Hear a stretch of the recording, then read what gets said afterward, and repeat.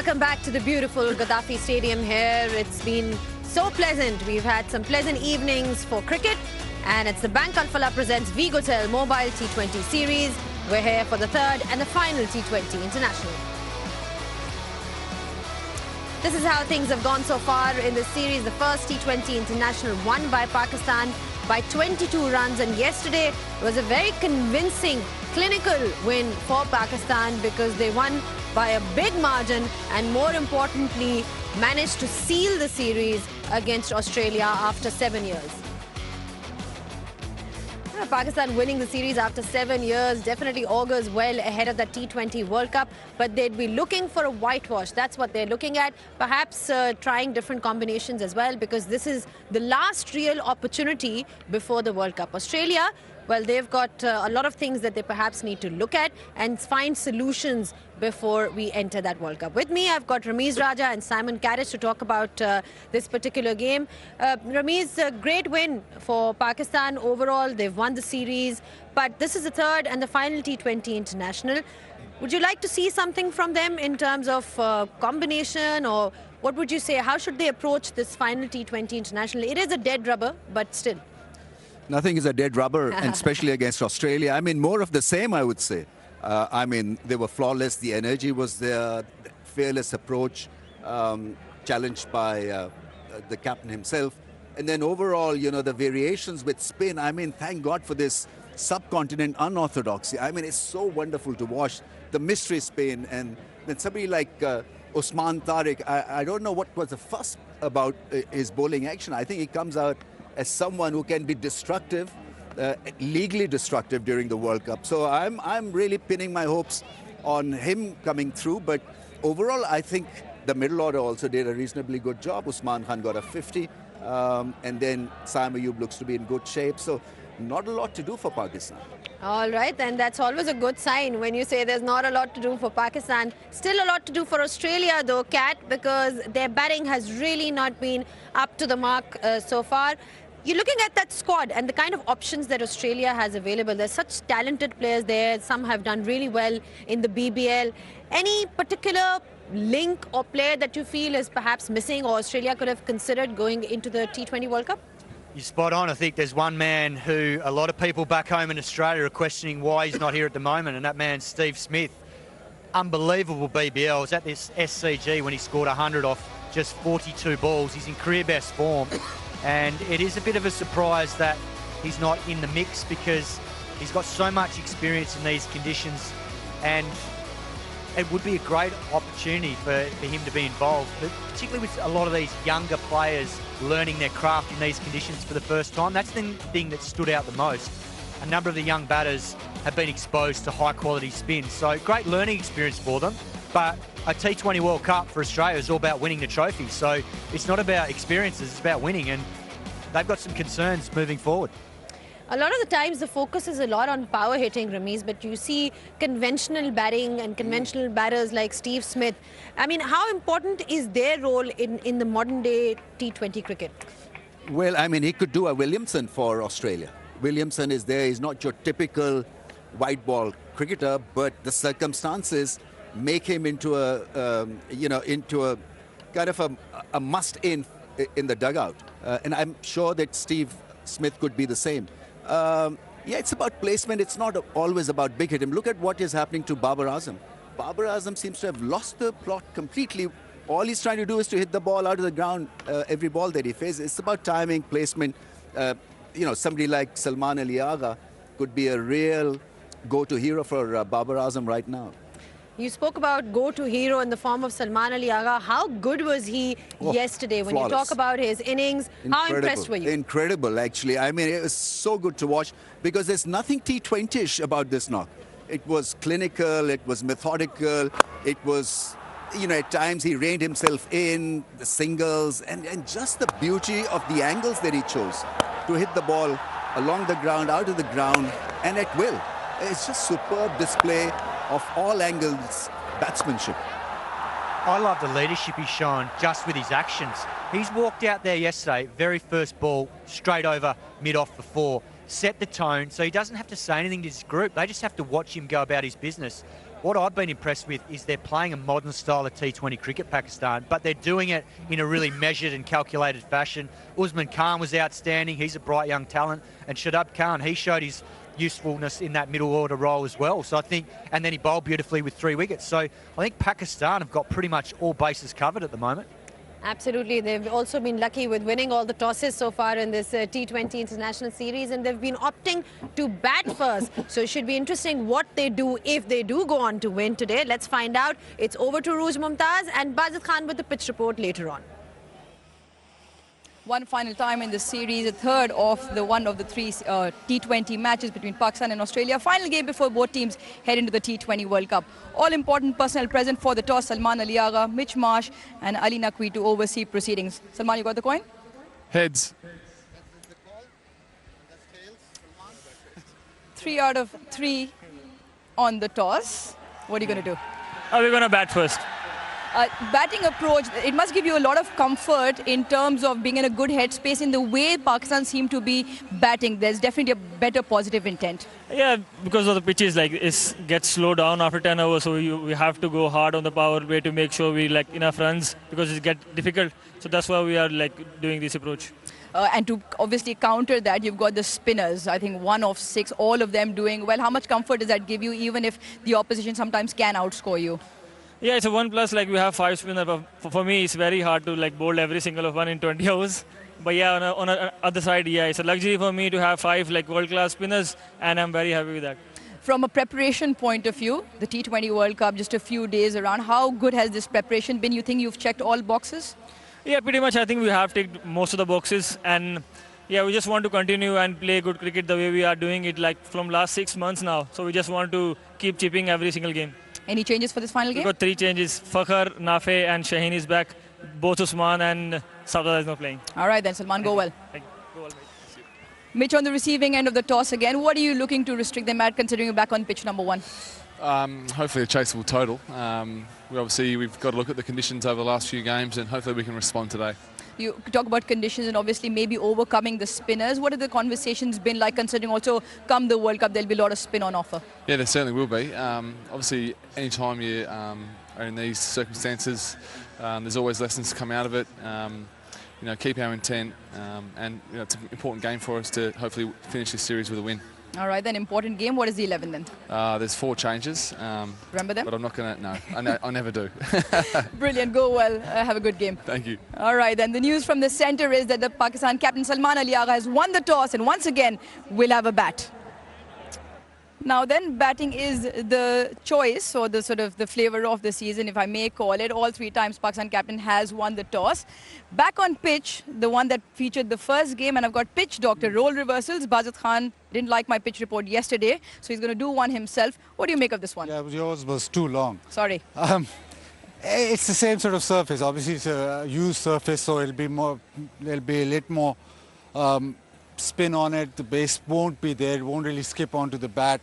And it is surprising. Curator's done a massive job. I think to be able to produce dry pitches in this weather is something that you need to applaud. I think these are the pitches that Pakistan wanted. Now, the interesting fact, we talked about this yesterday, is the pace that you bowl at. And Pakistan are much slower than the Australian spinners, and because of that slowness, they've got more out of the surface.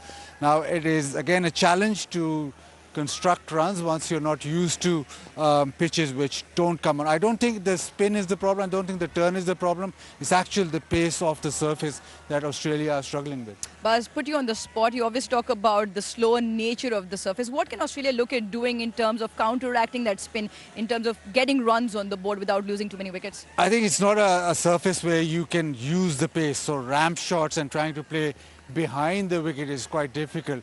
What you can do is try and get at the ball.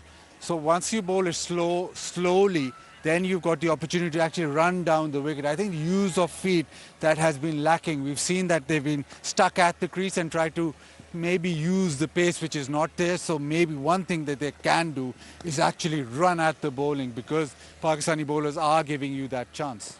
Right then, once again, fair to say the spin will play its part. Spin has been playing its role in this T20 international series. Pakistan's done really well. Their spinners, Ramiz, in the last 1 year or so, their record speaks for itself. It's just good to see that they've collectively, as a unit, performed.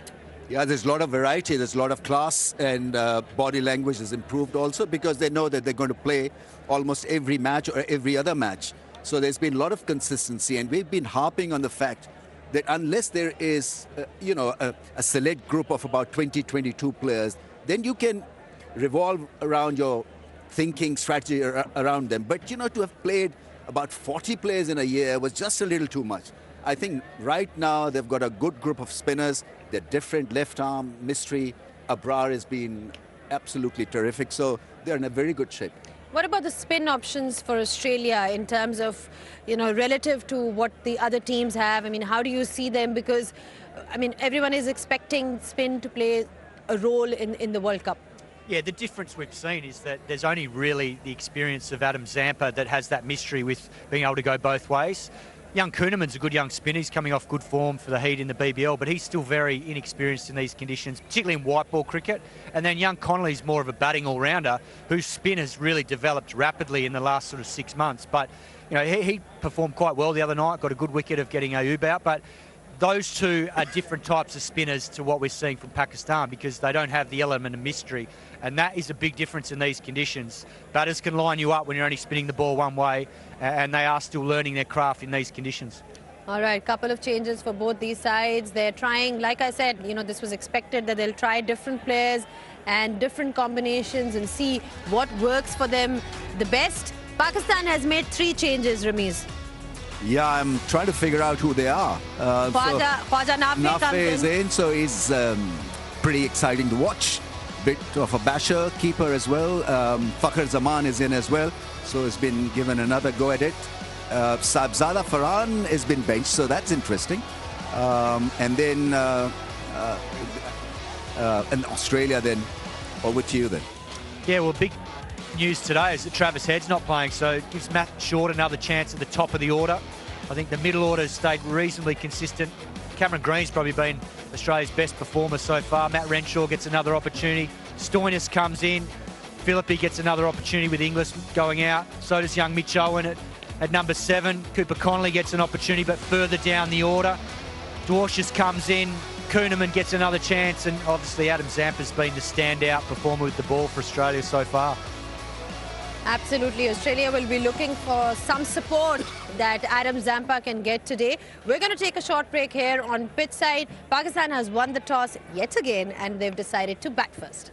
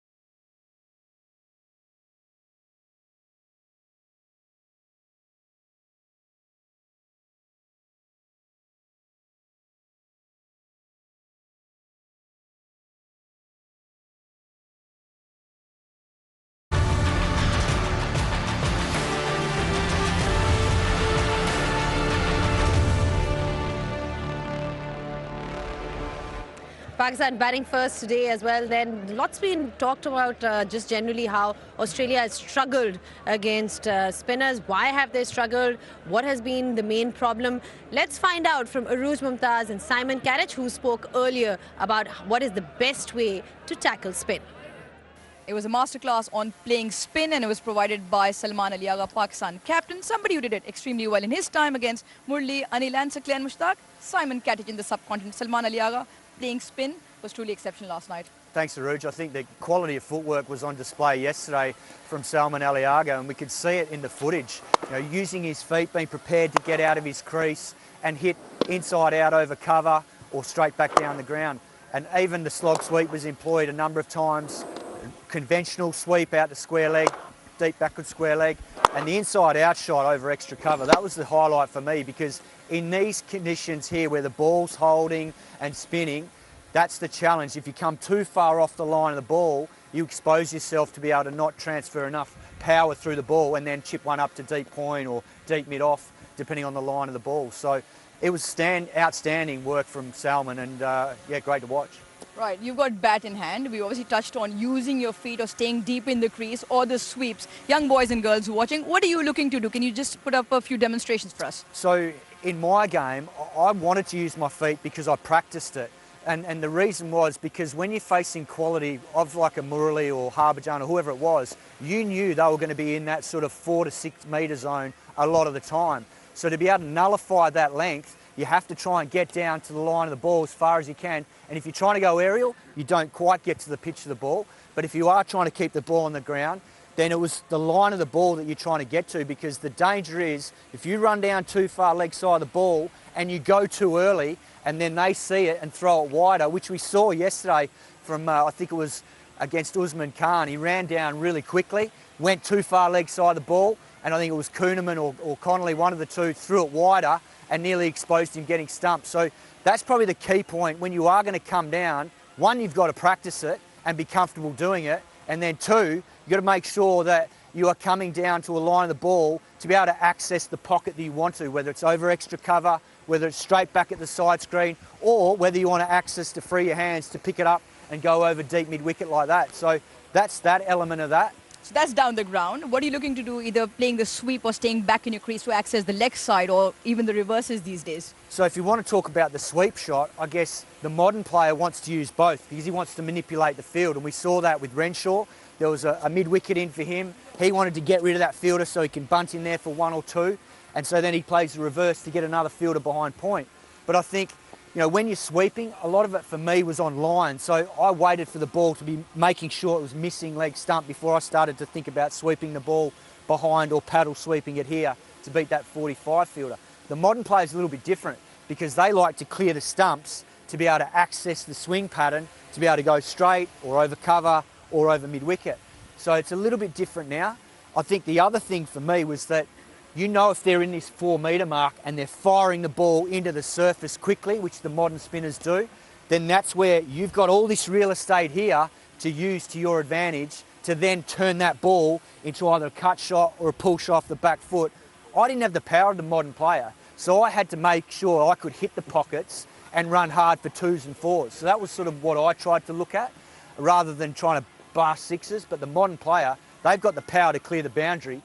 But the danger is in these conditions, very difficult to do it against high quality spin, particularly when they're alternating between 75 k's an hour to potentially 95 k's an hour, as we've seen in this series. All right, then there was a masterclass from Salman Ali Agha and a little bit of tips and trades for the trade for us. Very useful tips in trade indeed. When you talk about footwork, how important is that, Ramiz? Quick parting thoughts before we go for live tips. Yeah, so either you go forward or you use the crease, go back. It's as simple as that. So you pick the line of the ball first, and then you decide whether you want to be forward or back to it. And I think he's absolutely right. There's a lot of vacant land inside the popping crease, actually. Players do not use that often because they're so dead set on hitting the ball by launching that front foot and hitting through the line. All right, thank you so much for your thoughts, gentlemen. And that was a great piece by you, Well done. Kat, just in terms of how to tackle spin. I hope the Aussies are also listening to your listening to your expertise. Well, Great crowd here in once again. All three T20 internationals for Pakistan versus Australia have been sold out and the atmosphere has been electric. Great weather as well. So we'll be taking a short breather, and when we do come back, we'll be looking at Pakistan batting first.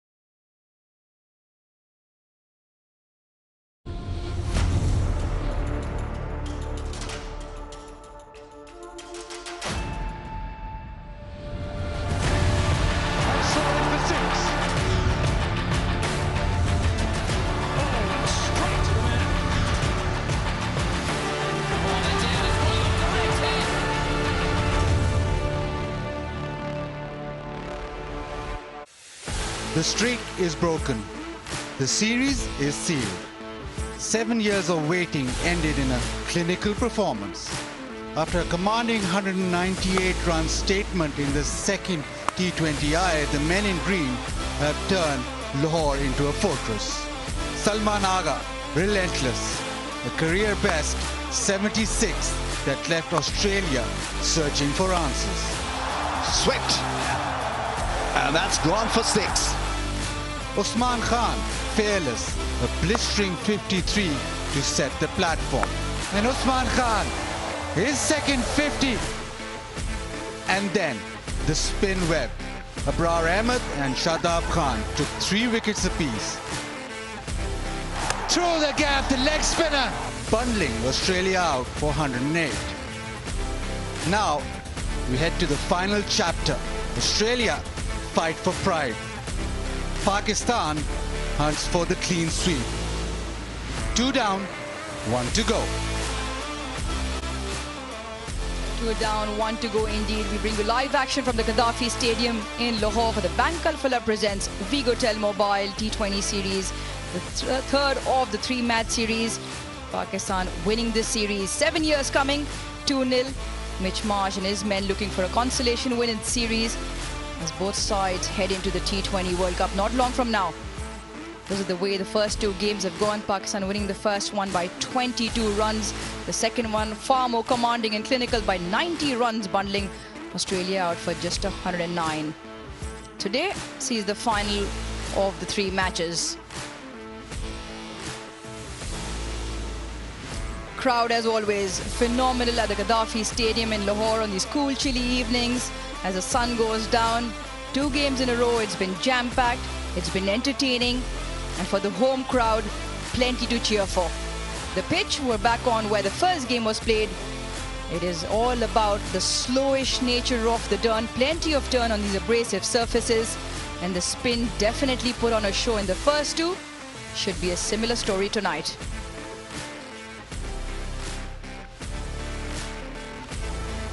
Alongside Amir Sohail. Amir, Pakistan, over to you. Yeah, Pakistan has been relying on the spinners to win the game, and the faster bowlers haven't got the opportunity to get a full exposure. And it's good to see 3 paces featuring in this game, and I hope they are utilized and see how they're going to win the games for Pakistan if the spinners have an off day. And there is another change, wicketkeeper batsman getting a gig, Nafi. For Australia, quite a few changes. 4 of them in come Marcus Stoinis, his first game of the series. Mitch Owen, Josh Philippe comes back after missing out on one, and Ben Dwashers, who's also now part of the T20 World Cup squad in place of the injured Pat Cummins. Travis Head misses out. Mitch Marsh up the order, and the spin from Adam Zampa will continue. Yesterday it was clinical, commanding, and a lot of fun. Photographs, a smile on their face, and why not? It was led in exemplary fashion by the captain, Salman Ali Agha, and he really put on a show. Yeah, he was absolutely brilliant. Relied on cricketing strokes. Kept on farming the gaps. Wasn't afraid to use his feet and hit the ball aerial. And for once he tried a contemporary stroke and he was removed. But what an innings from Salman Ali Agha. Well suited at this number. He looks a different player in T20 format, batting at number 3. And once Salman Ali Agha left the crease, Australia welcomed Usman Khan, who looked far more assured.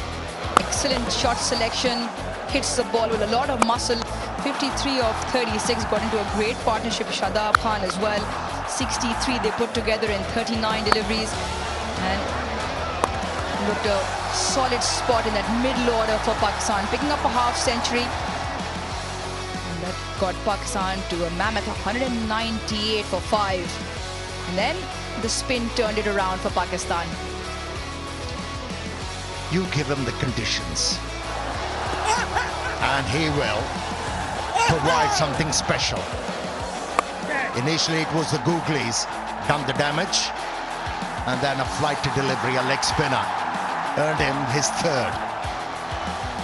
Excellent spell. He was one spinner after the other, 3 wickets to Abrar, and Shadab followed suit as well. He also picked up 3. Wasn't afraid to flight the ball, and hence why more revs on the ball. Got the ball to grip and turn. Catching has been excellent. 5 of them. Babar Azam in the couple of games. Wrong one that was chopped on towards the end by Adam Zampa caused a close to the game's proceedings. The family, one and all, enjoyed themselves. Shadab's family once again in the crowd, overlooking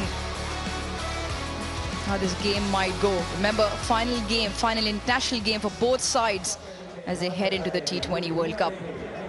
Spoke to Mitch Marsh at the toss in terms of conversations and the method or the technique that might be applied.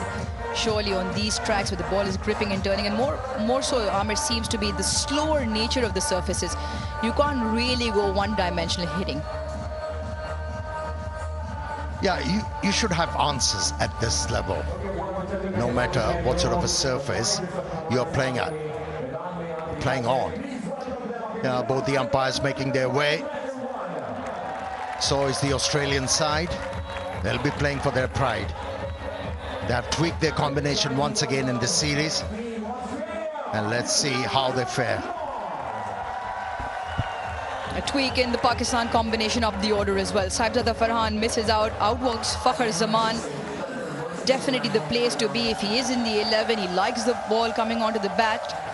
Hardew Kookaburra flying off his bat up in the power play. And his opening partner in Saim Ayub has been putting on a good show. Quick runs, providing all the impetus and the firepower. It's coming of age, the young and old walk out for Pakistan. Yeah, talking about Fakhar Zaman, he looked out of place batting at number 5. He's basically an opener and he should enjoy his outing in the third T20I. A new ball comes onto the bat, allows you the freedom to go after bowlers. He's been pretty good in this series. Saim Ayub has been stroking the ball quite nicely. Yeah, quick fiery starts. 23 of 11 and 40 of 22 in the 2 respective games. Still very young. Has definitely made an impression. Will want to turn into a permanent one. Third opportunity here up the order for him. And he joins his long-standing partner for Pakistan in Fakhar Zaman. Home ground as well for Fakhar in terms of PSL for Lahore Qalandars, so he knows these conditions extremely well. Has played some exceptional match-winning knocks through his career. Probably you could say in the twilight of his career, but one more go for him. Batted in that middle order in the first game, rested in the second one, and now up the order. Yeah, if the Pakistani management is thinking of batting him at number 5, it's an important promotion for him. If he gets some runs, he'll start to feel confident. And who knows, he might find a method to deal with the bowlers batting at number 5. Left armer, Kuhnemann, is being entrusted upon to use the new ball. He had an okay outing in the previous game. For the first time in the series, Australia will start with spin.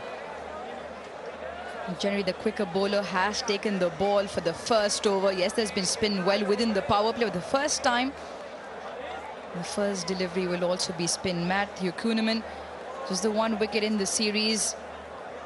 Left arm orthodox to Fakhar Zaman. Protection down the ground on the leg side and deep backward square. Umpire calls play.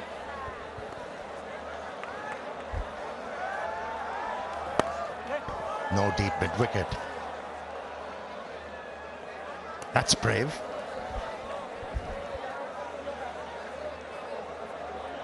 And just setting the scene at the moment. Ring of fielders on the offside. Close men catching through the cover region as well.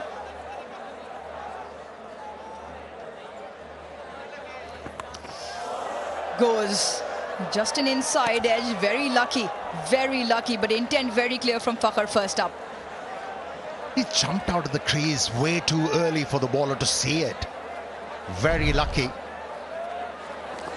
Inside edge was involved. He was eyeing that deep mid-wicket. Nevertheless, he's off the mark. 2 left-handers for Pakistan. The field does remain the same for Saim Ayub, who will now take strike.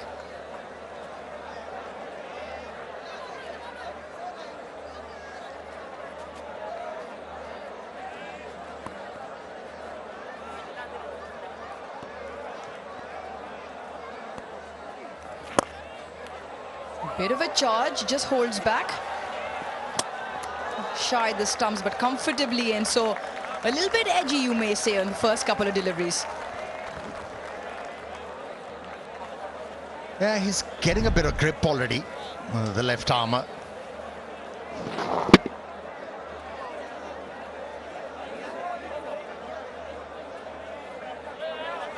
That's a good beginning for left armer. so far. On the right line and the length for the left-handers. A change of angle now. Left arm coming around the wicket to the left-hander. We look to dart it across.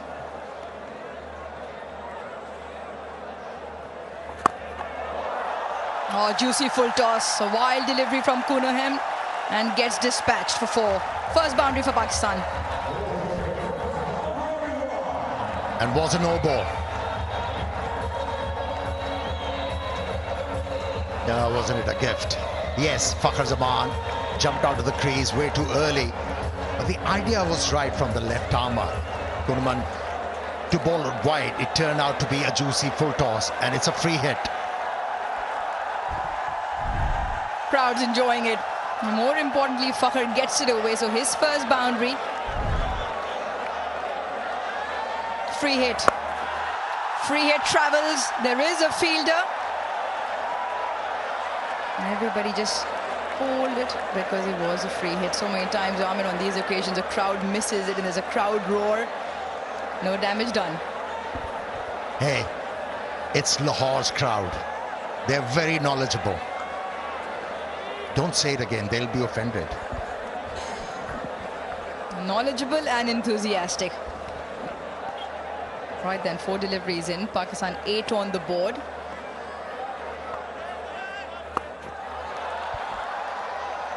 Straight to the fielder, but the misfield will get them a single.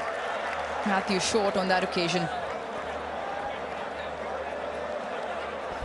Well, with Al-Falah's, Bank Al-Falah's over 1,100 branches, you can open your current account, enjoy free services, earn orbit points by maintaining or growing your balance.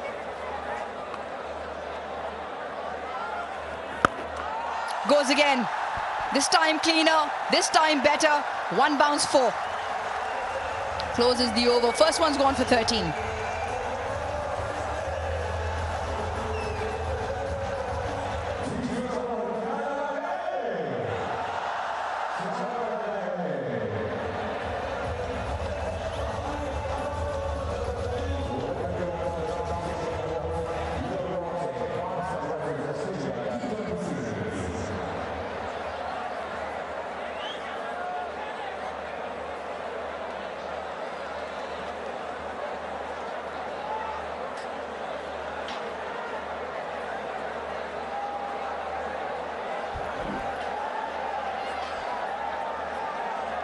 Matthew short now, shared the new ball.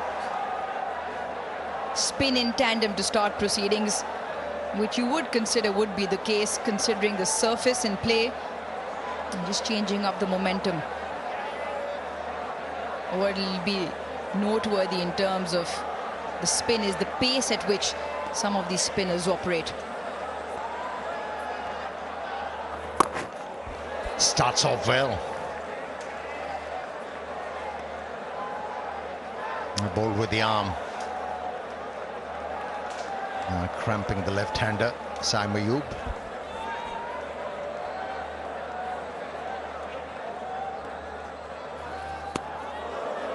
A bit of grip and turn. It's been the feature. Pakistan in particular operated, in yesterday's game, the low 80s, even around the 76, 77 k's per hour. And obviously with more revs on the ball, with the slower nature, it just gripped and turns. Similar to that previous delivery from short.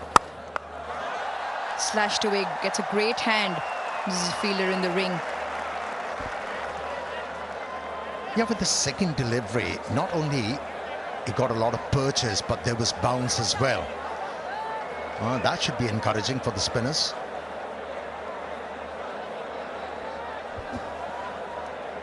That's surely been a feature because in particular one delivery that I remember is the one that Travis Head got. Definitely stayed a touch low. That was yesterday. Maybe just angling down the line.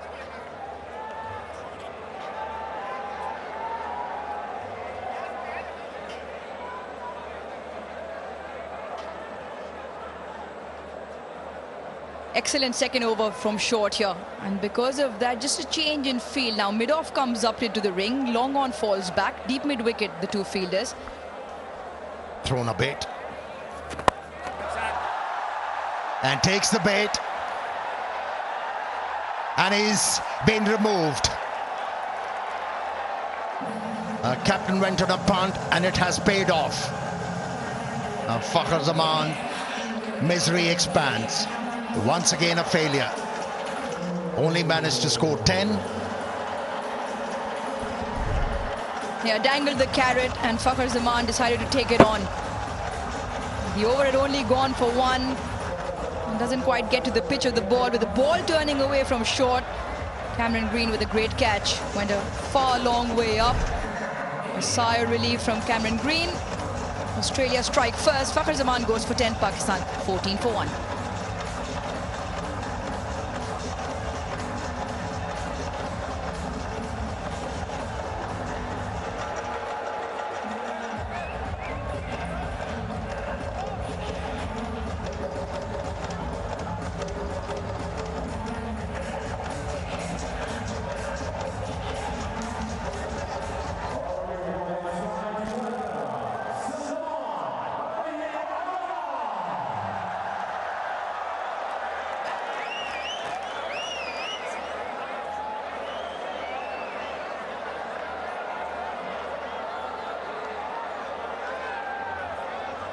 Pakistan skipper makes his way to the crease. He's been striking in great numbers. Overall, in the last few games, he's taken the reins in his hand and setting an example. 171.6 his strike rate in this particular series. And in a very skipper fashion, as he's done throughout, picks up a boundary straight away. 2 done, 18 for 1.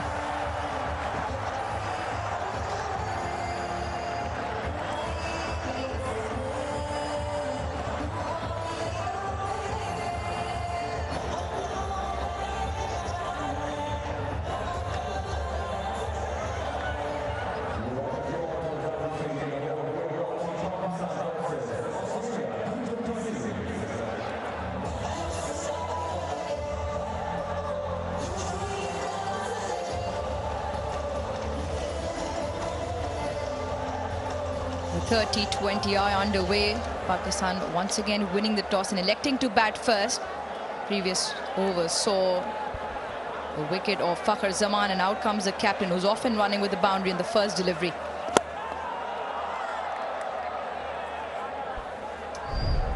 Yeah, there is a huge peril. As an off spinner, you're bowling without a deep mid wicket, and then you bowl a length ball outside the off stump. Becomes very easy for a right-hander to drag it. Goes into the gap.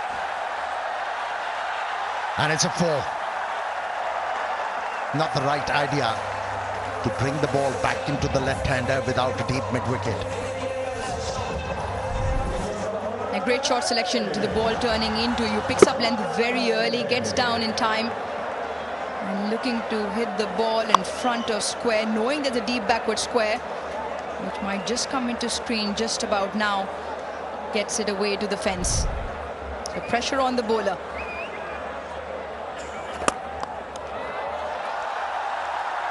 Brilliant.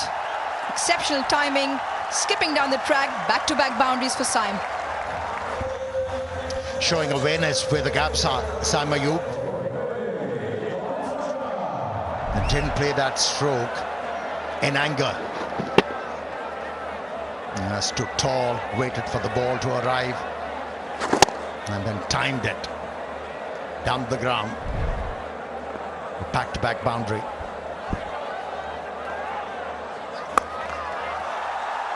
Once again dispatched. Thumped away for 4. Make that 3 in a row from Saim.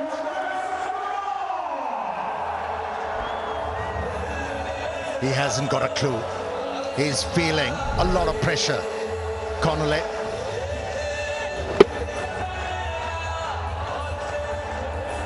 And Saim Ayub eyeing that vacant area. Mid-wicket direction. Second time he's been able to find a boundary. Well, the horse is bolted. Plenty of runs being scored there. Now a deep mid-wicket has been placed.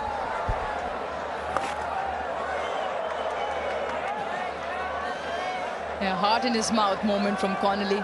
Very lucky that's gone straight to the fielder. Right then, it's time for Pakistan's smartest hatchback EV, the Inverex Zeo. Charge fast and drive smart.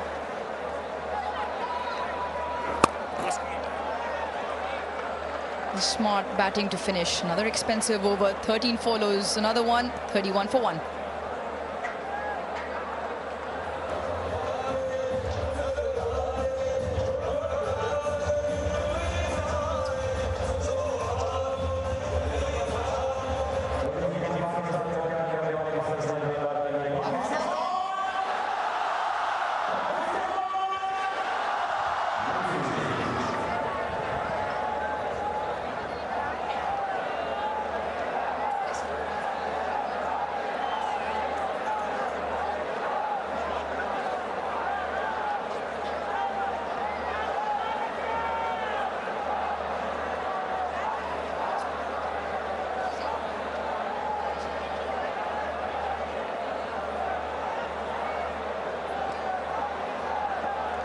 Bend washes.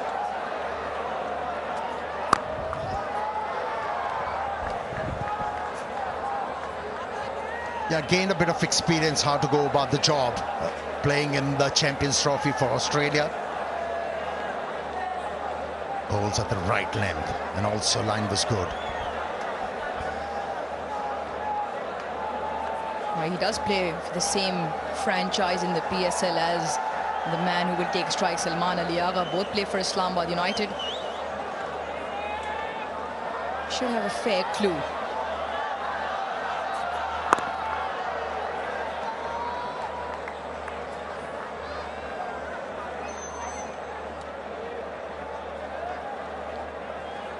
Well, it's probably worth talking about the rise of Salman Ali Agha, if I may say, in leadership, but more importantly, actions speak louder than words. Elevation up the order, already mentioned in this particular series. He's striking at 171, but in the last 6 games, he's striking at 170. 250s in there as well. Just in front. Yeah, talking about Salman Ali Agha, I thought initially when he was made the captain, he somehow lost in translation. He was trying different things. Finally realized, even in T20 format, if you learn how to use and maneuver lines and lengths, you should be able to get plenty of runs. And look at that average, 51, along with strike rate, which is phenomenal. All gone. Didn't beat put Marcus. Uruj didn't pick that slow delivery. Worked for the left armour. Picked up a big wicket. Excellent, really smart piece of bowling from Dwarshus. The first 3 deliveries pace on. This one takes it off. 112 kilometers per hour and swung through that way before the ball had arrived is Salman Ali Agha. Massive wicket in the context. A leading run scorer for Pakistan. The skipper has to depart. On this occasion, just the 5 of 3. Pakistan 34 for 2.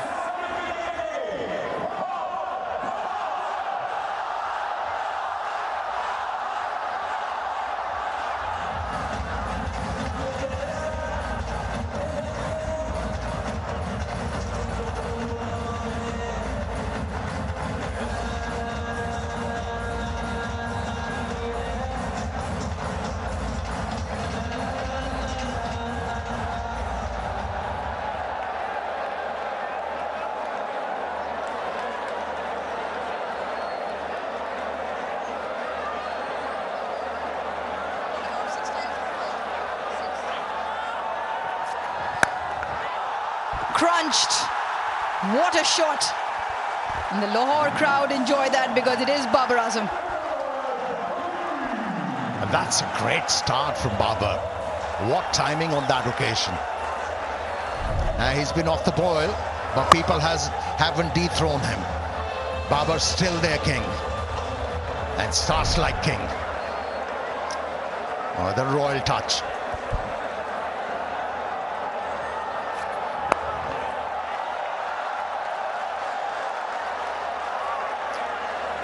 Another great over that for Australia. Ben washes the wicket of Salman Ali Agha. 4 done, 39 for 2.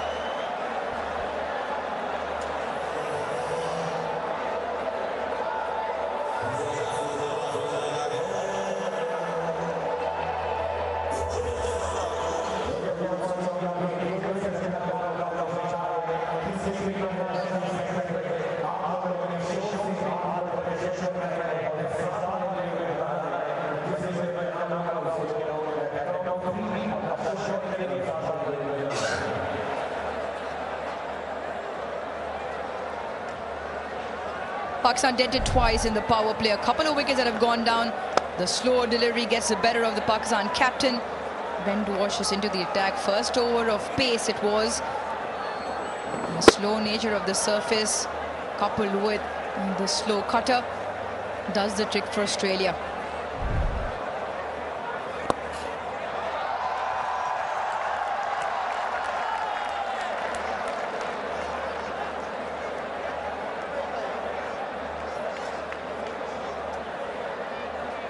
Babar Azam, strike rate of 128, 300s in this format as well. Just looking to find a little bit of form. The first couple of games, both occasions been dismissed by Adam Zampa, who's picked him up 5 times already.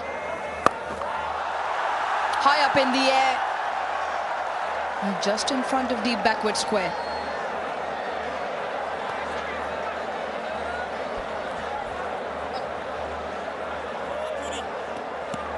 Tapal tea moment in the Tapal tea lounge.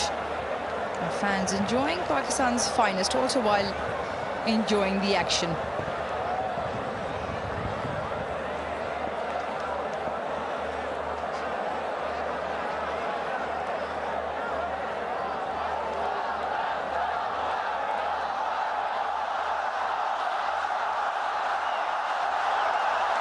There's a little bit of disturbance behind the side screen. Babar making sure the visuals are clear. He's just found his fair share of trouble playing spin off late.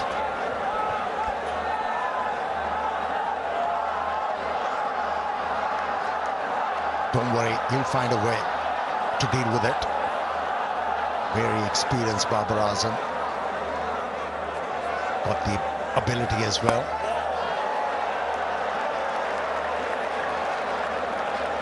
Did manage well on that occasion, Babar Azam.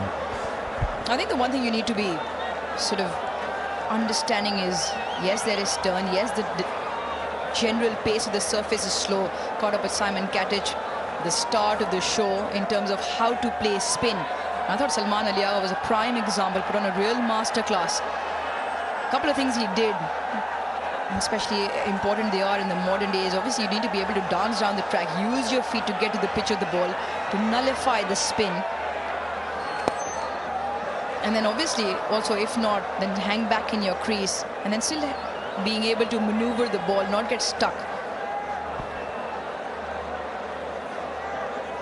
The reason why, for me, Babar Azam is having difficulties dealing with the spinners. Whenever he's looking to play spinners, he plays the ball with an angled bat. Now that has been the bane.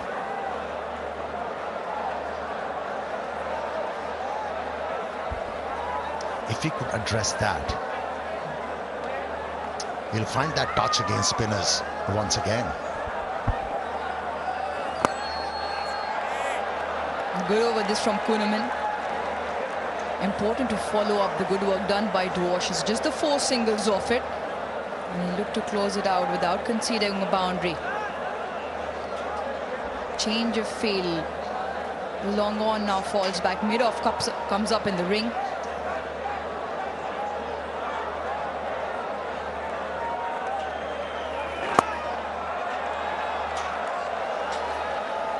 Done, Pakistan 43 for 2.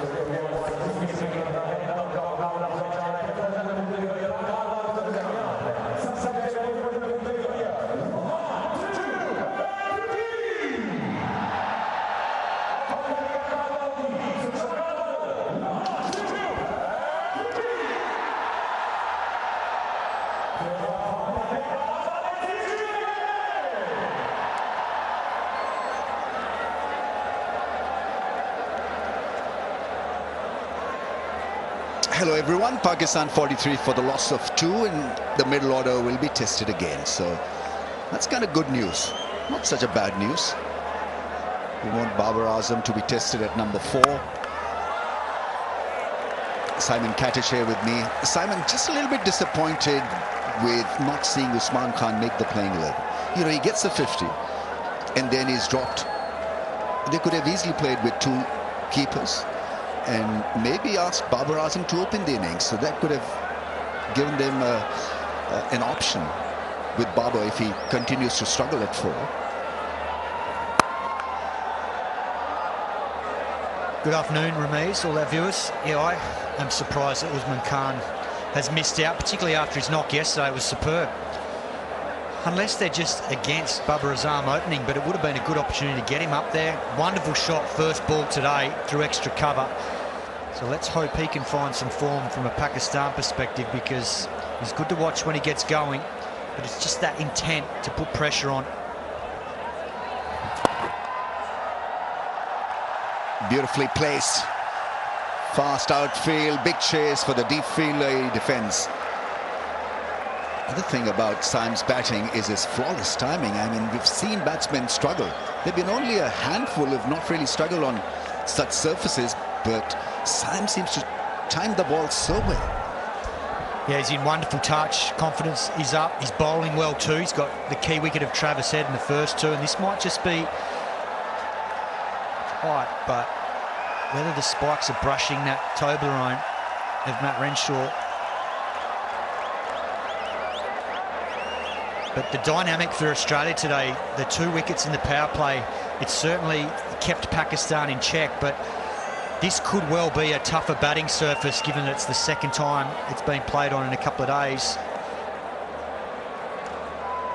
Excellent job. He's pretty tall, diving, and I think he's saved a 4.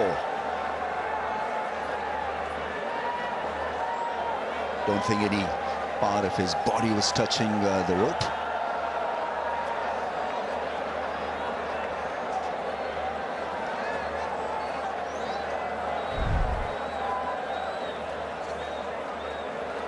Put it down to excellent piece of fielding.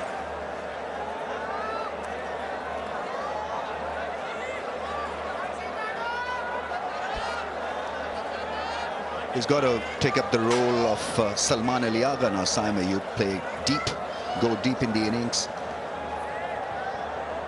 Curb his desire to hit a 6 off almost every delivery, but that's what a 22 or a 23-year-old is supposed to do. If he's oozing with talent, at times you don't know how to cap it. Well, he's going to play an important role, because being the left-hander, with Fucker getting out already, it's a great opportunity for him to put pressure on Australia with the ball turning back in, particularly against the 2 left-arm spinners of Kuhnemann and Connolly, but also the threat of Adam Zampa, which I dare say he'll be in the attack pretty soon.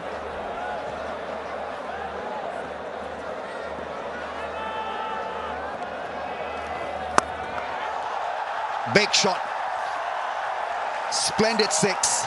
That's what you get from Saim Ayub. He cashed in immediately on a shorter length. First boundary in 2 overs. And this was wonderful. We talked about playing spin before today's match. And this is a great example of picking the length and the pace. It was slow, it was wide, and it was turning, but he waited for it. He played well back in his crease, got deep with that back foot, and then hammered it over mid-on safely.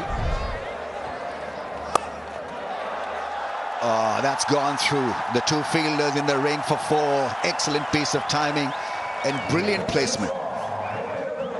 6 done, 55 for 2.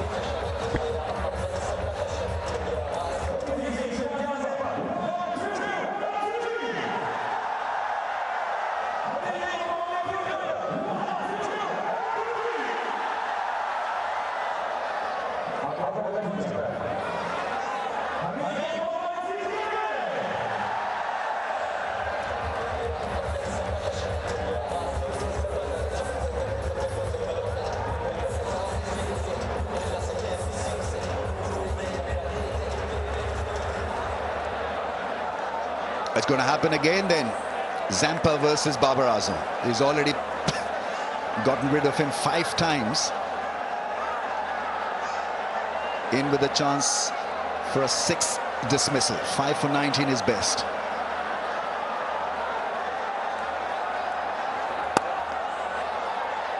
Well, we saw in the first T20 international between these two that Adam Zampa brought 6 fielders into the ring for Babar Azam's very first ball. So Australia made it really clear that they're going to put him under pressure to try and take Adam Zampa down early. On that occasion, then just the 4 in the ring, but those numbers are damning. He's got the wood on Babar, but this is another opportunity, another day, good chance for him to fight back. Oh, yes! It has made it to the fence on the full, to the biggest part of the boundary. He is not going to miss out on such lollipops. Saim with another mighty 6.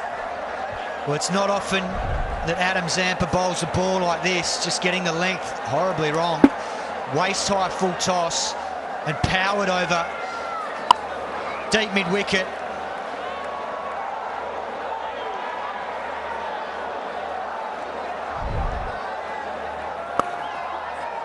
Your margins squeeze when you're bowling to a top quality form player.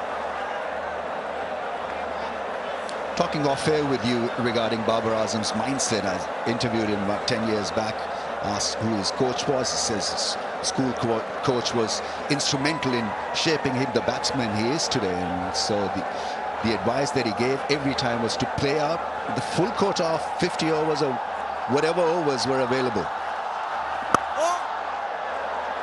So that could be a reason why he at times wants to just lengthen his stay at the crease. KFC flip the bucket challenge. All you have to do is flip the KFC bucket, wear it on your head as fast as you can. Well, we got a winner there.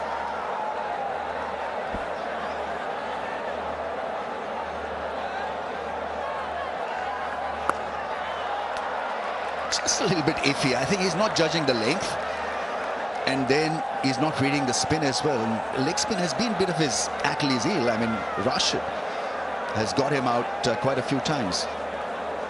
Adil Rashid 4 times.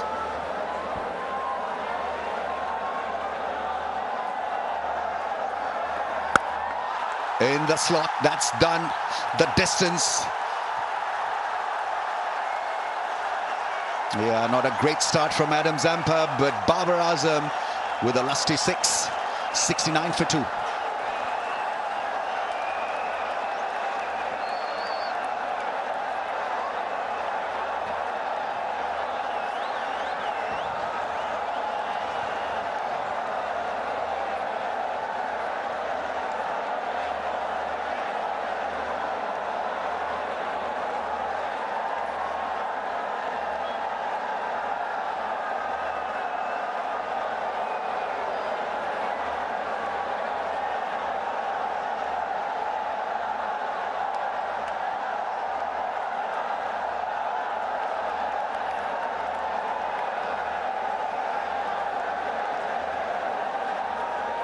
Innings going at a very good pace. Babar Azam, importantly, 14 of just 10, so it's an excellent start.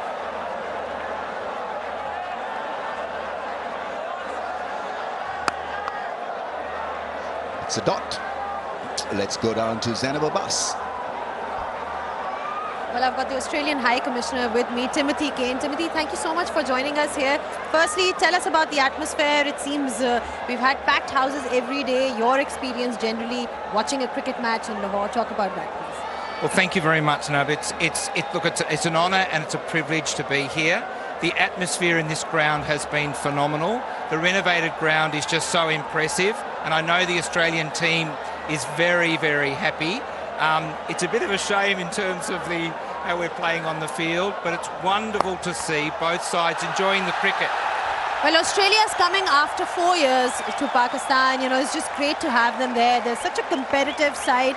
What role do you think the sport plays in bringing the countries together? Well, in the case of Australia and Pakistan, there is nothing else that unites us more than cricket. It is extraordinary. The level of detail that Pakistanis have of cricket in Australia is phenomenal. we are very, very fortunate because it brings people together and it just enhances this very deep passion both countries have for the sport. So in terms of cultural diplomacy and bringing us together, there's no better tool. Also, you're talking about, you know, bringing the countries together. Golf is also something that has kept the Aussie boys really busy. We saw clips going around. So how's the hospitality been? Are the players happy with the way things have gone so far? The Cricket Australia and the team have told me they could not be happier with the hospitality and the warmth shown by the Pakistani Cricket Board and the Pakistani people. It has been second to none. They love playing golf. They love the opportunity to get out. They have been very well looked after. So I take my hat off to Pakistan and the Pakistani people. Thank you. Thank you so much for your time, Tim. I'm glad that you're enjoying this wonderful atmosphere here. And we wish the Aussies all the best for the final T20 International. Thank you, and to you. Thank you very much. Thank you, guys. Saim Ayub nearing a 50.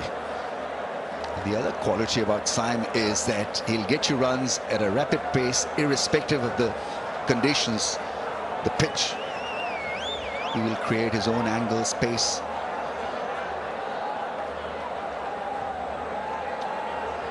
So important for Pakistan that he looks good just before the World Cup and during the World Cup. If he can ace it at the #1 post, in Pakistan have got a sure shot call at winning so many matches. Well, I watched a lot of him in the CPL, the Caribbean Premier League, a couple of seasons ago when he was playing for Guyana, and he was a leading run scorer, and there's some tricky conditions there, and as a young batter facing spin there, and there's mystery spin of Narayan and the quality of these types of players in that tournament in their home conditions, he was a standout. He made over 450 runs for the tournament, which is no mean feat. He's got a very bright future. He's got a big role to play, as I said earlier. Being the left-hander here is going to be crucial for being able to put pressure on Australia, and particularly Mitch Marsh with his bowling changes. Gloved it, and that'll find the fence as well. He's been given an easy passage here.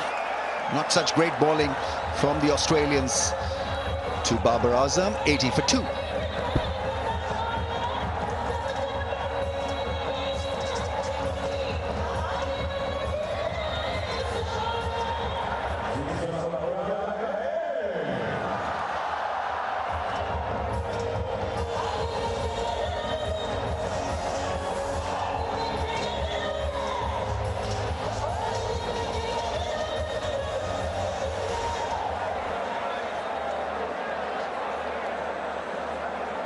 Pakistan maintaining high bars from first over till now.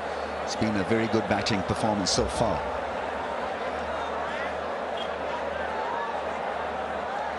Connolly, none for 13. Coming on to bowl.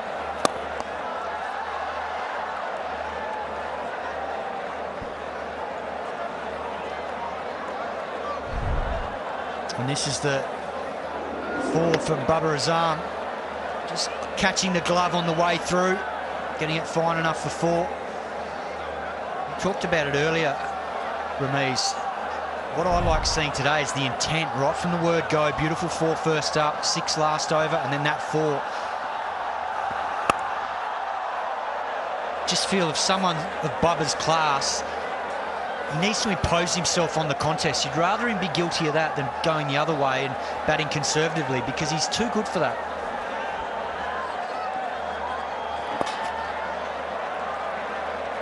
I think he's trying to hit the ball with a lot of anger, and he's not the type of batsman that will bulldoze the opposition with physical strength.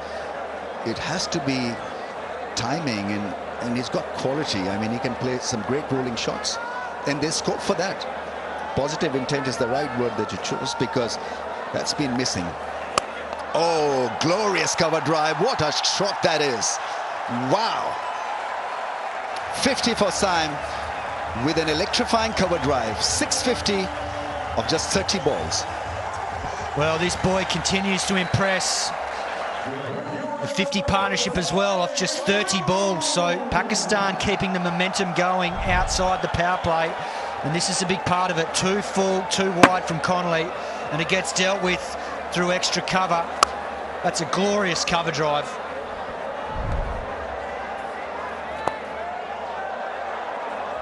Very wristy. And flows through the offside, the leg side.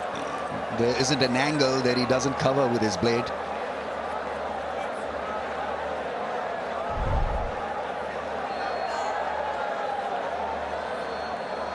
He's got a sticker today, so good news.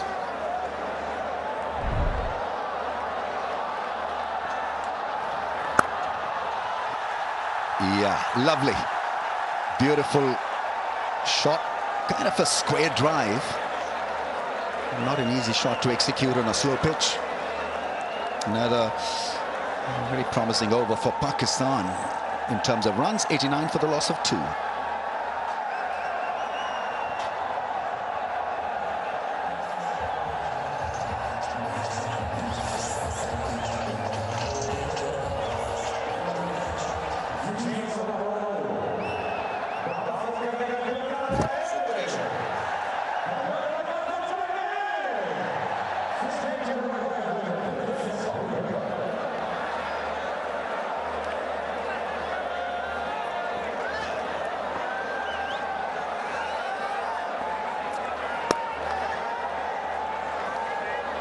Yeah, it's lovely batting. Silky touch this time from Saim Ayub. Super Asia, Pakistan's well-known home appliance. I was supposed to do this. Anyway, it's Australia. And the bowling department shot 1 for 17, 1 for 9 for Dwash. He's the latest inclusion in the squad. Do you think he has earned it? He definitely has. He's been outstanding for a number of years now back home in Australia in the BBL, and even when he's got his opportunities for Australia, he's highly experienced, he's handy with the bat, he's powerful in the lower order, and he's very, very good in the field. So we saw a very good wicket getting the Pakistan skipper out earlier, and he's renowned for his changes of pace. Obviously got the left arm angle. He's a good cricketer.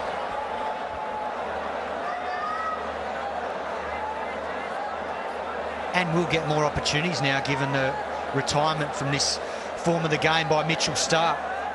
He's got big shoes to fill, but when he has had his opportunities, he's done well, Ben Dwarshuis.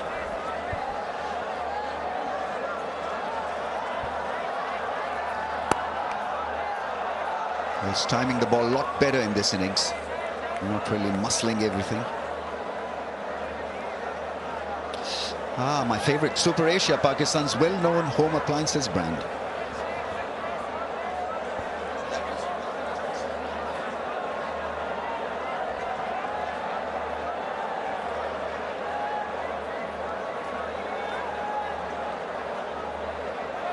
Lahore is getting a bit breezy. Advent of Basant season as well.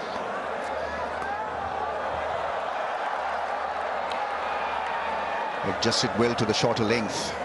Do you fly kites in Australia? There's plenty of kite flying. Yeah, plenty.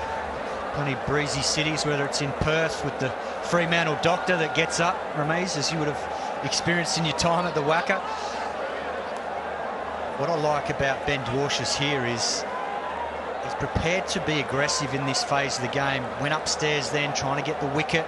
Might cost him a boundary here and there, but he's always thinking of wickets and how he can do it, whether it's with a change of pace, a change of angle, knowing that right-handers are going to try and drag him against the line of the ball, leg side. Gets it past the 2 men. In the ring on the offside, that's gone and hit the fence very quickly. Babar Azam is finding fence boundaries quite regularly. And that's the class you talk about, Rameez. Don't have to be all-out power in this form of the game. There's touch as well. Uses a line, uses his wrist beautifully just to access behind point and the pace that was on the ball.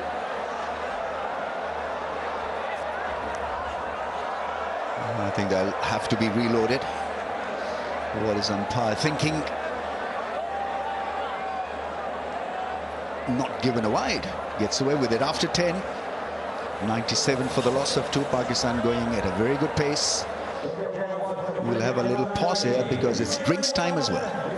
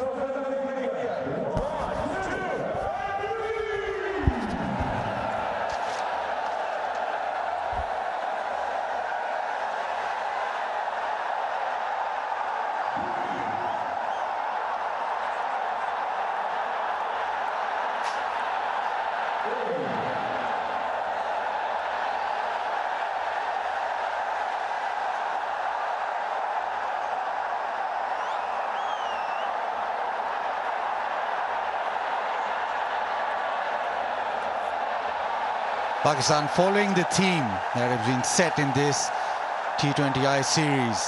97 in the first 10. It's not been Salman Ali Agha, it's been Saim Ayub, who's been sensational. Very good with his feet down the ground, very aggressive through the offside and the leg side. And has made it very difficult for the Australians to bowl at him. Off the back foot on a slow pitch. And also getting to the ball. Exhibition on how to play against spin. Just looking at interception points. In terms of not afraid to use his feet, dancing around the track to meet the pitch of the ball, negating spin, nor otherwise staying deep in your crease. Adam Zampa didn't have a great first over. He's been the one bowler that Pakistan have not been able to navigate against. Australia again thinking that maybe he can deliver. They need wickets. They've been off colour with the ball throughout the series, with the exception of Zampa.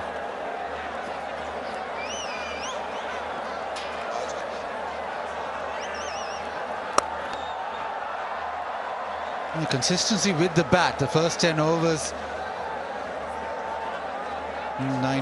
96, 92, 97 today. So the approach in the power play and the first 10 overs, excellent from Pakistan.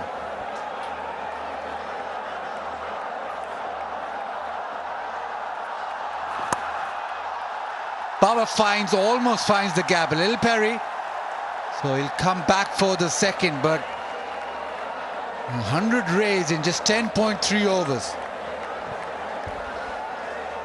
And all three occasions, one of the top order has fallen and either of the other has taken the responsibility not just to hang around but also score at a tempo that is required. Just get about 10 runs and over in the first 10. This time through the offside, and we've seen in the previous two games Pakistan batting and the pitch looks pretty simple. And then when the quality spinners operate on this surface, they get a lot more out of it.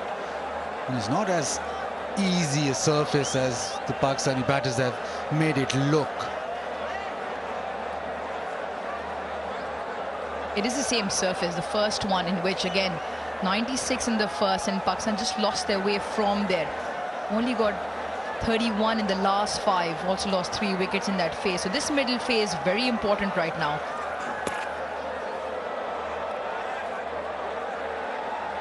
You made a great point, Baz, at the pitch report. It's not the degree of turn or the variations of pace, it's just the slowish nature of the surface. That the ball doesn't really come on, and you made a point in that there is an opportunity there that you can dance down the track to that because it is slow. 23 wickets to spin in this series. A single to end the 11th. It's 103 for 2.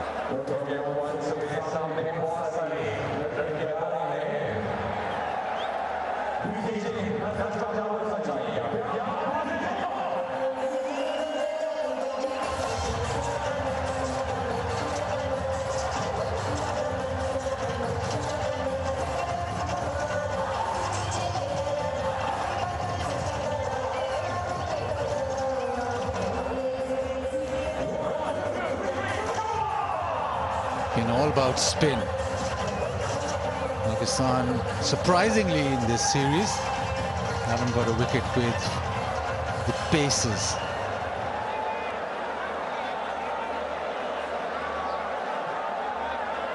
And so Australia now turn to spin.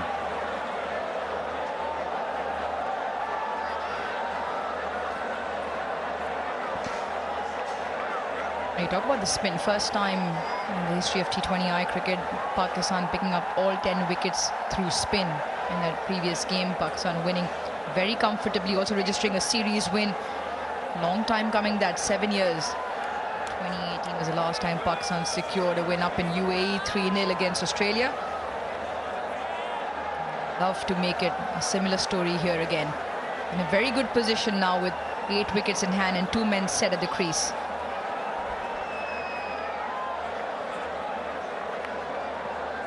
Goes round the wicket. Protection on the leg side. And he's tried his luck this time. Deep mid-wicket. Oh, brilliant. That is fabulous. Renshaw looks up to Green and thinks, you should have got that, but that is a brilliant, brilliant catch. I tell you what, that is exceptional, because Cameron Green, almost at the very last second, looked at Renshaw and stopped running. That's when Renshaw put in the sprint. Not out of the middle, towards the toe end, went a long way up. Watch this from Renshaw. The sprint just glances over. Cameron Green not coming. He's got to go. And he holds on. Full length dive, and the ball stays in the big mitts as well. That is outstanding from Renshaw, and a great wicket. Expressions, great camera work. That is spectacular. Yeah, tap on the back. Top stuff from Renshaw, dismissing Saim Ayub for 56. Well made knock again. 103 for 3.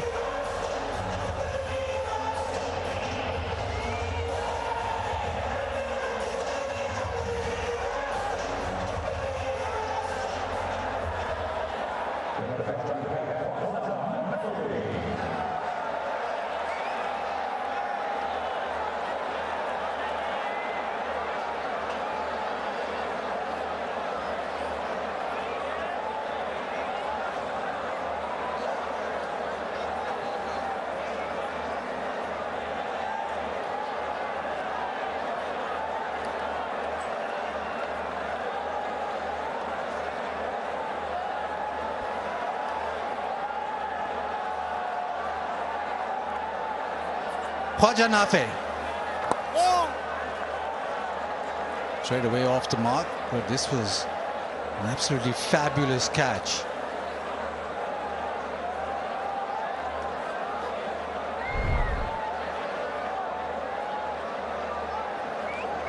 Once bottom of the bat, didn't get the timing he needed. Now he's at full tilt, and before that he just glanced over to green, and I tell you, that is not an easy thing to do. Be able to glance at your fielder and then be able to still be in sync with the ball. Babar pulls it leg side. There's a little pocket, so get back for 2. Action replays and viewership on TV makes it look very simple, but that, I tell you, is a very difficult catch, because he's running full tilt, then he looks at his teammate, the fielder, so his focus from the ball has shifted, then he goes back to the ball and still be able to manage and be in sync with the ball and the depth. Brilliant.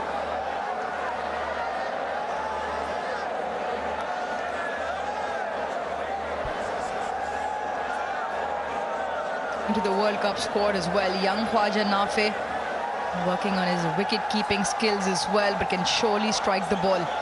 Only a couple of T20Is prior to this. Very handy cricketer, very assured of himself, and gets an opportunity tonight.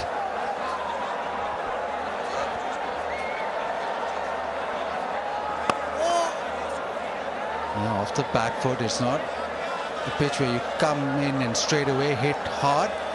It's not like the ficker-free moment where you download the app and get the insurance you need on your fingertips whenever you like. This pitch is not as simple. Nicely done. So relief for Australia, a wicket and a economical over, 107 for 3.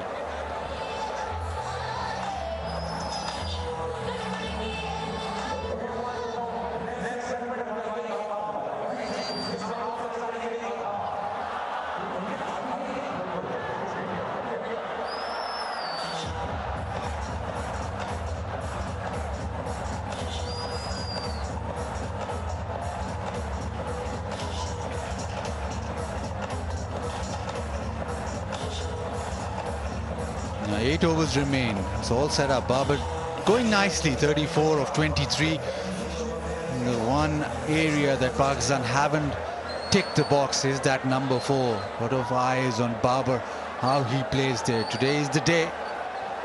He's got a good start.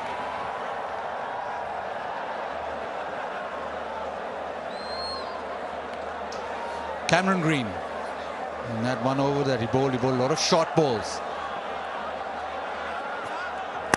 Like that into the pitch. Babar slaps it back. Nafi is quick, so he'll come back for the second.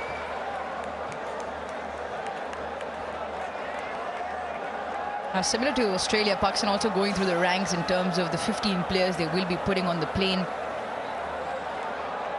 Just going through, making sure just everybody's got to go.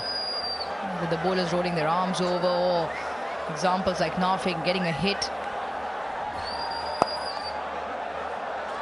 I think it will be important, because a lot of times it is just the magnanimity of the occasion and the pressure of the situation of the game. And practices like this against Australia just builds up well. So Salman Ali Agha and Mike Hesson just going through, providing an opportunity. The series secure. They should still look to eye the 3-0 win. That is Pakistan T20 World Cup squad under the leadership of Salman Ali Agha. Brother Farhan was given a rest today. Fakhar Zaman opened for him. 2 straight and just whipped away. He's very good in that area. Square leg, 2 fine leg. Just picked up a little nod from Mike Hesson after that shot, just nodding away that he liked it. Comes into the crease, has a reputation of being very proactive. A touch too straight from Green. Welcome boundary. First one for Nafi. It was this ground where Khwaja Nafi actually got his prominence. With those kinds of shots, that's into the crowd. Flat 6. On cue, Baz. 4 follows a 6. Once again, the youngster not afraid to show his full array of shots. Short one picked up. A lovely swivel through the line of the ball. gives it the full tonk. Fielders scurrying away all around with field changes courtesy that hit. Nafe's got 4 in a 6 now. All fielders on the leg side on the ring.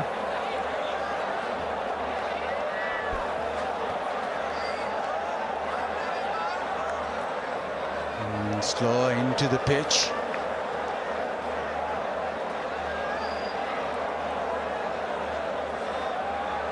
Tapal Tea Lounge, Pakistan's own brand. Garam garam chai, always served there, especially in this weather. Becomes even more flavoursome.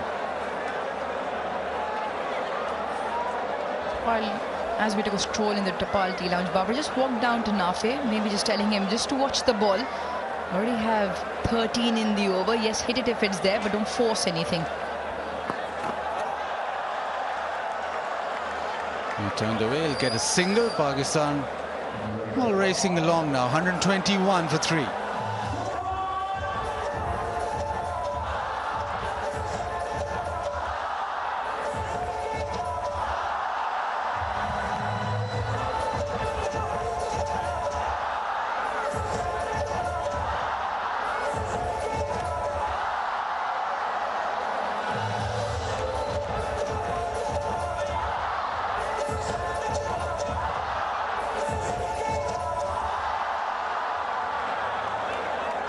Just a little dip in those August 10, 11, 12, the wicket, and then again Pakistan on their way.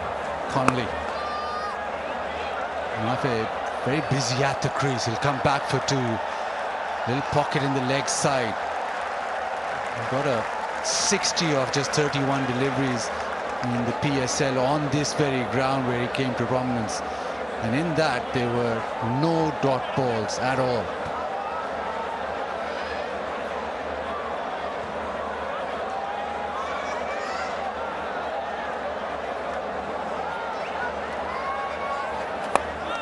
Tries his luck leg side now.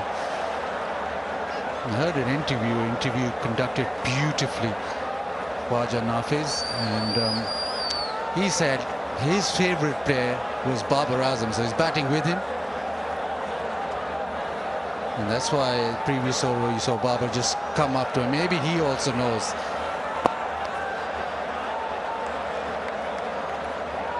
But that interview you can find everywhere nowadays. You get reels, and that reel suggested that Nafe looks up to Babar. Babar also will just take heart. Swing and a miss. Well, Abbas, a lot of your emphasis in that statement was interview conducted beautifully. Who was it? Couldn't have been you. No chance. Then? Give us a name. He's a guy who's very into numbers. He made his name through numbers. And now he's branching out. That is fabulous. That is a glorious hit. That has gone a long, long way. Massive 6. That is spectacular hitting. Khwaja Nafe to the crease. 4 and a 6 already. Watch this. Gets to the pitch of the ball, not afraid, and holds the pose. Click away if you may, please. Watches the ball all the way. Lahore crowd getting an opportunity to catch and cheer along as well.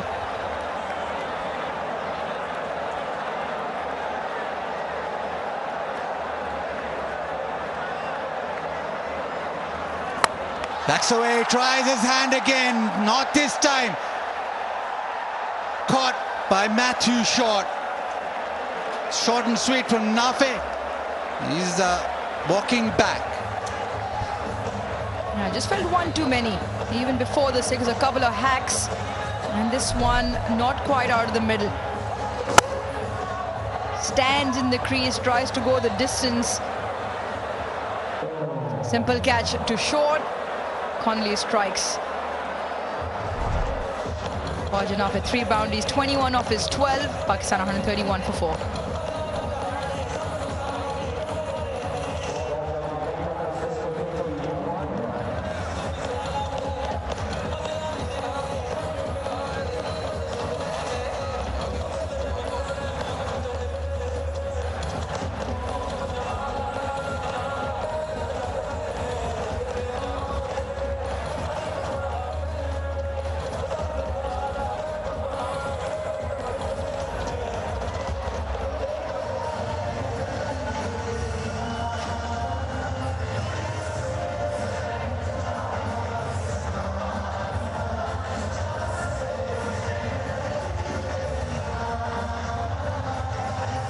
Shadab Khan in at number 6. Back in the Pakistan team, and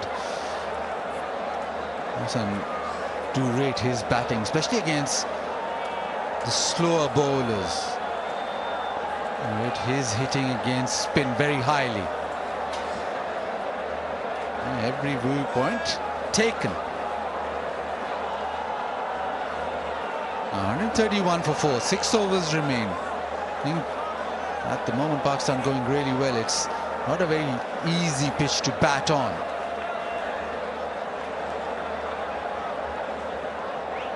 Konuman with his last over.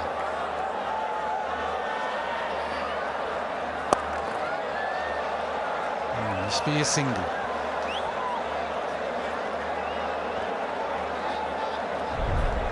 The spinners from Pakistan and South Australia, a little bit contrast. Yes, you could understand there was a left and right hand combination for Pakistan batting, but better grouping tonight. 49% in the 4 to 6 meter mark, which is a good length for the spinners. Some of shorter deliveries as well. A lot of boundaries in there. So yes, they might have picked up a few wickets, but they definitely have gone for runs.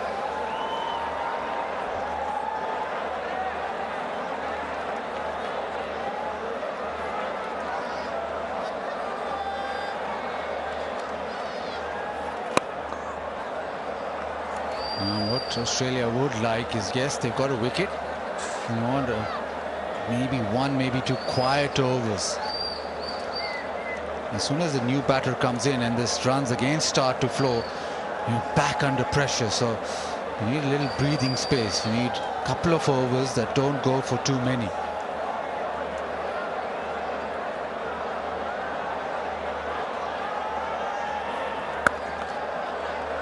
I think the one thing that becomes a very important feature is in that middle order. Yes, we've looked at it. Pakistan has chopped and changed in all 3 games.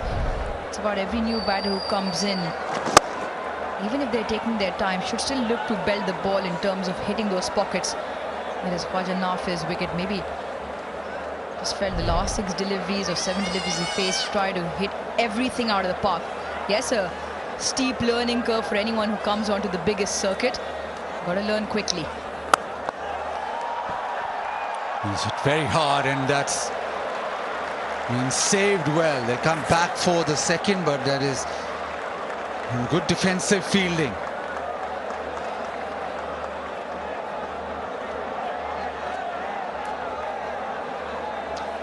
Hello hair shampoo, 100% confidence with dandruff-free hair.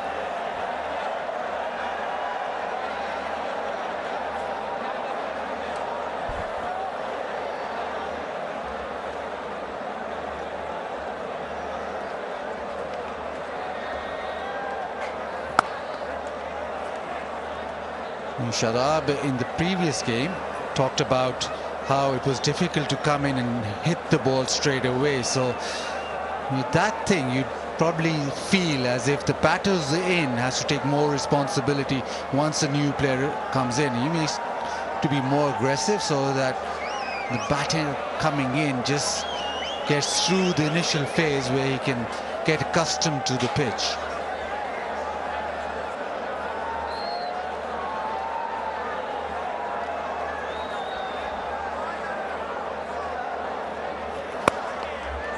Pushes it away. It'll just be the single. So 6 off the 15th over, 137 for 4.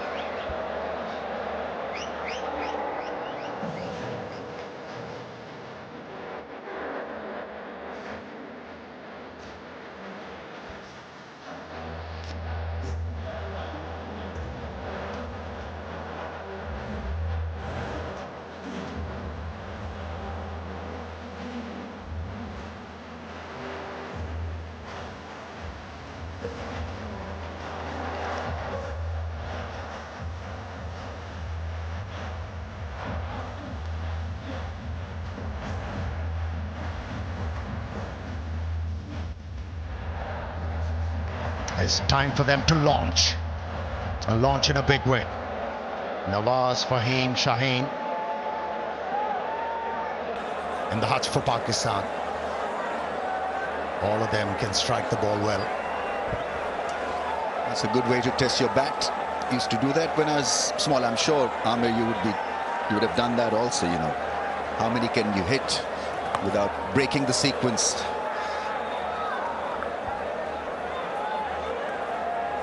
And it also helps to sharpen your reflexes. It can be handy just before you go out to bat.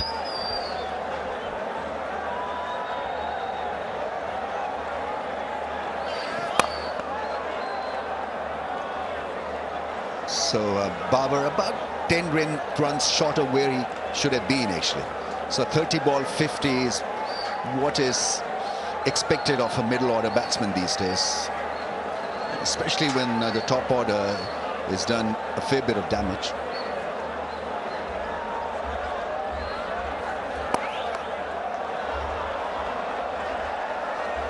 He's not associated with big strokes, Babar Azam.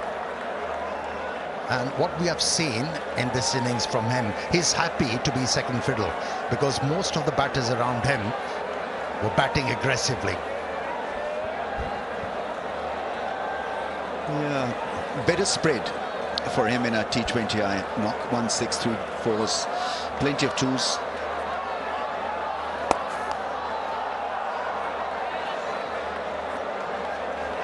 He can do that all night long. You know, just work the ball into the gap for a run. Another aspect of good innings is how you pace it. Now is the time to ace it.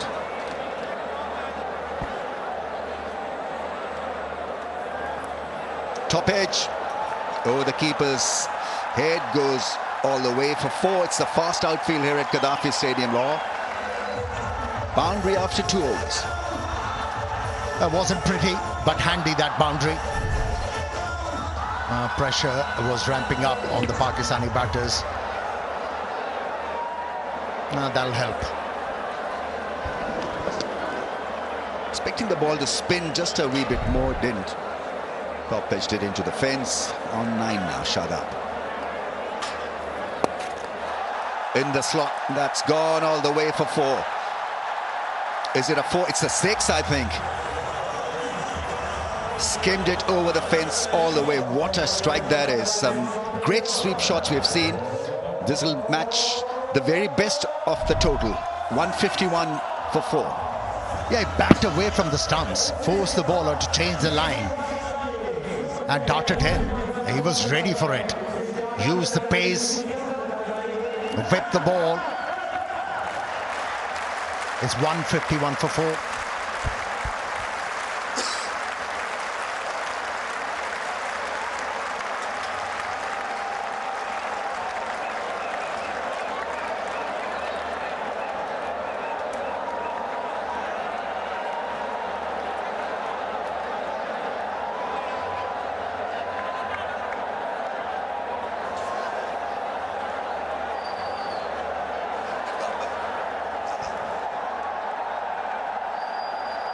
Splendid 6 from Shadab.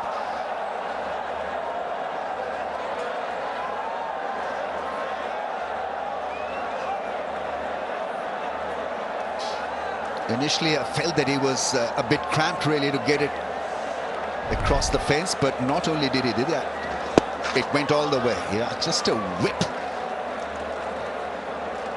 Great shot. Really is a tremendous hit.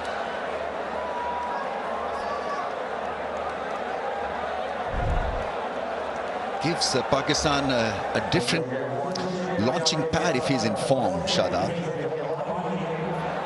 Talking about playing all-rounders, and Pakistan have been very keen to use the all-rounders. If the all-rounders are in form, then it makes a lot of sense. Can be a luxury, no doubt about it.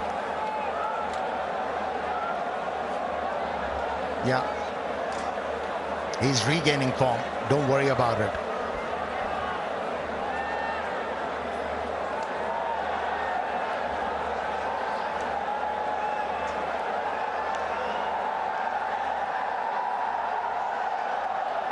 I think it's a ball change. I'm not too sure what is happening, but I think they've changed the ball. trying to scratch one side and keep the other side as dry as possible. No, just kidding.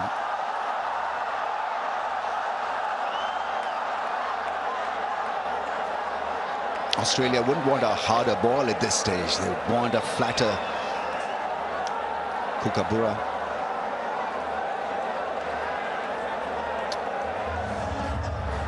Follow wickets then. Let's relive the action. This was Fakhar Zaman inducted back into the playing 11 with the toe end of the blade, and it was done very early in the piece. For once failing, Salman Ali Agha couldn't really track down slow delivery. Saim belted quite a few, wanted another 6. And what a catch. Renshaw there taking a blinder. And then nothing.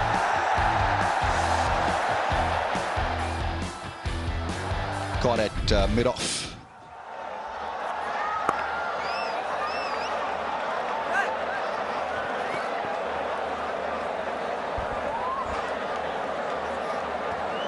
Yeah, he's realized, Babar Azam, that Shadab has started to stroke the ball well. He's happy to hand the strike to him.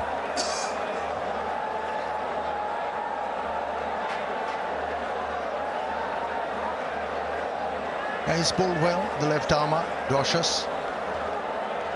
Also picked up a prize wicket of Salman Ali Agha. Must have been a relief to see his back early in the piece.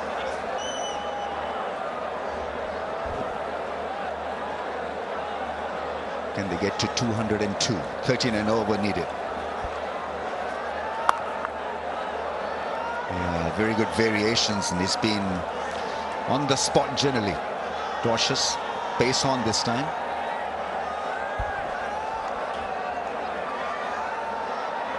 Yeah, he has relied on natural left armer's angle. Mixed it up with slow deliveries, and so far so good for him. Not a bad outing. Has been able to keep the batters quiet. Once again, a slow ball that's put away in between the two fielders, and so a couple of runs to Babar Azam. 15 balls since he hit a 4.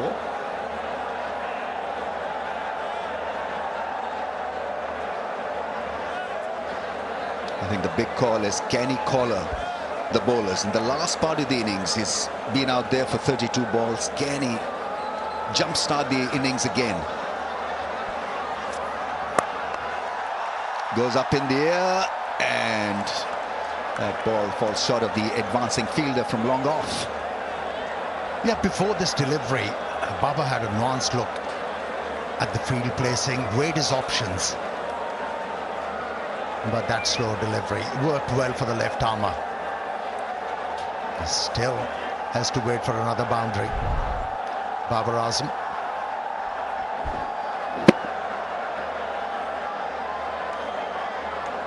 It's working on the big shots every time there's focus on Babar Azam. In the practice sessions, it's about how many sixes he hit in that session. I think he's not a 6-hitter. He's not an instinctive 6-hitter, let's put it that way.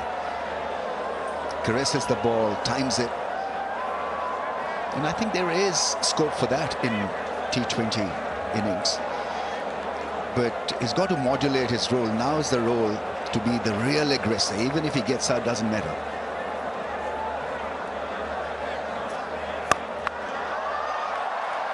Nicely timed, beautifully timed. Shadab is playing a cameo. 20 of 11, 160 for 4.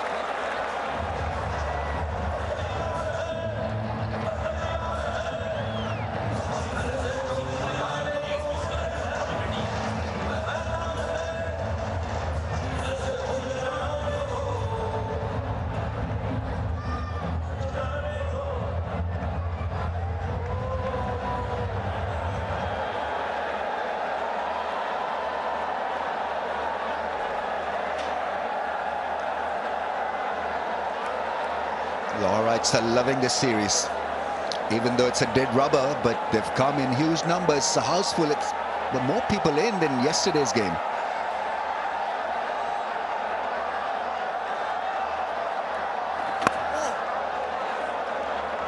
Looked just a little bit awkward on that occasion. Connolly, 3.11 for 33.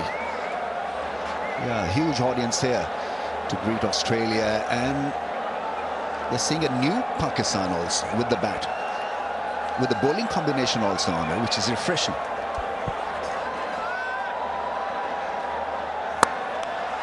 That's hit in the air into the gap, and looks like it has gone all the way. Went very flat. Lots of power behind that stroke. Well, you got to term it as a gem, this knock. Shadab finding form just at the right time for Pakistan. 77 meters straight six, clearing the front leg, and beautifully played. Goes big again, it's another six. Magnificent hitting. Really is flawless stuff. The left armer bowled the second delivery of this over with the arm and followed it up with a leg spinner, but the result was the same. Was hit for sixes from the middle of the bat. This is excellent batting from Shadab.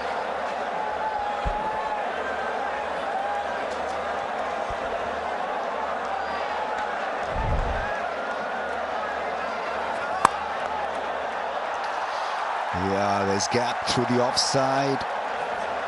2 runs on this occasion. Now the Aussie spinners are not learning. They should have realized why Pakistani spinners are prevailing in this series and on these surfaces. They're just darting the ball in. Oh, that one turned. Why not do it consistently?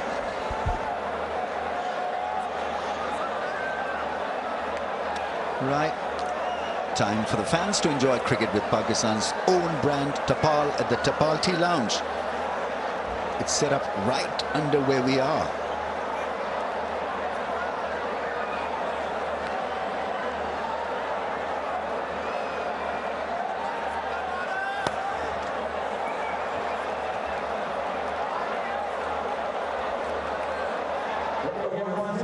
I thought he'd declared himself out, but no, it's just walking towards the 12th man. It's 175 for 4.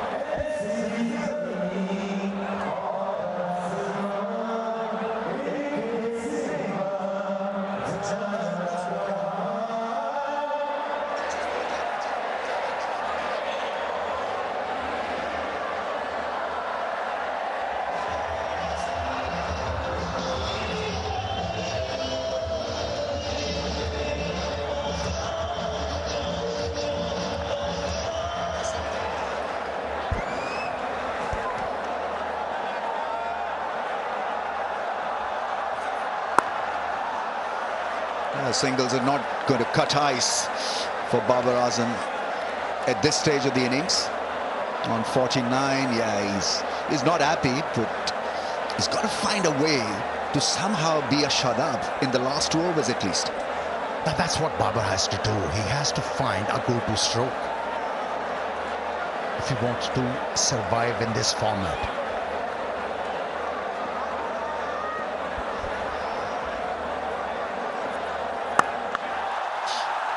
That's orbited, and it's out of here. Brilliant batting. 50 partnership is raised, and that's a monster 6. Shadab into the 40s. Brilliant stroke, considering it was a slow delivery from the left armer. Waited for the ball to come close and managed to hit the ball on the up. A towering 6 from the bat of Shadab once again.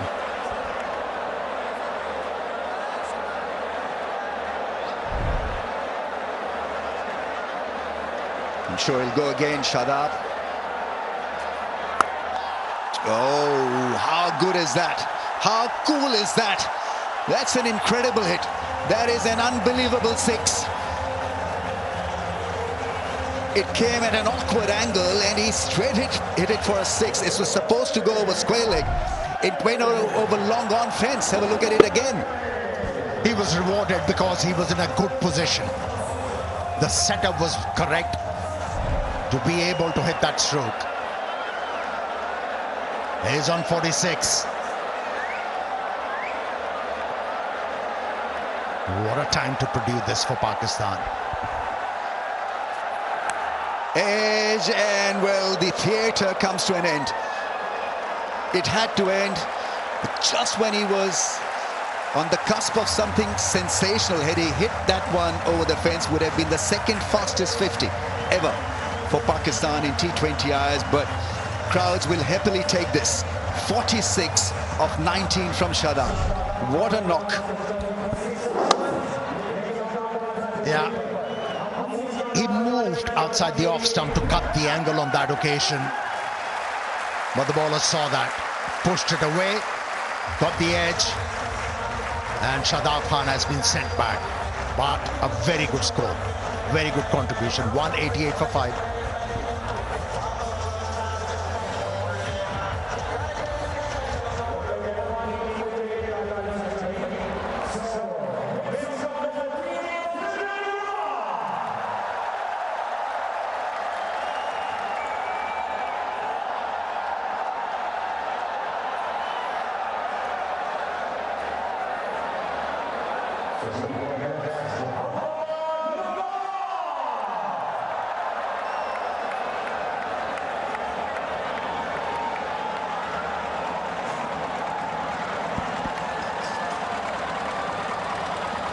Nawaz on strike.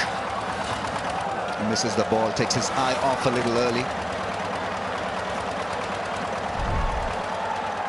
Shadab, they covered the line, still somehow managed to edge it to the keeper. A very good catch, by the way. Yeah, he felt that there was a chance of him belting it over cover.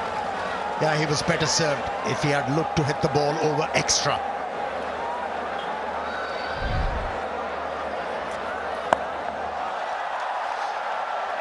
On the bounce to the deep fielder. 19 overs have been bowled, 189 for 5.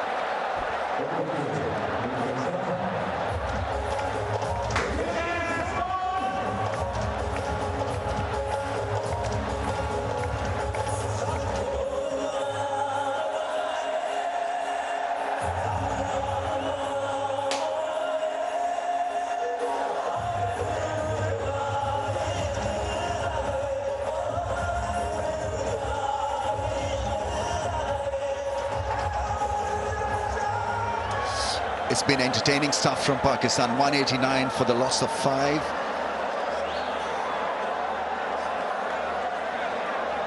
What a batting series for Pakistan. Fearless approach, various combinations working almost perfectly. Oh, that's a wide one. Attempted the off-cutter and went pear-shaped.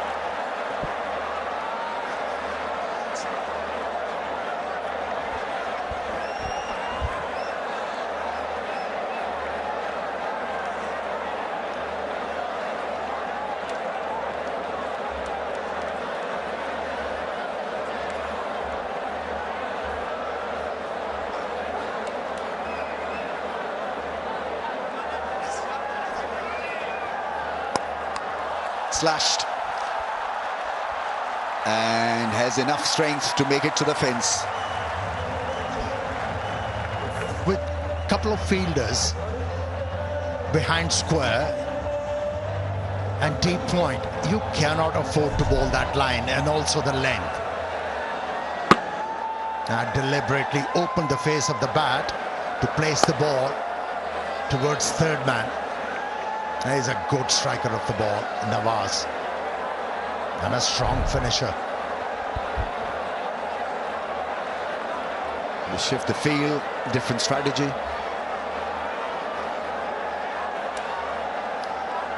Fine lengths being posted. And this will be taken, held quite confidently, peacefully by short. And it's Cameron White who's gotten rid of Mohammad Nawaz. Cameron Green. Yeah, didn't have enough room to open up his arms on that occasion, Nawaz. And it's no timing, no power. And also the bounce was steep. wasn't able to control that stroke, but the fielder held it nicely. A short stay and came to an end. Goes for 5, 194 for 6.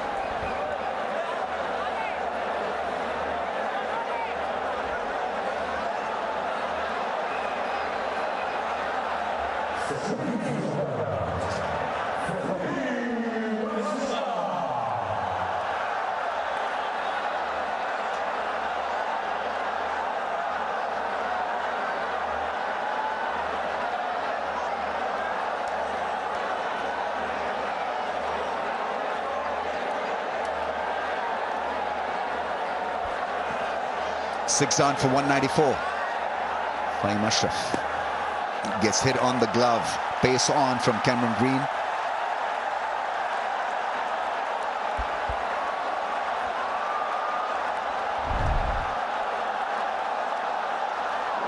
He was looking for boundaries. No, it was a good delivery. Watching in anticipation where the ball is going to go. Went straight to the fielder's hand.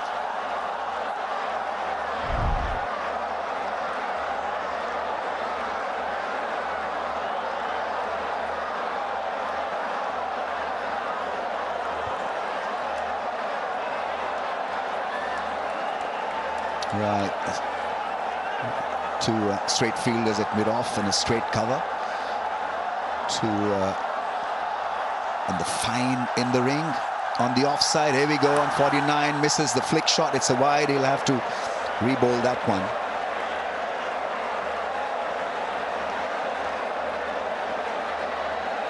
I like when the fans are engaged, debating, watching every moment closely. The kids.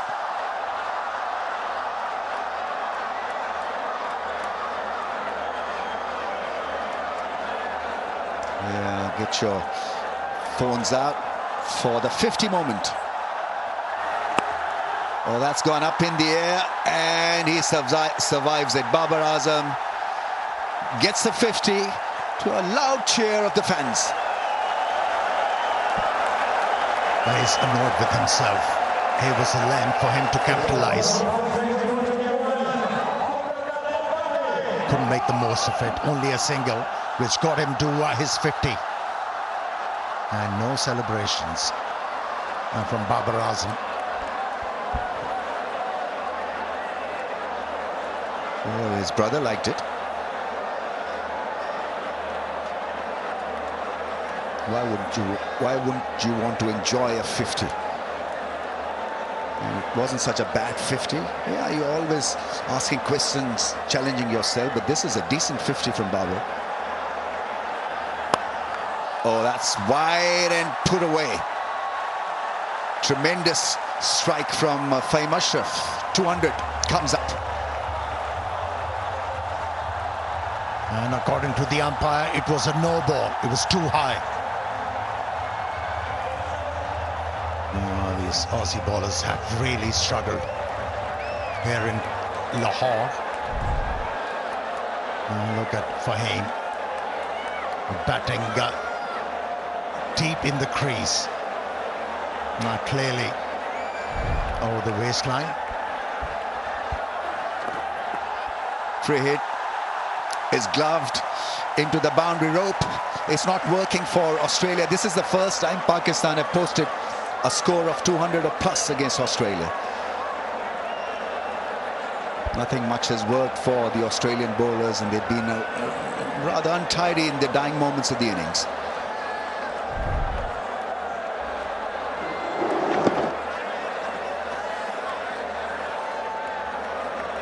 A second boundary for Saim Ayub in this over.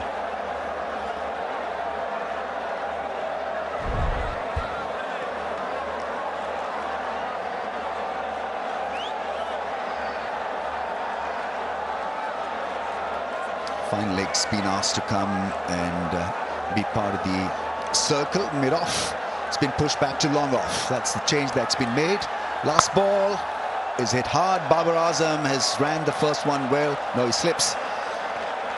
And so Pakistan end on a high. It's a terrific 207 for the loss of 6. Everything worked out so well. They made changes, made important calls, and so there's runs from the top order, and importantly a 50 from Babar Azam at number 4. Pakistani should be very happy with their performances with the bat in this series, because consistency with the bat was elusive. Now they have found a way how to do it. A good knock from Babar Azam, intelligent knock. If you have so many ball strikers batting around you, that is the way to go. And that is an imposing total put by Pakistani team on the board. Yeah, last 5 overs, Pakistan producing 70 runs. Got to say something about the batting display here, consistency at pace. Shadab played a gem, 46 of just 19 balls, 56 from Saim Ayub, led the platform. Babar Azam, 50 of 36, a good pace, and showed his skills as a number 4 batsman. 207 for the loss of 6. Once again, it was a misery for the Australian bowlers. Couldn't find a way to bowl on a surface like this. But Ben Washers was impressive. Bowled intelligently, mixed those slow ones with effect, and was able to pick up a couple of wickets. 207 for the loss of 6 then. Zainab Abbas has got Babar Azam with her. Important 50 then by Babar Azam. Babar, काफी relief मिला होगा, confidence भी इस 50 से. अल्हम्दुलिल्लाह बिल्कुल काफ़ी अच्छा रिलीफ मिला, और मेरे ख्याल से मेन थिंग ये है कि टीम का टोटल काफ़ी अच्छा हुआ. आई थिंक पिच का इतनी आसान नहीं थी जिस तरह मेरे ख्याल से सैम जो खेला है वो बहुत आउटस्टैंडिंग खेला है. संजीदा कंडीशन जो हम बात करते हैं हमेशा, और जो प्लान होता है कि कंडीशन को जितना जल्दी आप ऑब्जर्व करोगे उस हिसाब से फिर आप गेम प्लान करते हैं. इस नंबर की बात करें, नई पोजीशन है आपके लिए. नॉर्मली हम आपको देखते हैं टॉप 3 में. कैसा लगता है यहाँ पे आके? कंफर्टेबल हैं? क्या मैसेज आपको मिला है कैंप से? देखें, ये नंबर पे आपको थोड़ा सा आके जो है वो गेम को चलाना पड़ता है, थोड़ा सा आपको पॉजिटिव खेलना पड़ता है सिचुएशन के हिसाब से. उस तरह उस दौरान आपको क्या रिक्वायर्ड है, पार्टनरशिप क्या रिक्वायर्ड है, तो उस हिसाब से फिर जो प्लान था हमारा वही उसको लेके चला हूँ. देखें, नंबर मैटर इतना नहीं करता मेरे ख्याल से. टीम का जो प्लान होता है वो ज़्यादा मैटर करता है. प्रेपरेशन काफ़ी अच्छी जा रही है पाकिस्तान टीम की. क्या कैंप में क्या डिस्कशन चल रही हैं before the T20 world cup, because you already one the series. इस मैच से पहले क्या डिस्कशन चला? हाँ बिल्कुल, दिखा जिस तरह हमारे ये जो 3 मैच थे वो काफ़ी क्रूशल और हमारे वर्ल्ड कप की प्रिपरेशन के लिए काफ़ी इंपॉर्टेंट थे. और जिस तरह पूरी टीम जो है वो तीनों शोबों में अच्छी परफॉर्मेंस कर रही है और अच्छी एग्जीक्यूट, मेन चीज़ है एग्जीक्यूट करना प्लान को. परफॉर्म ना होना वो एक डिफरेंट चीज़ है. जो एज ए टीम आप जो प्लान एग्जीक्यूट करते हैं बैटिंग बॉलिंग और स्पेशली जो फील्डिंग में मेरे ख्याल से हम उसको डे बाय डे इम्प्रूव करने की कोशिश कर रहे हैं, और इस हिसाब से हम उसी चीज़ को लेकर हम वर्ल्ड कप में जाएंगे. लाहौर क्राउड के लिए क्या मैसेज है? सारे आपके बहुत ज़्यादा फैंस हैं यहाँ पे जो आपको देखने आए. लाहौर और ऑलवेज सपोर्टिंग, मेरे ख्याल से क्रिकेट को जितना लव करते हैं और जितना देख लें आज फुल स्टेडियम है. थैंक यू सो मच, और ऐसे क्रिकेट को सपोर्ट करते हैं. चलें ठीक है, thank you so much Babar and all the best. Let's start with the last answer. He loves batting in front of the home crowd. Lahore have always been supportive of his skills. He talked about being positive at number 4, get game running, and doesn't matter whether he bats at 4 or anywhere for Pakistan. What matters is that they need to win matches, and they have got a plan and executing the plans particularly well. So that is what Australia have.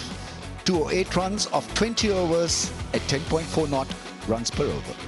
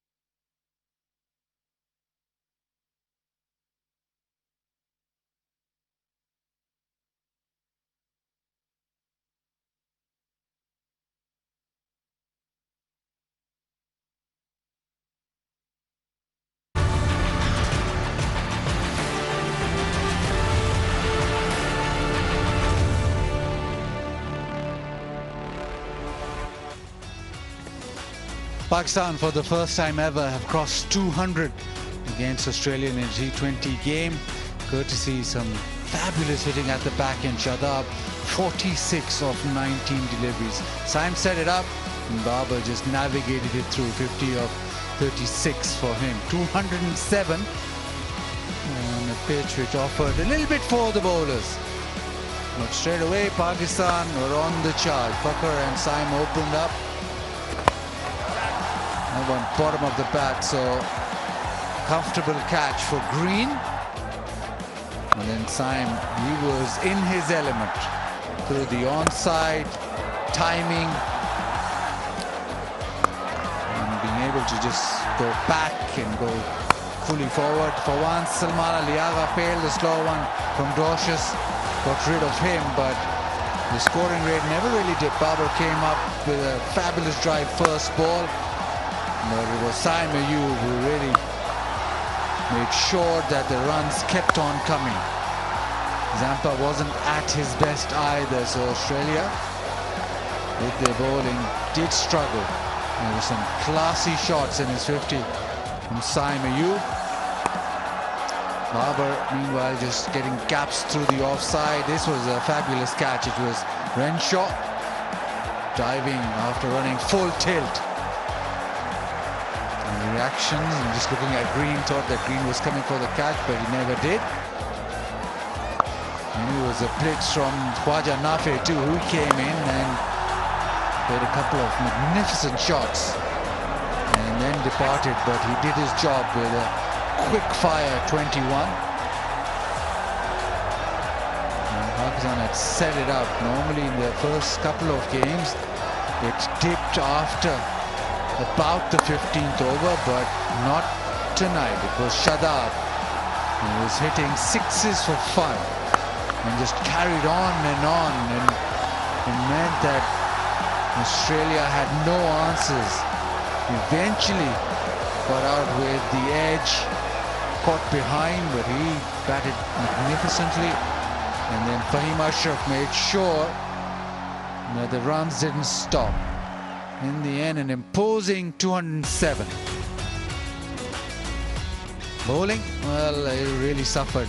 Interestingly, Zampa just bowling 2 overs, but Green, Conley, they were taken to the cleaners, and 207 is an imposing score because of the fact that this pitch is a used one and well, really not skidding onto the bat. The quality of batting again from Pakistan was elite.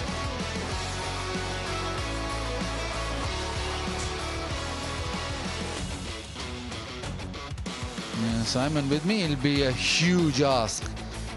Third T20I, we've seen this team throughout the series where Pakistan bat first and get very good runs, and today they've gone even better. They've reached 200. They certainly have, Bazit. It was a wonderful, even contribution throughout the innings. I thought they complemented each other well. A number of cameos, as you said there, and that finish from Shadab, well, that role is going to be critical for Pakistan during the T20 World Cup, and he's put his hand up for it. Like the look of the young kid as well, Nafe. He played really well. Massive 6 off Connolly in his cameo. But these two now, Matthew Short and Mitch Marsh, get an opportunity to really take Pakistan on in this power play, because chasing down this target, it's going to need a strong power play, and then after the power play, when those spinners try and strangle them like they have in the first 2 T20s here, they're going to have their work cut out. But it'll be interesting to see whether Ayub still bowls as much in the power play, given there's 2 right-handers now with no Travis Head opening tonight. Now, Mitch Marsh, powerful striker, we know that. You know the power hitting ability of Australia, but it is the nature of the pitches that have just got them unstuck. Matthew Short, he himself is a powerful striker. The strike rates are 150 plus, so you know that they can make inroads into this target, but they need to start well. They need to be in sync with the pace of the pitch too. Shaheen Afridi, Pakistan haven't really bowled the pace as much in this series. It's been all about spin. But up front, we know that with the new ball, if it swings, he normally gets wickets in his first over. There is a little bit of a breeze. But Australia will want a whirlwind start. It's slightly difficult as the ball gets softer with the spinners operating. But first 6 overs, vital. With Shaheen Afridi as Mitch Marsh takes strike.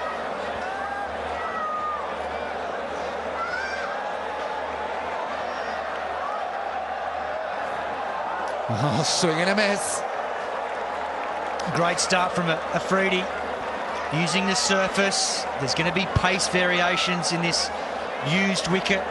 It's the same wicket that was used for the first T20 International. That one there just shaping back nicely, back of a length. Marsh is not going to die wondering, trying to play that favoured pull shot of his, but the inconsistency and pace off this surface is going to be the tricky part for these two Australian openers.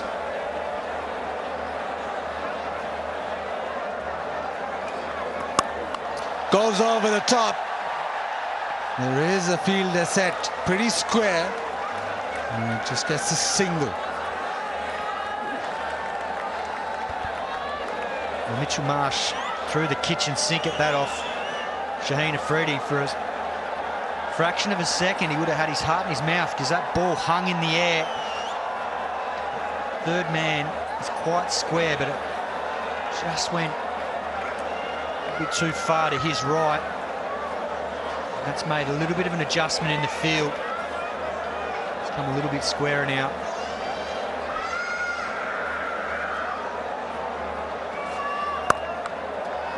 Nicely timed, but that deep point fielder in play.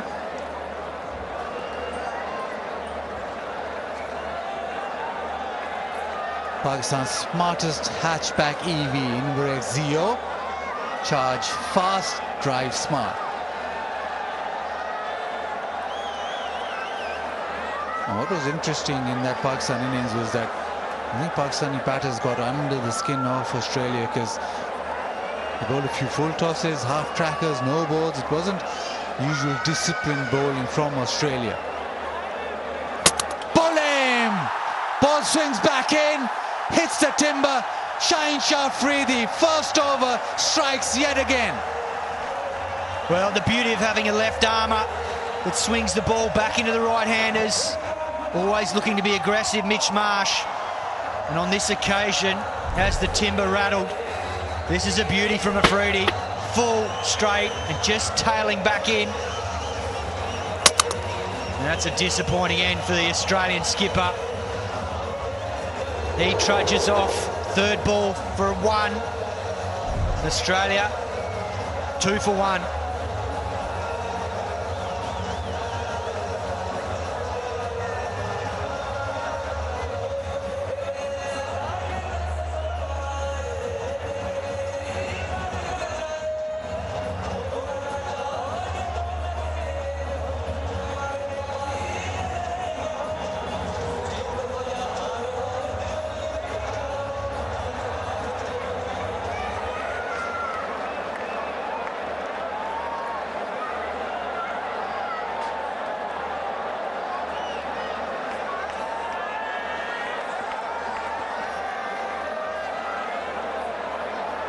Cameron Green in a number 3. Pakistan's first wicket by a fast bowler in this series.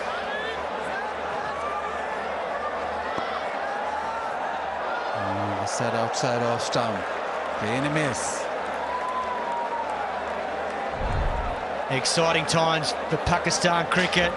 Their premier quick goes straight through the Aussie skipper in the first over. Beautiful seam. Gets it to swing back in and beats Marsh. All ends up. They go into this T20 World Cup now in conditions that suit, with a number of players in really good form with bat and now with the ball.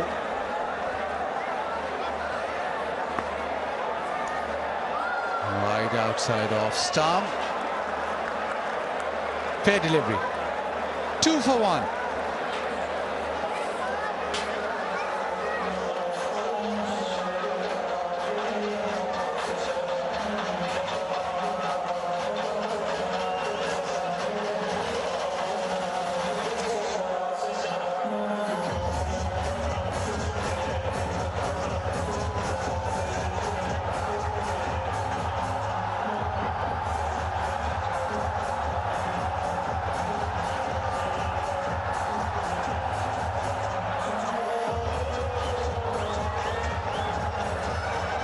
Now with the new ball is going to be Mohammad Nawaz. Last year or so, he's been extremely good whenever he's asked to bowl with the new ball. Two right-handers, and as you suggested, is the left-arm spinner, not Saim Ayub.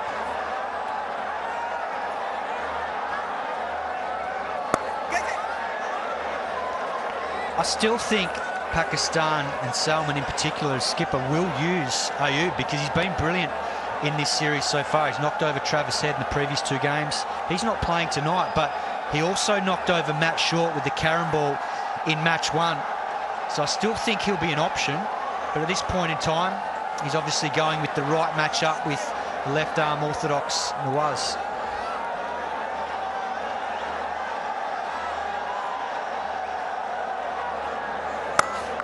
Seam up.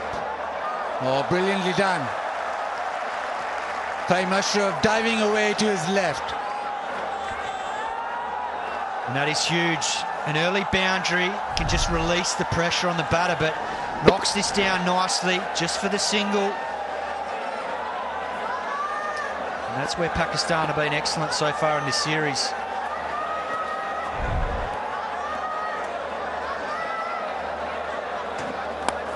Another one that drifts in, inside edge. Always very calm in that Tapal Tea Lounge. Pakistan's #1 tea brand. Garam garam chai being served. Others just swinging the ball, darting the ball back into the right-handers. This time it is floated up. Babar Azam full tail. Gets it. He has been phenomenal. 6th catch of the series. Nawaz gets his man. They can do no wrong, Pakistan. Babar Azam, what a night he's having. Batted beautifully earlier, and now very good catch running in. Matt Short hangs his head. He knew straight away. Sliced it, a little bit inside out on the swing. And Babar Azam, how good's he been out at either deep mid-off or deep mid-on later in the innings, judging that to perfection. He's 6th for the series. Played a good role in the field, and that's what I mentioned earlier this over. Pakistan's fielding's been excellent. The Short departs for 2. Australia reeling at 4 for 2.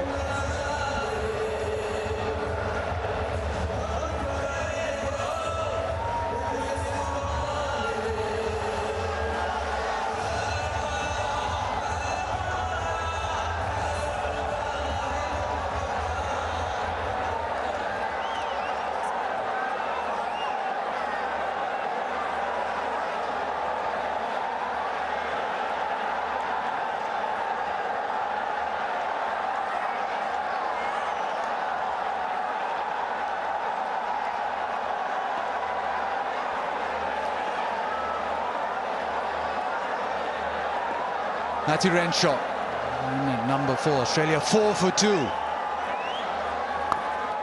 Starts off with a sweep and a chance. Saim Ashraf got a hand to it, was travelling.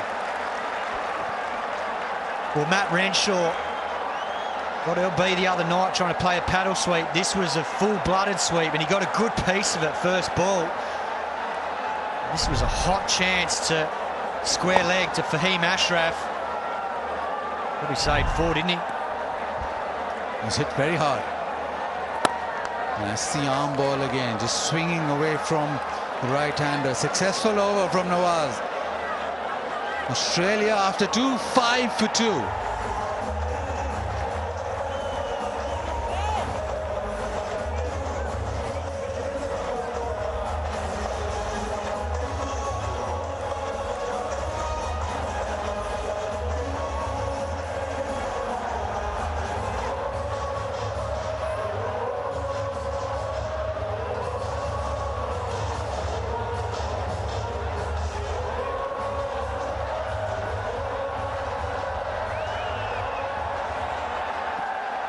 Not the start Australia wanted. Wicket in the first over, wicket in the second over. And chasing 207. They want the power play to count. First 12 deliveries gone all to Pakistan. Shaheen Afridi. Oh, lovely. That is a top-notch delivery. And the thing that's noticeable here is the speed is up. That one just under 139 k's an hour. Great sign for Pakistan. Great length, great movement. It does Renshaw. All ends up. It's not enough footwork there with his front foot. Gets caught on the crease, squares up. So he's got to be sharp here. Otherwise, Afridi's going to nick him off. Or cannon one into the pads.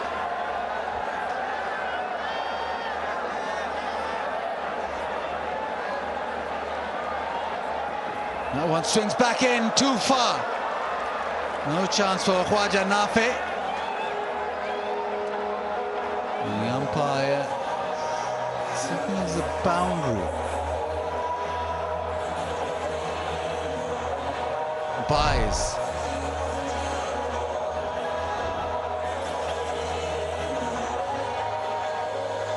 Signals buys, a bit harsh on the keeper. And swung back in appreciably. Yeah, brilliant piece of skill there from Afridi. The ball before swung away, and then on that occasion you see the angle of the seam heading towards fine leg. It swung back beautifully, so he's trying to set Renshaw up here. Will it be the outswinger again now?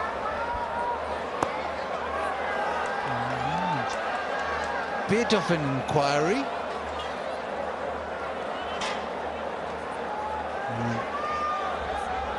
Shaheen Afridi, well, he's enjoying his work.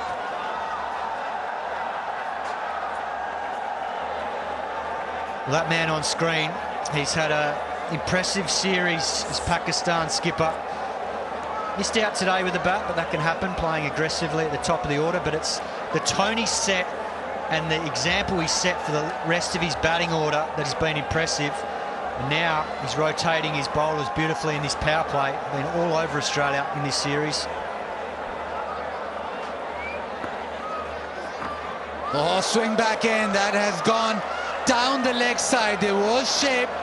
Started too straight. This time it is 4 wides.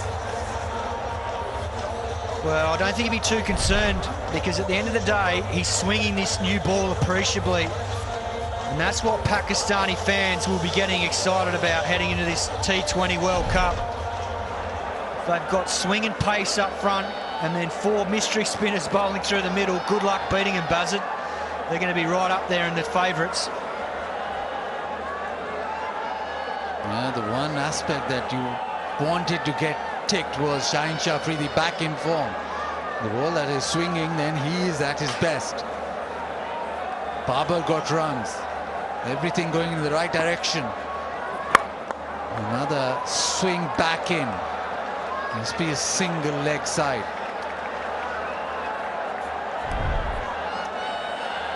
This is Mitchell Marsh. Couple of deliveries just outside off stump. Then the big in swinger right on the stumps. That's the way that he sets up batters, and especially with the new ball, he's so good with the ball coming back in. Hits the pad, hits the stumps for fun. Well, he's highly experienced now. Hasn't played a lot of cricket recently. Went to Big Bash with Brisbane Heat. Came back early with injury. Bowled him! The ramp shot doesn't work. And Shaheen Afridi has another. Well, Renshaw can shake his head all he wants. That was a poor shot. Low percentage shot against someone like Shaheen Afridi, who's swinging the ball both ways. He's taken a gamble and paid the price. And once again, he got out like this the other night. Very difficult to trust the pace and the bounce of this particular wicket, being a used wicket against a new ball. So a low percentage option, he pays the price. He departs for 1, and Australia now 16 for 3.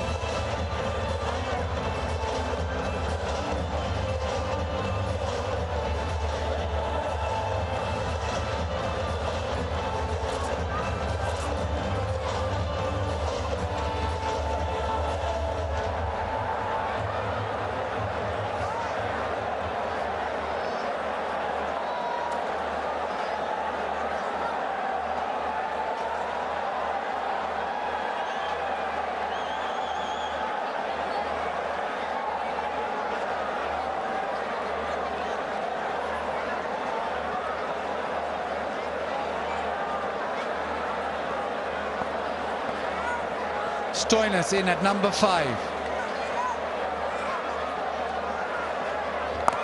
Oh, inside edge. This has been a fabulous over. Lots of swing, lots of craft from Shaheen Afridi. Australia 17 for 3.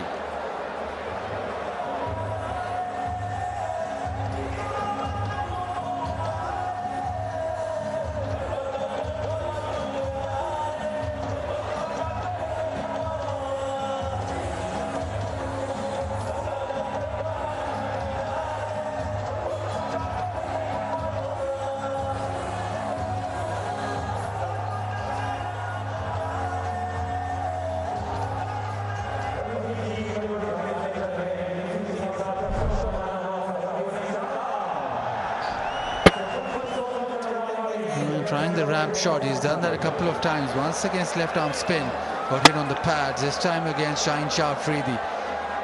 Not the surface that you can trust bounce and actually be able to play that shot will comfort. In any case, Shaheen Afridi has got a couple of wickets. Now the challenge is with Babar. Babar has been the best spinner for Pakistan. They've not been able to pick him. He's bowled it slowly. The googly's been very potent, so it doesn't get any easier.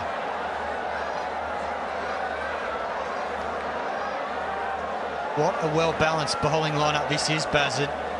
So exciting leading into this T20 World Cup with all the options at their disposal. And if the pitch offers a little bit of support for the spinners, Pakistan are well served. Plenty of spin bowling all-rounders and specialists. Mr. Spin, oh, that is a great effort from the captain in first slip. All just turned and was always going away from him. Well, Stoinis has not picked this at all. Leg spin up, just playing away from his body. Great effort from Pakistan skipper Salman. Nearly reeled it in. Full stretch to his right. Off the back foot, he'll get a single this time. A flicker-free moment. Download now and get the insurance you need on your fingertips.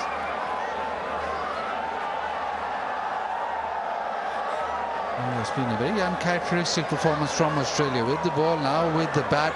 A lot of unforced errors.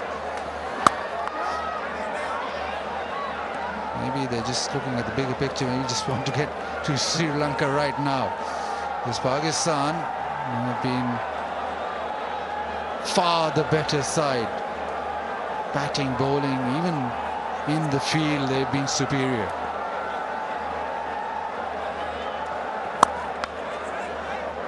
Oh, that's powered through.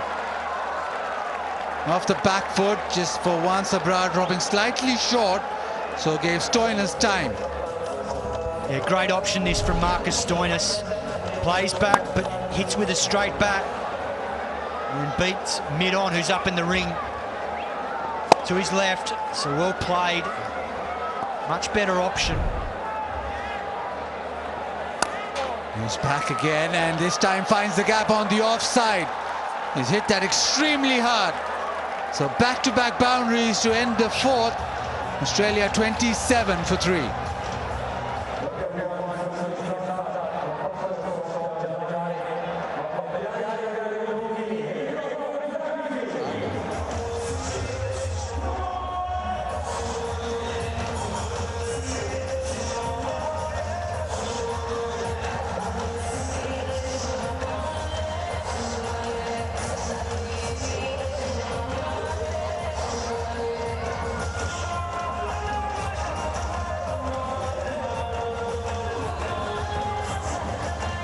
Couple of boundaries from Stoinis in that previous over, but it's been all Pakistan. And because of the 2 wickets that Shaheen Afridi has had, he's been given another over. 2 for 9 in his first couple.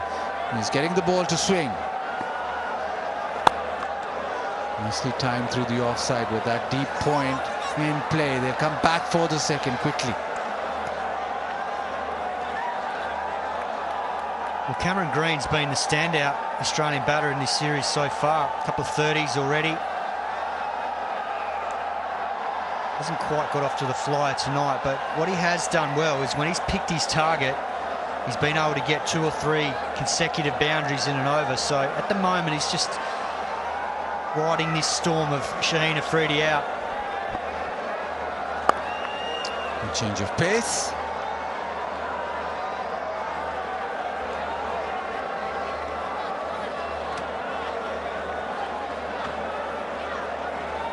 Hello Hair shampoo.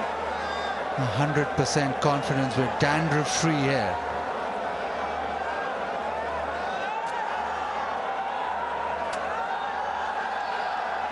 Australia go to Sri Lanka for the initial part of their World Cup campaign, and I suspect there'll be a lot of spin bowled against them.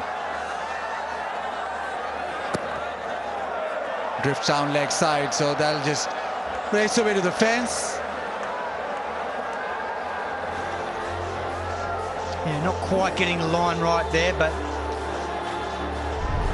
can happen when the ball's moving around the way it has been. Just flipping the pad. Going down to fine leg, but the concern for Australia is just the form. You know, they're going to get challenged in these conditions. So there's a number of players that are nowhere near their best. And then there's a number of players who haven't had a great lead-in, who haven't played a lot of cricket. Josh Hazlewood, for one, maybe working back to full fitness, and he's a massive inclusion in this Australian team because we've seen them struggle in the power play with the new ball. Today was a little bit different. I thought Dwarshuis bowled well. They've been relying on spin up front. Around the wicket now, changes the angle. Shaheen Afridi. Not very often that Shaheen Afridi gets a third over in the power play, but throughout the series, Pakistan haven't really relied on the fast bowlers. Today there is swing. We know how important Shaheen Afridi is. And it's good that he's getting a run.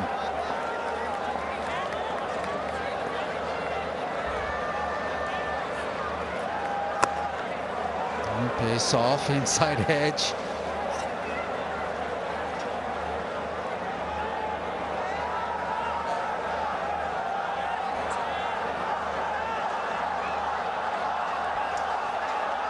Pakistan's smartest hatchback EV Inverex Zeo. Charge fast, drive smart. You talk about Afridi bowling 3 on the bounce. I think it's really good aggressive captaincy from Salman because he's swinging the ball. He's got 2 new early wickets.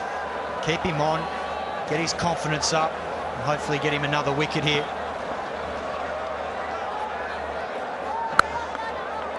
Tight lines from Shaheen Afridi. Australia 34 for 3 after 5.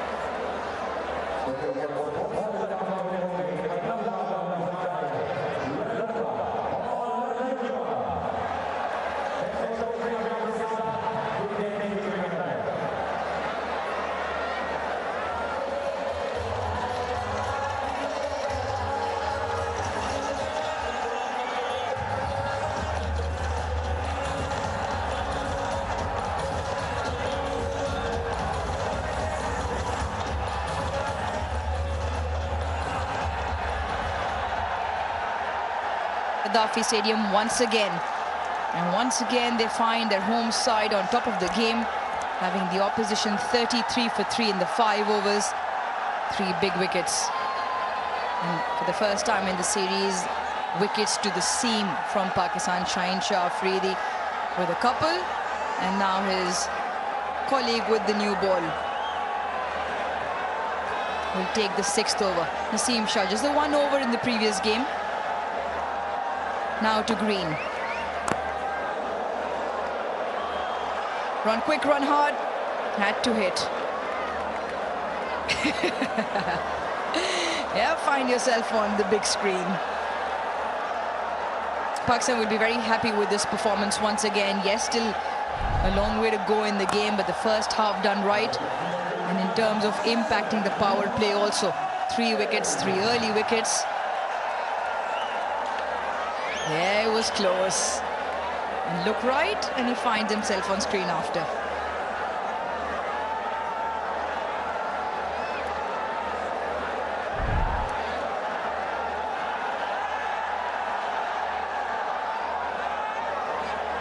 It was so good to see Shaheen Afridi actually getting the ball to wobble in the air and picking up a few wickets.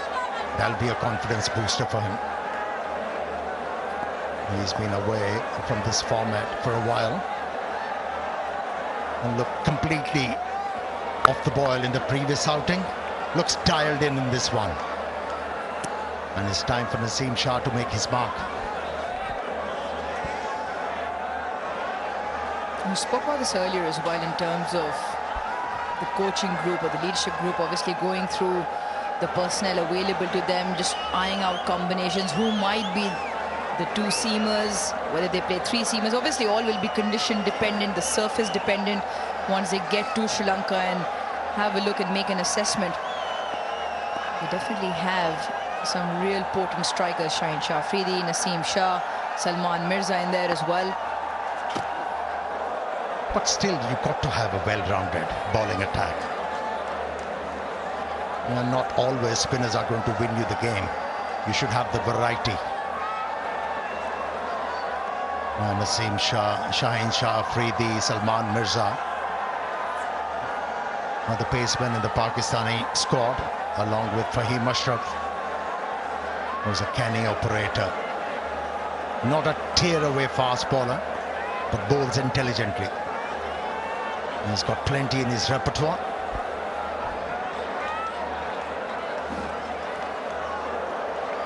Came down a touch early.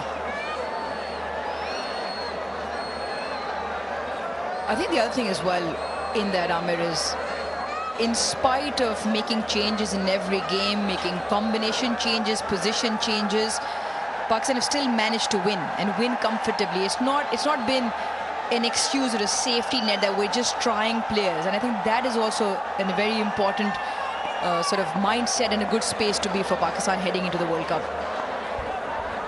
Yeah, you've got to throw your players in the deep end.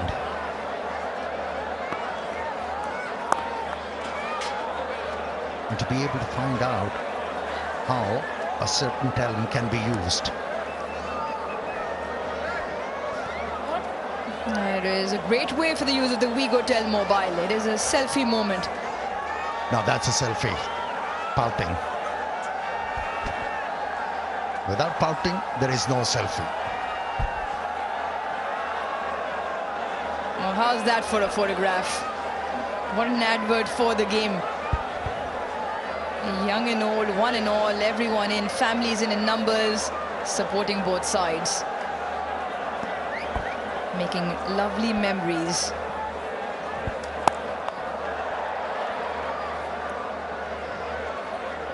Good start from Naseem, just the 4 singles of his first. Power play done, Australia 38 for 3.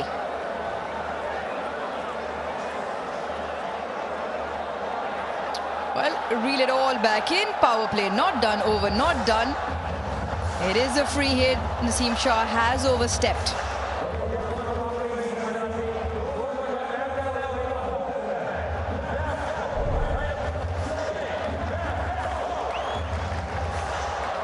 It wasn't marginal, he was clearly over the line.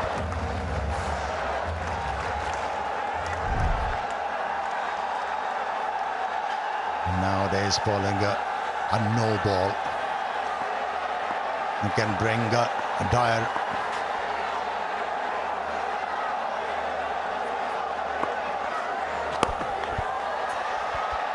Just over the 2 men on the offside behind square. Babar with the cleanup job, Saim in partnership. So the over closes with a couple of the free hit. Power play now done is 41 for 3.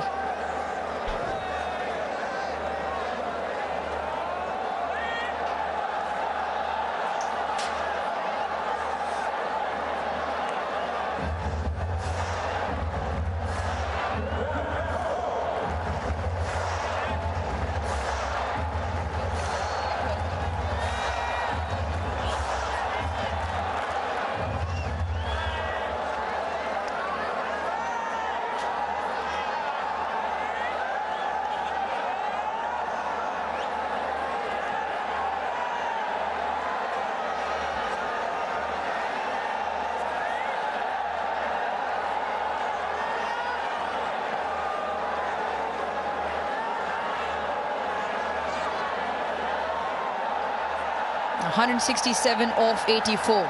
Required rate just a touch under 12. It's a long way to go from here for Australia, having lost the 3 important wickets. Stoinis in green rebuilding, 25 of 20 the partnership at the moment. And change of bowling. Shadab now into the attack.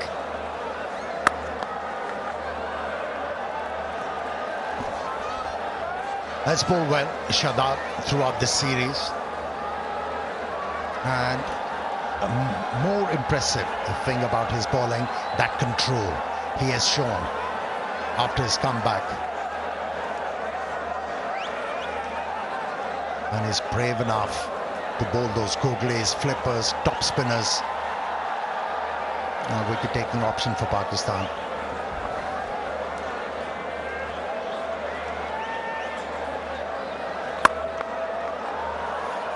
Another feature along with all of those attributes you just mentioned, Ahmed, is especially in yesterday's game, it was great to see Shadab not afraid to give the ball a little bit of air, flight the ball, put more revs on it. Wonderful dismissal bowl to the left-handers. Just got the ball to go just above the eye-line, dip, grip and turn. And leg spinner that has been in and out because of injury, Shadab, just finding his form now with the ball as well. Yeah, initially in his career, he was releasing the ball very late. Now he releases the ball very early. So there is a loop and more revs on the ball. Makes him a potent bowler.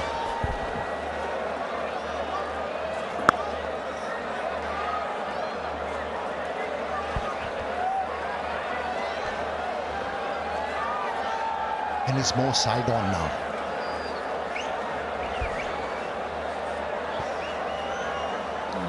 It's all about consistency, being repeatable, and hence why you can guarantee the consistency in terms of groupings.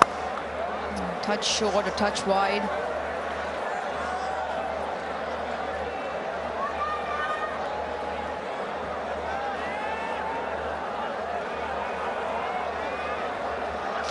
It's time for Pakistan's most well-known home appliance brand, Super Asia. It's got the magic of one touch. Shop online.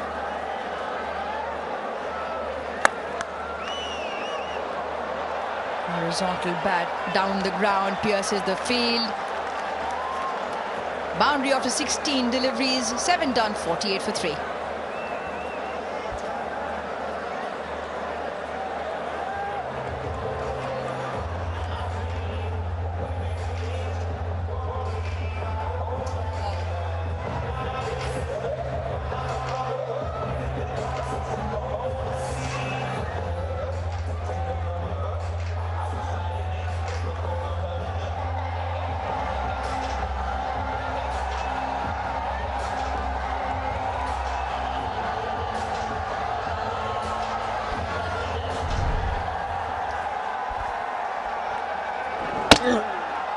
Yeah, he's been very impressive.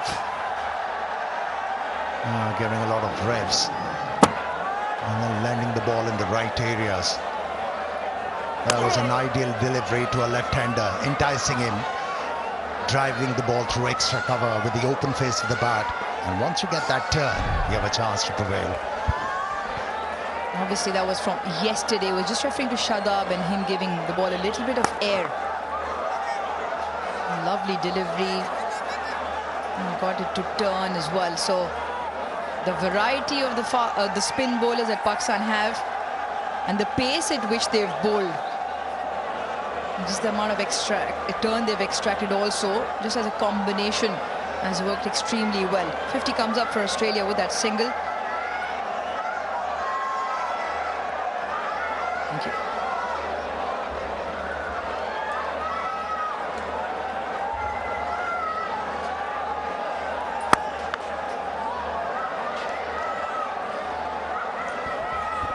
Yeah, Nawaz is reluctant to pitch the ball up at the moment. Maybe warming up to the job. They're relying on those dark deliveries at the moment. Not trying to turn the ball away from the right-handers.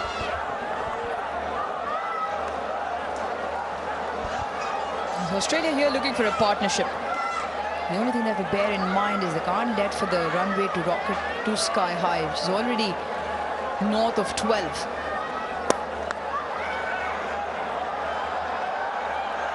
Once again, placement immaculate.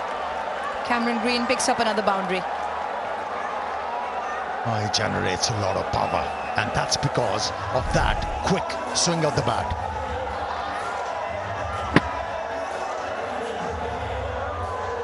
And he knows where the gaps are. Likes to sit on the back foot. Cameron Green. Support for both sides. Maybe one just outnumbering the other. 7 of the first 3 from Nawaz. 9 those big pockets into the leg side. Wait with enough force, pick up a boundary. Otherwise looking for 1s and 2s. Now you can pick up Pakistan's finest in the Tapal Tea Lounge. Garam garam chai for Pakistani fans enjoying the cricket. An experience you really want to have.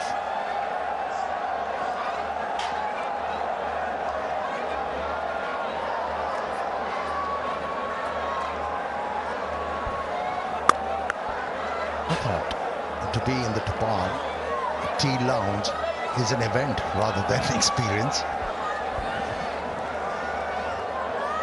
It's probably... Oh, there you go. It's picking up onto everyone. Cool, chilly evenings. And Tapal tea keeping one and all warm. Maybe, Amir, you could be the next guest in that lounge. And you can choose who you want to take with you. Obviously you. You'll teach me how to enjoy a cup of tea. Karachiites love their tea. 58 for 3.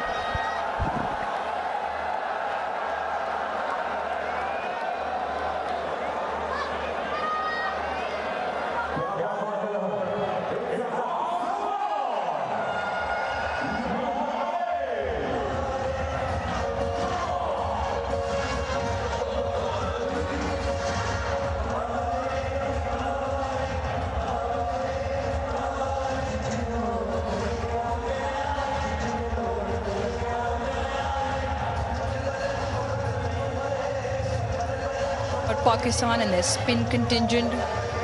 Worthy note of the difference between the two sides has definitely been the average turn and the pace. In particular, the Pakistan spinners, 84.9 Ks, more degree of turn compared to Australia, predominantly looking to dart it in, less of flight. Definitely paid dividends, great dividends for Pakistan in terms of spin. Having said that, just the 1 wicket to spin so far, courtesy Nawaz.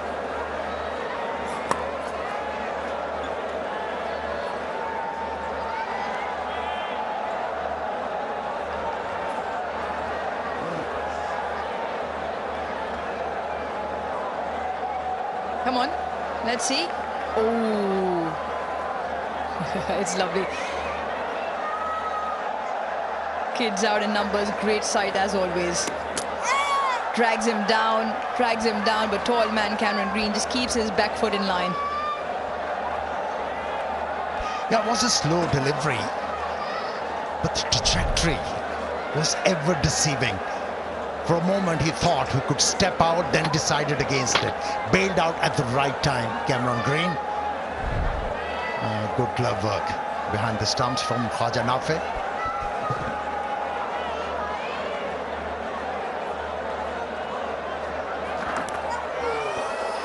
Another great delivery. This time going onto the back foot. The turn does him again.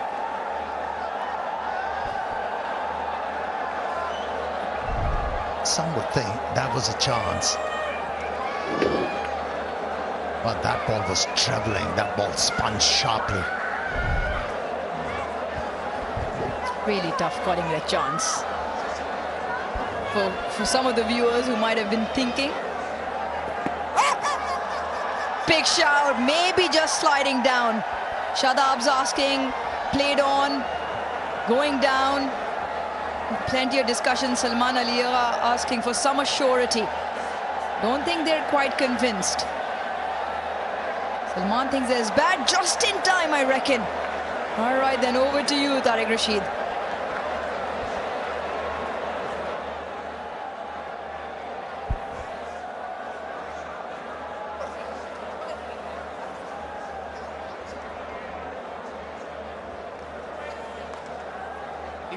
Director, we have a player review for LBW. Original decision is not out. I have checked the feed. It's a fair delivery. Start with front on, please.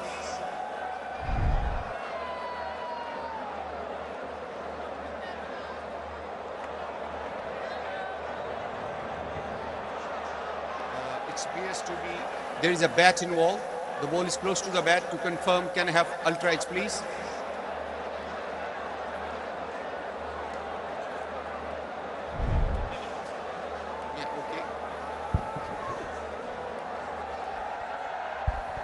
Waiting for the ultra edge.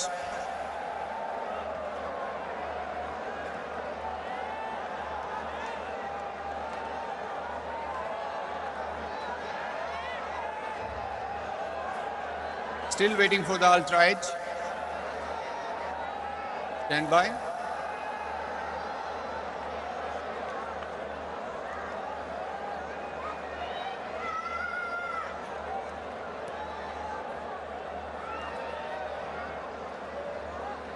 Ultra edge is building up.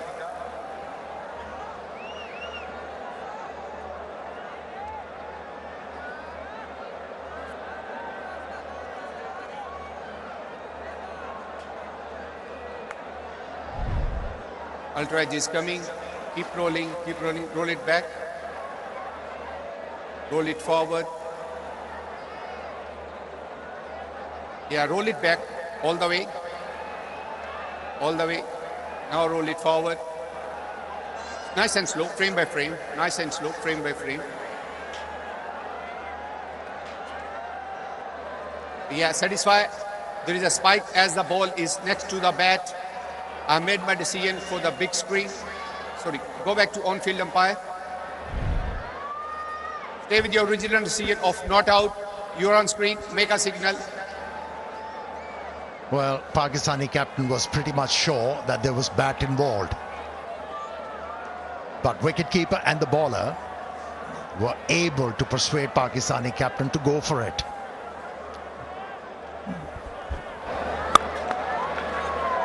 Yeah, just also in the slow motion replay, it felt like it pitched outside leg stump.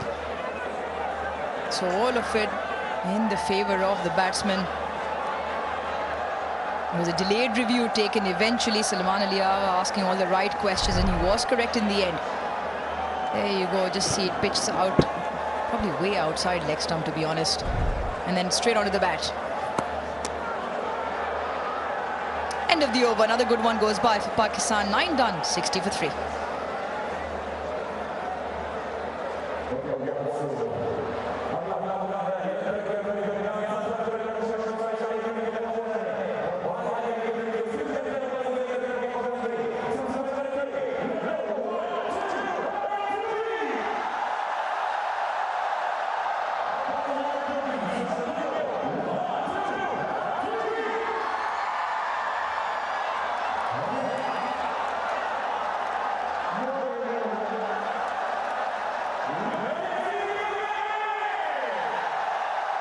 The white worm and the green one not looking eye to eye with each other. 3 early strikes against Australia and the worm just dipping away. 44 of 38 now, the partnership. Another 148 required of the last 11 overs. And 2 experienced campaigners for Australia occupy the crease, Stoinis in green. And you feel they need to have a big partnership here and also pick up some boundary momentum. Chopped on, dragged on. End of Stoinis. Nawaz has to.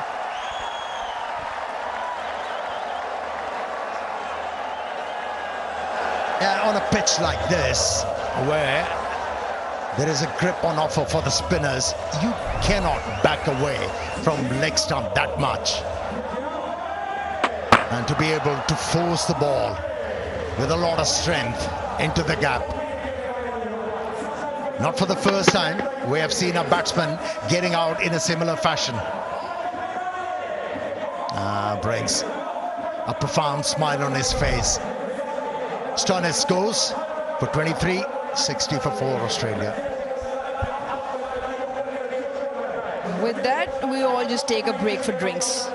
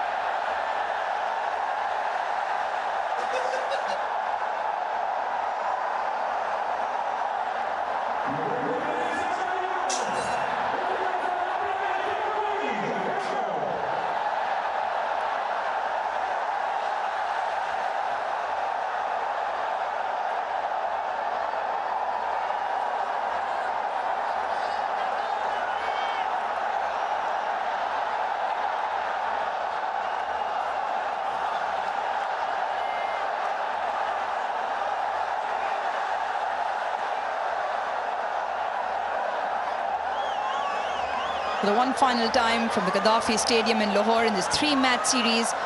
Pakistan already clinching the series 2-0 and now looking for a whitewash. It'll only be the 3rd time that Australia is on the receiving end of a T20 series whitewash. And that was the 4th wicket to fall. Very slow turn through the air, off the surface, and Stoinis chops on.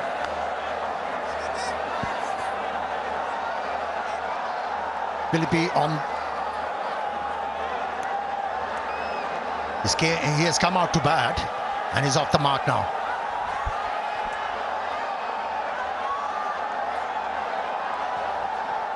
His second go in this series.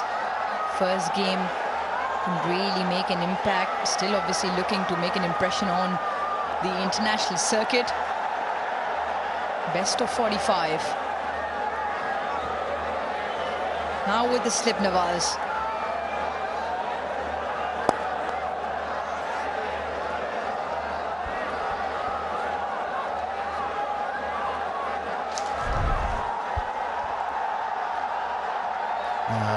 Captain and the coach, a deep discussion.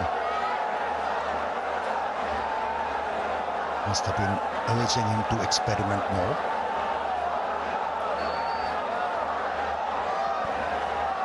Why not bowl yourself, Salman?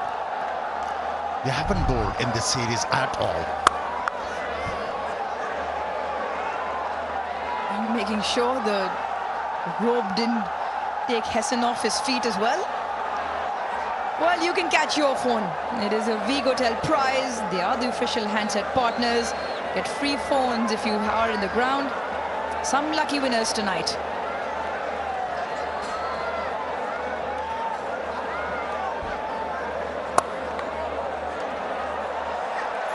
Great fielding. Skipper probably the best in the business. Pakistan, in terms of their fielding, you've got to commend them. Talk about outfield catching, stoppings of 1s and 2s, throwing your body, putting it on the line. I thought they've been really good throughout. Yeah, Babar Azam had omnipresence when you talk about catches in this series. 6 of them. Excellent catching we have seen from Babar Azam. Ball in. That's a classic left-armer dismissal. Wide of the crease, created a bit of angle, had the batsman looking to play the ball on the onside, bit of turn, and off-stump knockback. Beautiful. That's an exceptional piece of left-arm spin bowling. Turn, drift, and it grips and turns and cleans up off-stump. If you got to learn how to do it, watch this on repeat. That is a great delivery. Spectacular stuff from Nawaz, picking up his 3rd wicket, an important one as well. Green goes for 22. Halfway mark in the stage, Australia 63 for 5.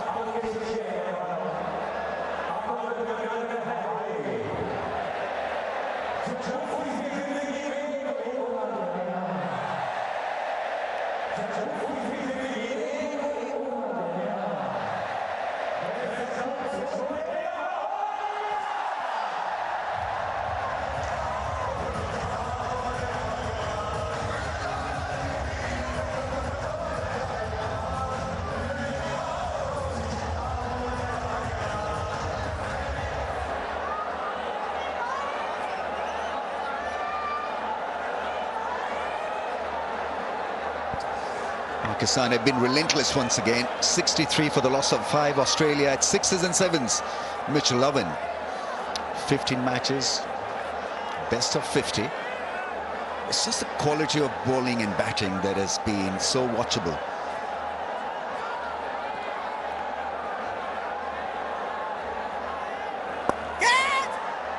On the bounce to the man at cover. Well, a rare miss there.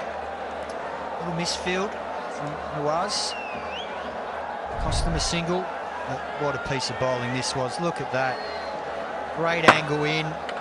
Pitches and turns and hits top of off. Does Cameron Green. All ends up. And he's happy with that, Nawaz. Yeah, I mean, problem is once you are not near the ball, then you're allowed to spin. And that is exactly what Nawaz did. Is angle plus spin.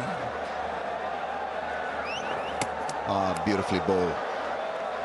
The ball is definitely gripping more in the second part of this contest, but he's ripping them, bowling a great line, Shada. And look at the footwork there from Mitch Owen, just shuffling across the crease. Doesn't get a stride in the ball. He's got to be really decisive here. Either get forward or get back.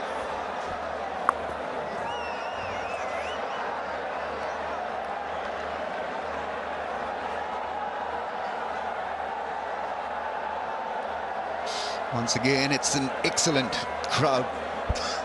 32,226 tonight. Massive audience. And Australia have got to be given credit for getting so many fans in the house. A second consecutive full house here at Lahore. And little Zainab's is there as well. Ali, yeah, he's sorry, Taimur it is. Ali is still in the cot.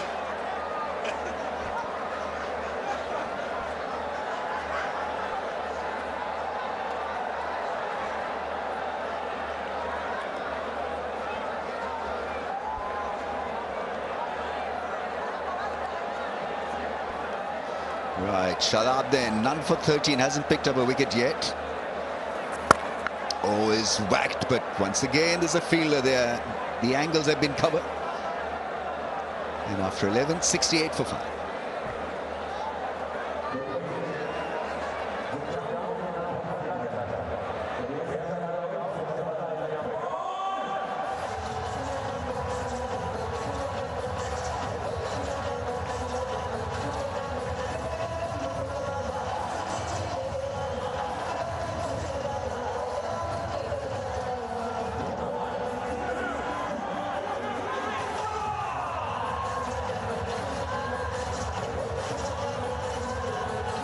Australia once again being overpowered here.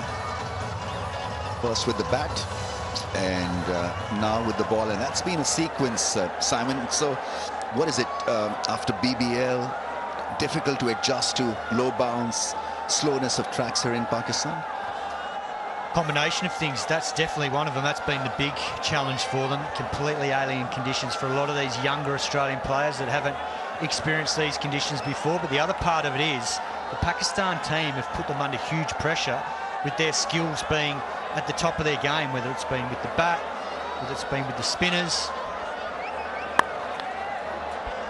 And earlier tonight, it was great to see Shaheen Afridi back to his best with that new ball, swinging it both ways at good pace too. A couple of times there, just around the 140 mark, and that's encouraging for him because he's been probably a little bit below that speed in recent times, and we all know when he's hitting that 140k plus mark and swinging it both ways at pace, he is a serious proposition, not only with the new ball but also at the back end of the innings. And it makes it an exciting time in Pakistan cricket with what's coming up. If he starts firing, we've got spinners firing, and they've got some of these young batters as well. Usman Khan didn't play tonight. He's been impressive. And even young Nafe tonight, he was great to watch, but he's got to turn those 20s now into something a bit more substantial. Shadab Khan's been excellent with bat and ball. That man on screen, well, he probably arguably has been the most impressive because of the way he's gone about it. Not only leading, but playing the way he has in a more modern style T20 cricket. He's done it in a, I really think, a really measured way too. He hasn't been all guns blazing. He's been good in 10, but he's played good proper cricket shots.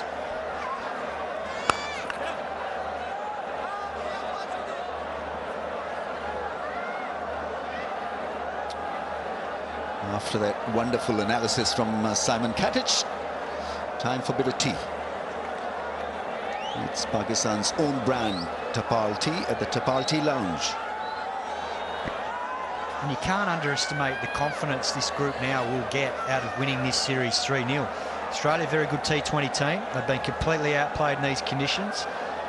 And they've got some serious questions to answer now, but Pakistan deserve a lot of the credit, and it'll give this group a big boost heading into the World Cup. Oh, that smash through the offside. Hit the turf and went off quickly. Well, got to say that boundary after a gap of 25 balls. And that's the discipline they've been showing just on this occasion. Just a fraction too much width. It was a pretty good shot from Mitch Owen. Just a fraction of width, and because he's a tall man, gets on top of the bounce, no pace on it with the cut up from Nazim Shah, and he just powers that wide of mid-off.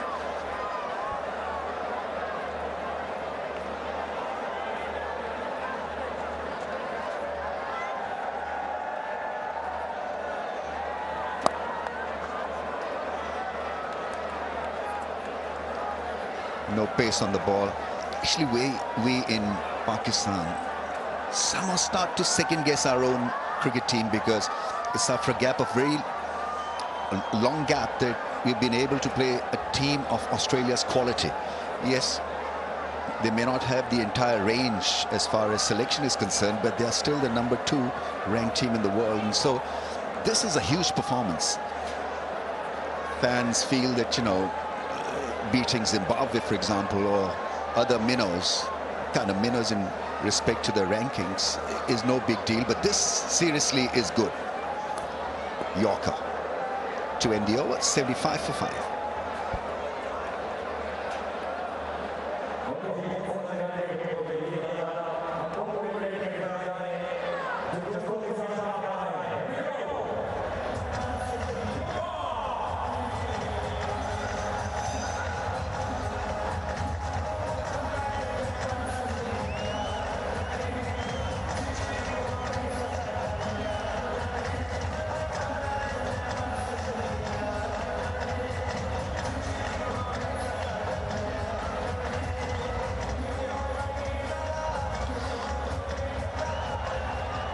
$75 for the loss of 5 then.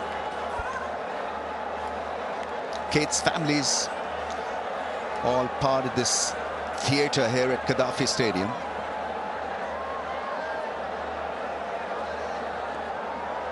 There's this World Cup frenzy that is building up. Oh, falls short of any of them. Winning breeds confidence, and I think the thing that stands out has been to win consistently in this form of the game, which can be really inconsistent. It's been the process, and that's what's been exciting to watch. It's an exciting hit. One bounce over the fence in the slot, and he did climb into it. That's a good 4. Yeah, well watched from Josh Philippi. He was slightly slower, 83 k's an hour.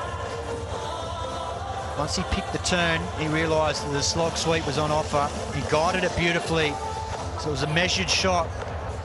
Even though he went aerial, he controlled it beautifully into that hole out there in front of square leg nicely.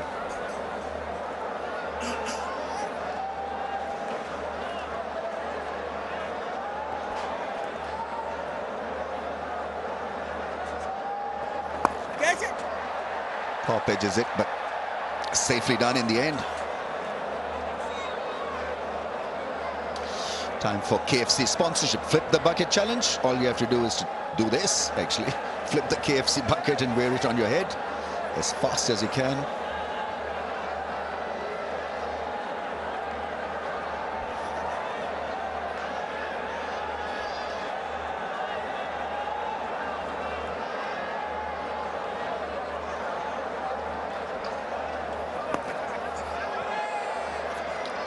Yeah, the impact would have been outside the stumps, but you've got to find a way to go through this. So put it down to experience for both Owen and Philippe. Well, this is a great opportunity for both of them here. Just getting outside the line of off stump there, Mitch Owen, so he's safe, but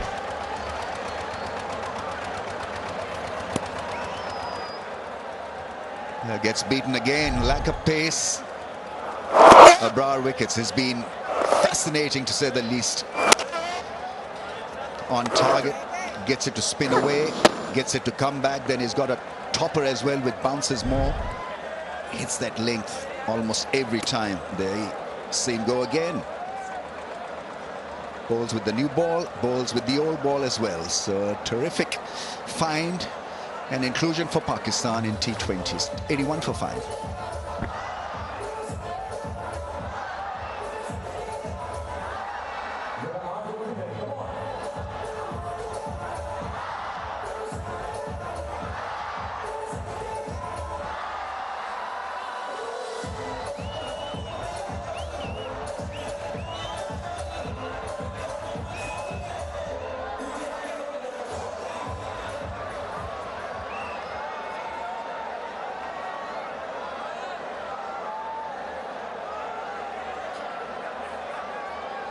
The other great thing about this bowling performance from Pakistan is that in almost every match they've found a new bowling hero. Nawaz tonight, 3 for 16. Babar in the first contest.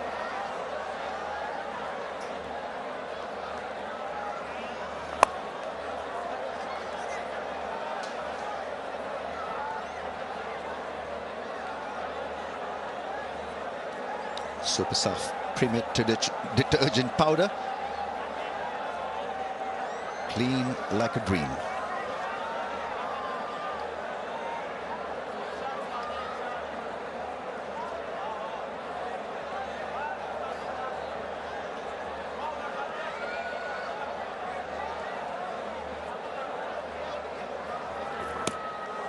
Yeah, I played it about 5 minutes earlier than it was needed. I mean, that's the adjustment the Australians had to make. That's the glittering trophy. Cricket bat, ball. It's a massive unit, this.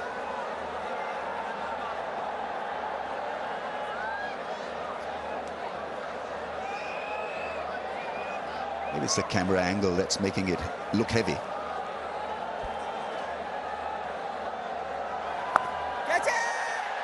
And, I mean, outstanding fielding. Sabzada Farhan not playing in this game. picks up a very, very good catch, running in, sliding. 4 for Nawaz. Can't keep him away. He's striking them, and Australians are losing wickets once again. The top edge from Josh Philippe. And this is well caught by Farhan, running in, sliding, losing his feet, but good composure there. Never easy when they're square of the wicket and the ball starts to dip and die at the end. So Philippe departs for 14, and Australia now 82 for 6.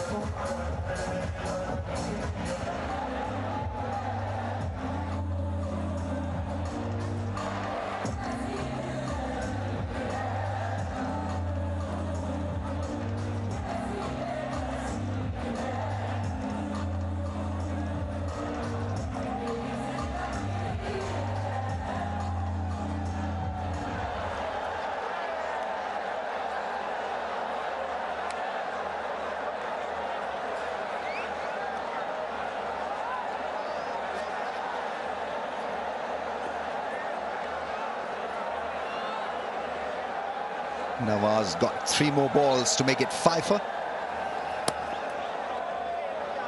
Connolly is the new man. This was such a well-timed catch.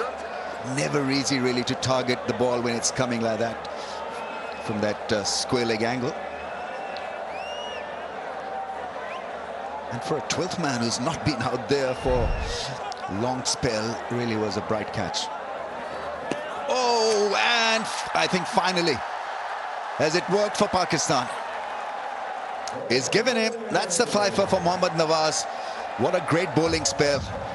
Nafe in the end, making it happen for him. It really did spin a yard.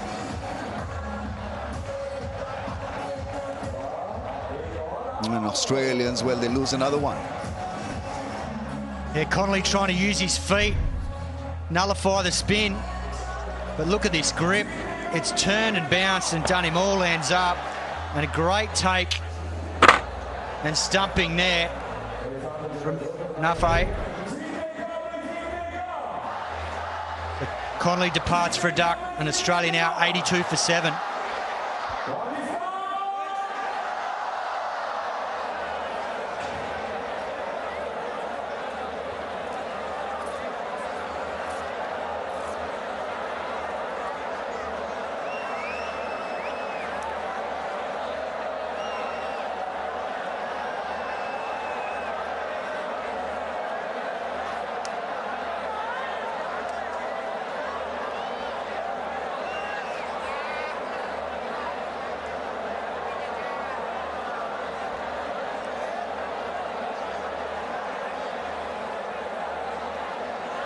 Doshes is in, left armour. And that is also the end of a splendid bowling spell from Nawaz. 5 for 18 of 4, his best spell in T20Is. 83 for 7.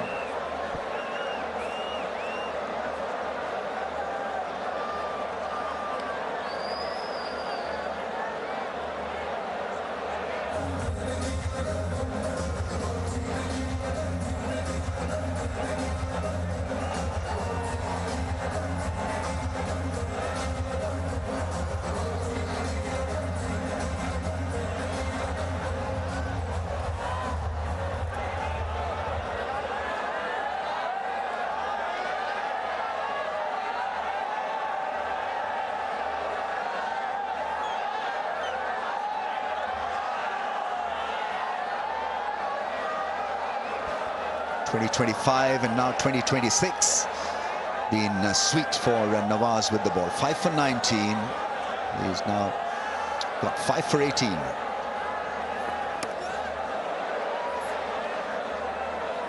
Nafe there struggling a little behind the stumps.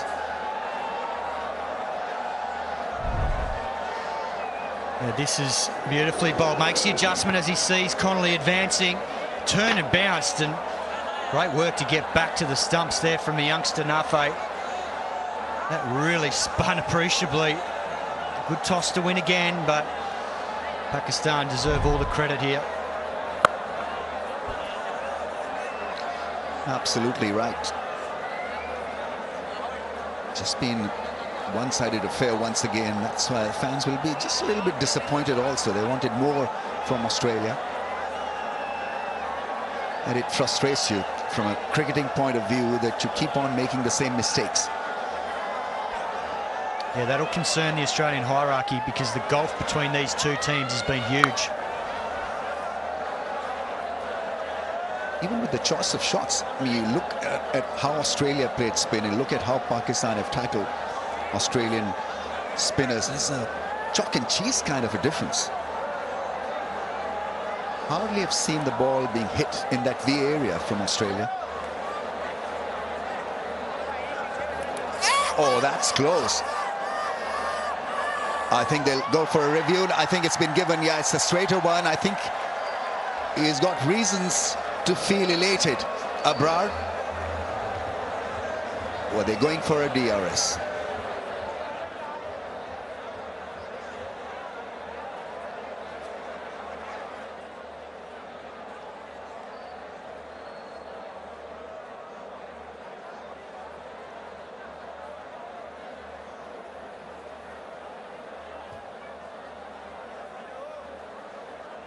TV Umpire 2 Director, we have a player review for LBW. Original decision is out. I have checked the feet. It's a fair delivery. Start with front on, please.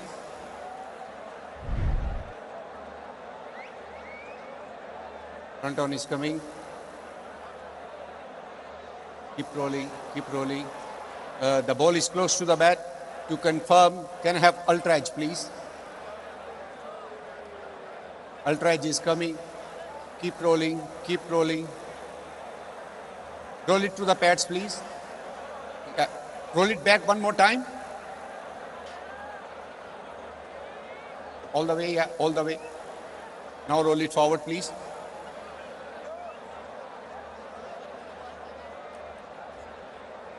Yeah, satisfy, no bats involved. Go to ball tracking when ready, please. Original decision is out, pitching in line, impact in line, and wickets hitting. Nasir, I recommend you to change your decision. Stand by. Stay with your decision. Sorry, stay with your decision. Stay with your decision. Stay with your decision. Thank you. Yeah, stay with your decision, mate. It's plumb, absolutely plumb. Owen goes for 8. Australia down and out. 86 for 8.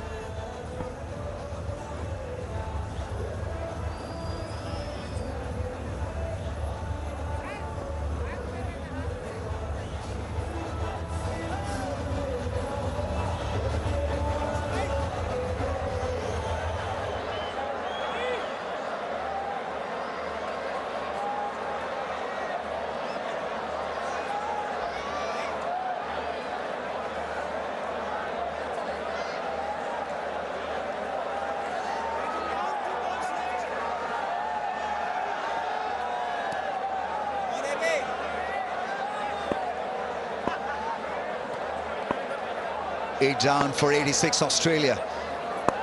Staring at another defeat. Inability to play spin has been badly exposed during the series, so something for them to go introspect and work on before they get onto that plane to Sri Lanka and India.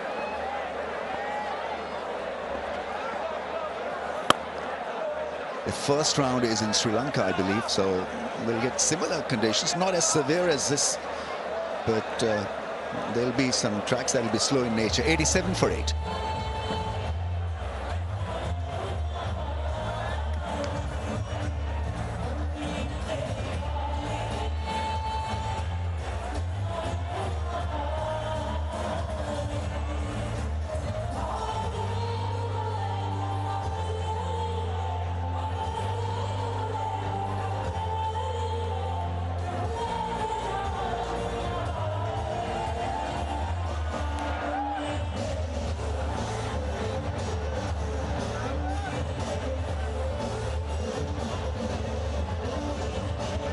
Australia being completely outplayed. Pakistan winning the toss and yet again batted first. Saim Ayub led the charge. Babar into form, 50 not out. Shaheen with a fabulous knock of 46. And then it's been no contest. Nawaz got a fifer. Shaheen Afridi with a couple of wickets, and that has meant that Australia yet again struggle against Pakistan. It's been a completely dominant performance.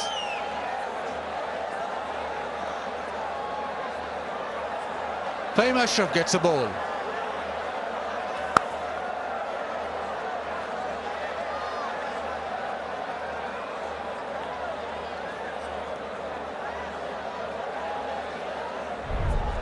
It's been quite difficult for Australia to navigate against Babar, especially. I haven't really picked him. That time probably too full to go for that big hit. Slog sweep leg side. He's had a wonderful series. Pakistan ticking all their boxes. We know that it's just around the corner. 7th. The men's T20 World Cup starts.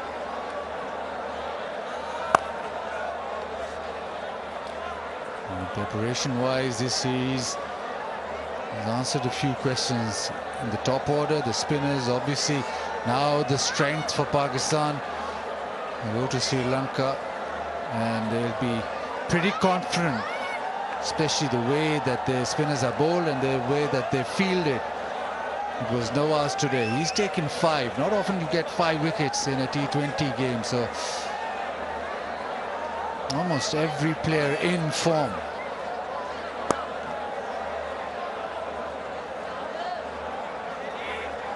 A couple of runs, leg side. And it's all been very smooth in the Tapal Tea Lounge, as have Pakistan been very smooth. Garam garam chai every time you venture in that lounge. I think a couple of very important points, just to echo what you said, Baz, is Pakistan checking all boxes. It was a question I put up to Salman Ali Agha at the toss in terms of preparation, irrespective of personnel of the opposition. How have you checked your box? And he felt like they've almost got the house in order. I'm very, very happy with the way they've played. Mannerism, the turnaround, and the approach for batting, the positive intent himself coming up the order, the middle order finding their feet as well, and then the bowling contingent in terms of spin and pace. Shaheen Afridi at his best. New ball swinging in, picking up a couple of wickets. I think as an entirety, Pakistan will definitely have a spring in their step, confident with their mindset going into that World Cup.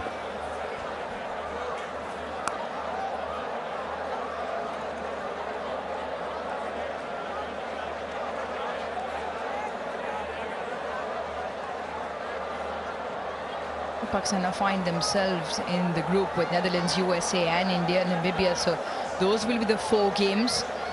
Not the best of memories from previous T20 World Cup against USA. But Pakistan obviously look a different unit, the approach much better. We never know in a T20 game. So they'll be looking to top that table of theirs. Goes very wide. Did well, Drocious, to get a bat on that. It is 93 for 8.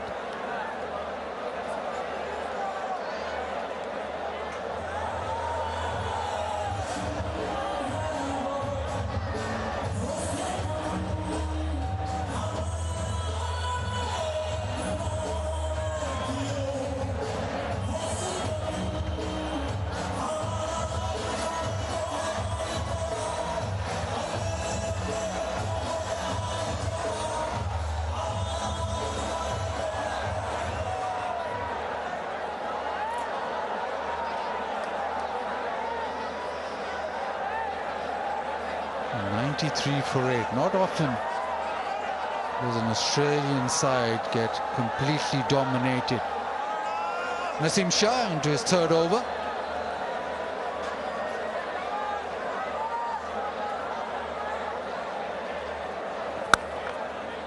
The one is hit really well through the offside, but Nawaz does well. Talked about the spinners, the batting, but the fielding has also caught the eye. Pakistan being very safe in the outfield. Very good in taking those high catches. Very few mistakes in the field. The only thing I'll say is that not often do Pakistan prepare so well for a World Cup. When you're going to a World Cup, I always feel that there's something missing. The preparation is not quite up there, but this is the first for us. Yeah, Bazid Khan says that with a bit of a smile on his face, and he's right. I agree with you on that. We've seen Pakistan just undercooked as they approach into the World Cup. Sometimes they find themselves still finding combinations, chop and change in the 15 on the eve of World Cups. In the previous World Cup as well, plenty of 11s being changed after every match, but just this time feel they're much well prepared.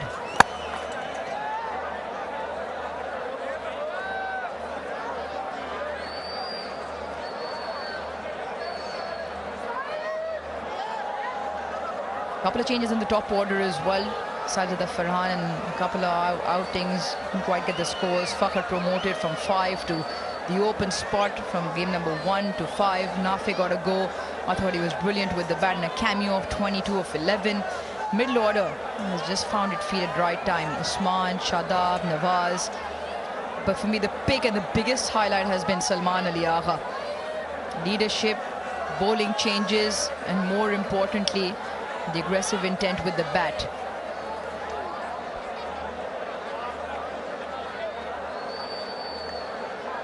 That is flicker-free moment. Download now and get the insurance you need on your fingertips. Mike Hesson, he's been coach since, well, May. He'll have an imprint on this side now, and he's quite confident in the way that he structures the 11. Salman Ali Agha now has a consistent run as captain, so that leadership group very much in place.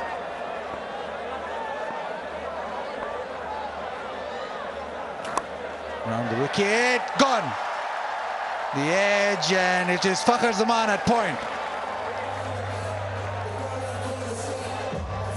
And smiles are broadening for Pakistan as they inch closer to a series sweep against the Australians. 9 down now for Australia, just the 96. Naseem Shah into the surface. Teasing length catch from Fakhr Zaman, and that just might be the close of the game and the series. Australia 96 for 9, and that does mean Pakistan register a 3-0 series victory against Australia. Yeah, shaking hands, a welcome sight, but Zampa, he hasn't come out to bat, so that is it.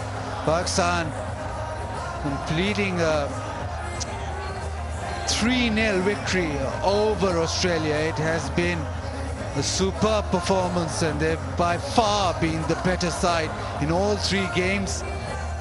It's been batting, bowling, fielding, all 3 departments being superior. Not often do you say that against an Australian side. Nish Marsh has a lot of thinking to do. The World Cup around the corner, not the preparation they would have liked, but for Pakistan, it is exactly to script. They made sure that Australia don't find any sort of rhythm in this series. Interestingly, there was not a single 50 scored by Australia batter in this series, which is quite a surprise. Pakistan well happy. Nawaz with his 5 wickets. Salman Ali Agha, superb performance throughout the series. Babar Azam coming back into form. Australia, on the other hand, their bowling suffered, the batting, well, not delivering, so they have questions on how to play against spin, how to play on pitches where the ball doesn't skid on. But for Pakistan, after 2018, they won a series 3-0. Yeah, proceedings drawn to a close with a commanding victory, 3-0 series sweep. Only the 3rd time in the history of T20 3-match series that Australia have been in the receiving end of a 3-0 whitewash. And this is now twice that Pakistan has done it to them. Just confirming that Adam Zampa picked up a groin injury, hence why 96 for 9 is the close of the equation. Pakistan dominant series win and a lot of highlights that will propel them with momentum and a lot of confidence into the T20 World Cup. Salman Ali Agha can be very proud of the way he's led in the field, in particular with the bat. Just feel the entire contingent has checked all boxes. Fielding top-notch, batting approach, intense shot selection, and the combinations of bowling. And the crowd definitely was entertained, not just on one, but on all 3 occasions, with Pakistan winning all 3 games comfortably. Shaheen Afridi, he bowled well tonight too, so that box also ticked. Babar Azam, his 50, this is that winning moment. The outside edge, and Babar Azam with the catch. Got everyone by surprise because it was just the 9th wicket. Zampa didn't come out to bat, so muted celebrations because they weren't quite sure if this was it or not. But it's not very often that you say, and Pakistan were miles ahead of elite opposition in T20 cricket. Mike Hesson will be very happy. The leadership group now all smiles because all boxes ticked. Pakistan continue to go from strength to strength. Just 3 double figures in there. Green 22, Stoinis 23, and Felipe with 14. Australia being bundled out in just the 16.5 overs, courtesy of excellent bowling from the entire group for Pakistan. Nawaz in there was prolific. Australia bowled out 96 in this third T20I. Shaheen Afridi was good, got the ball to swing, got 2 for 16. A wicket for Abrar, who's been excellent throughout the series. Naseem Shah had a good outing, 1 for 17, but the star of the show. Nawaz has been very good for Pakistan in the past year and a half, and he got us 5 for 18, got the ball really tweaked. The lengths were superb. Pakistan winning by 111 runs. The margins of victories are just increased and increased throughout the series. 207 for 6 Pakistan got is always going to be a huge challenge considering the state of the pitch. Saim batted beautifully.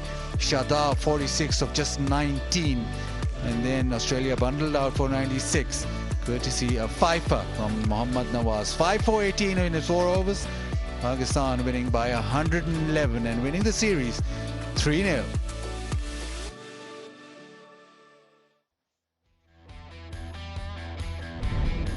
It was always going to be a difficult chase.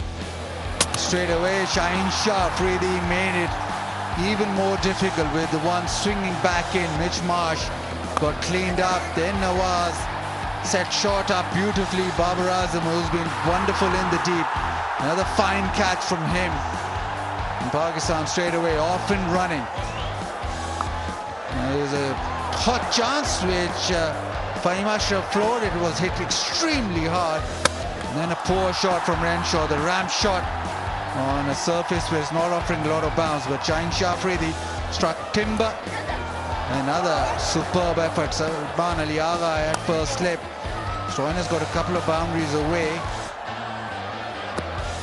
Through the onside, a little drift down leg side. And then one hit straight back from Cameron Green. Cameron Green probably the best batter through the series for Australia. That ball never really alive. The inside edge onto the stumps. And then a beautiful delivery. Ball drifting back in. Nip gripped off the surface.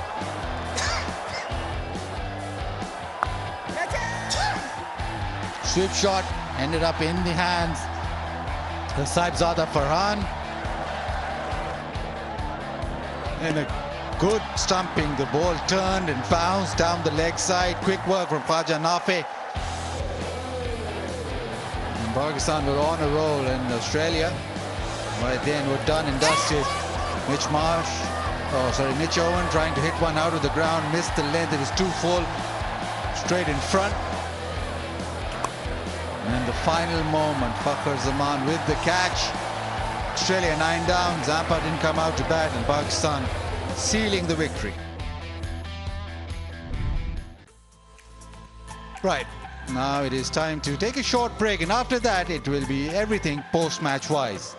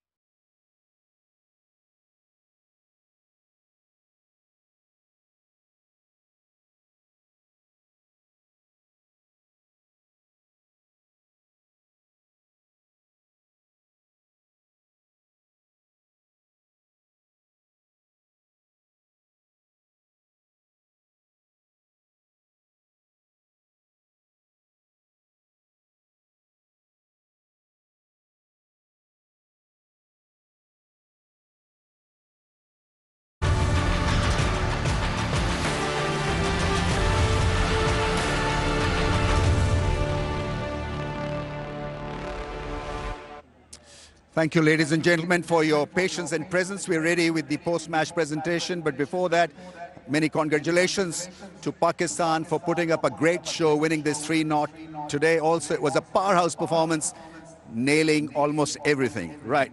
We've got the party here. The dignitaries are here with us. Mr. Mohsin Naqvi, Chairman, Pakistan Cricket Board, is here with us.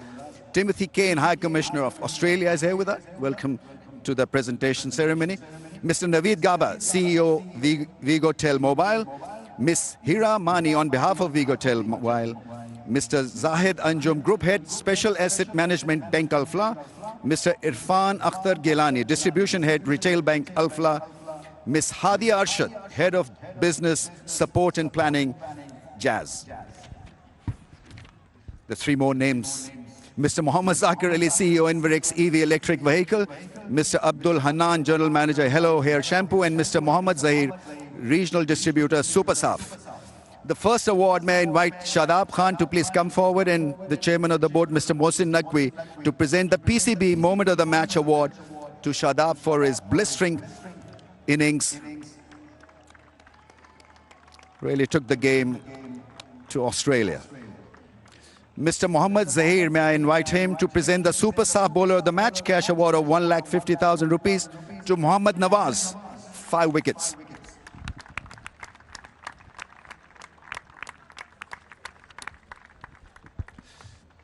Mr. Mohammad Zahir will present the Super Saf Dishwash Bar Striker of the Match, cash award of 1,50,000 rupees to Khaja Nafe. Really did strike them big. Ms. Hadia Arshad to present the Jazz Superpower of the Day, cash award of 1 lakh rupees to Saim Ayub. Superpower with the bat in this series.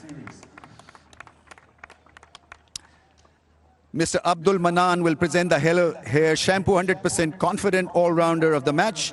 It's Khaja Nafe for his stumping and runs.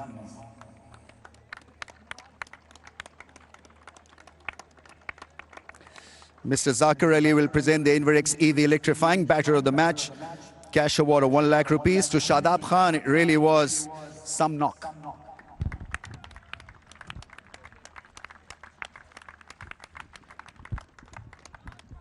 Mr. Zahid Anjum to please come forward and present the Bank Alfla Outstanding Performance of the Match, cash award of 1 lakh rupees to Mohammad Nawaz. His career best figures.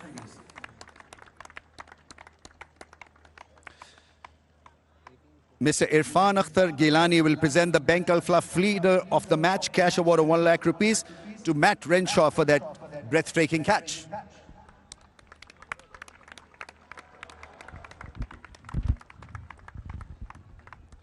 Right, it's the Player of the Match moment now. He'll sign the bat for Wicket Mobile collaboration project in association with the Almera Foundation. Ms. Hiramani will present the Wicket Player of the Match trophy and cash award of 3 lakhs rupees to Mohammad Nawaz. He's already signing the bat.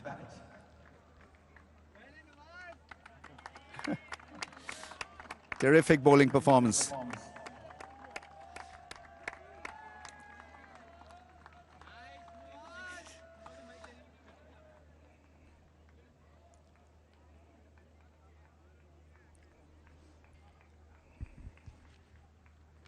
बहुत बहुत मुबारक हो आपको। किस तरह का competition होता है जब हर स्पिनर जो है वो 5 विकेट्स लेने के लिए बेताब है और आप छा गए फिर? जी बिल्कुल, जब ऐसी कंडीशंस मिलती हैं तो आपकी जो एज ए प्लेयर आप चाहते हैं कि आप अपॉर्चुनिटी मिले आपको और आप अच्छा परफॉर्म करें और इम्पैक्ट डालें टीम के लिए। देखिए स्पिन पिच तो थी बट वहाँ पे बॉल भी करने थे, तो क्या आपकी स्ट्रैटेजी क्या थी? आपकी वेरिएशंस पे बेस था या एक्यूरेसी पे बेस थी ये परफॉर्मेंस? जब ऐसी पिच हो तो ज़्यादा फोकस जो होता है बिल्कुल बेसिक पे चला जाता है, क्योंकि पिच से आपको ऑटोमेटिकली हेल्प मिलती है। उस तरह से बॉल स्पिन हर बॉल नहीं हो रहा था बट स्लो ज़रूर था, तो कोशिश यही थी कि जैसे उनके बैटर्स हैं उनकी आँख से अवेयर रहें और अच्छी जगह पे बॉल करें और let them do what they want to do. तो शुरू कैसे करते हैं? विकेट्स लेने के लिए बॉल करते हैं या एक डिफेंसिव फ्रेम ऑफ माइंड होता है? किस तरह से आप नॉर्मली ऐसी पिच पे बॉलिंग करते हैं? मेरी कोशिश होती है कि मैं अच्छे एरिया पे बॉल करूं और बैट्समैन की स्ट्रेंथ को सामने रखते हुए कोशिश करूं कि उनकी स्ट्रेंथ पे उस जोन में ना जाऊं और अच्छे बॉल पे अगर बैट्समैन चार्ज कर देता है, हिट मार देता है तो वो बट खुद से बॉल फीड ना करूं. Brilliant performance. What impressive bowling performance. Thank you. Right. Mr. Naveed Gaba will present the Wicket Player of the Series trophy and cash award of rupees 5 lakhs. Salman Ali Agha has won it for his brilliant batting performance and captaincy.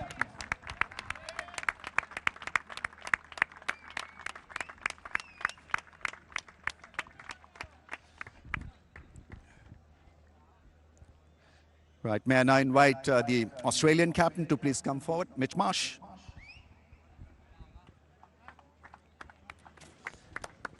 Mitch, bad luck. It was a hard gig, you know. I mean, it was about adapting on a tough pitch from BBL straight to low bounce and spin. Some introspection needed, you think? Oh, look, yeah, first and foremost, Pakistan certainly outplayed us throughout the whole series. And as I said yesterday, there's some great learnings for us to take forward. But it answers the learnings that we need to address quickly. Sure. I mean, not even a single 50. I mean, that really has been a problematic area for you in the series. Yeah, look, no doubt chasing was hard on that surface. And as I said in the previous games, when you're chasing totals on wickets like that, you just need partnerships. And we weren't able to do that. But again, we take good learnings from that. Yeah, I mean, and then World Cup is only, what about 5-6 days away. How do you feel that campaign will work out for you now after this 3-0? I mean, do you need to G up as a team, forget about this series, look forward to another battle? Oh, look, we'll certainly address this series and then park it and move forward to the World Cup. It's an exciting time for our group. And like most teams, it's been a really good build for us as a group. So we're looking forward to getting to Sri Lanka. Thank you for Pakistan for hosting us for this series. And yeah, looking forward to get to Sri Lanka now. Yeah, I mean, you know, we've had 3 full houses. And it's a 50-50 thing because they want to see Pakistan play well against Australia. But because of your reputation, they came in huge numbers to support you as well. Yeah, it was awesome. The crowds were fantastic. We know that these two cricketing nations have got great history. And we thoroughly enjoyed it. So thanks again and well done to Pakistan. Well, safe travels and best of luck. Thank you. Mitch Marsh, the Australian captain. May I now invite the winning captain, please? Salman Ali Agha.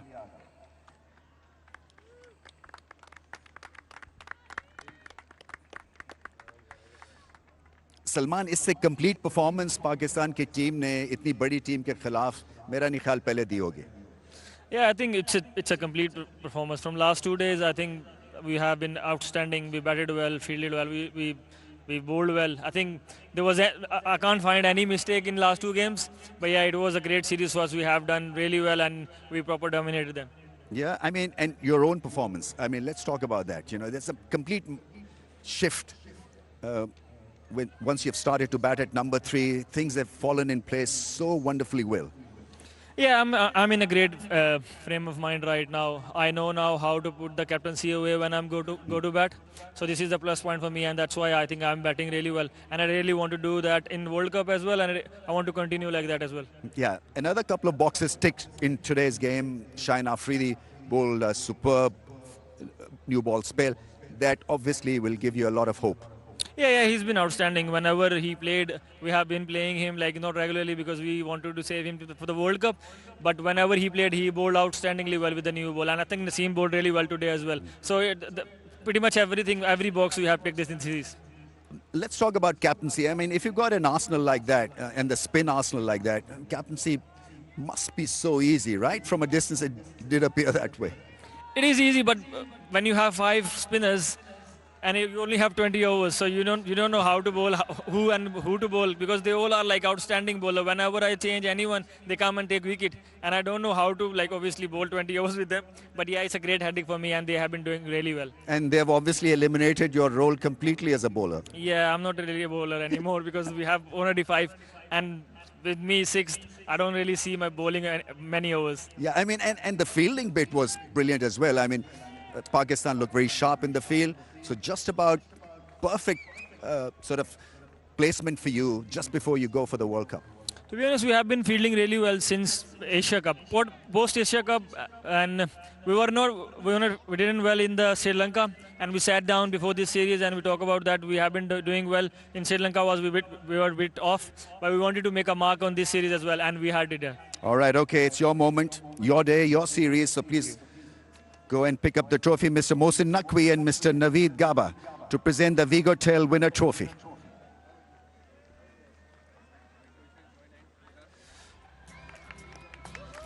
Yeah, it's a big deal, beating Australia after a gap of so many years and beating them comprehensively. It's the 3-0 result. Just a tremendous all-round performance by Salman Ali Agha and his men.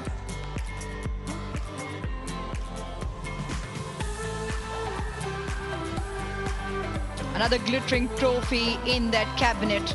Series after series win at home, 4 on the bounce now.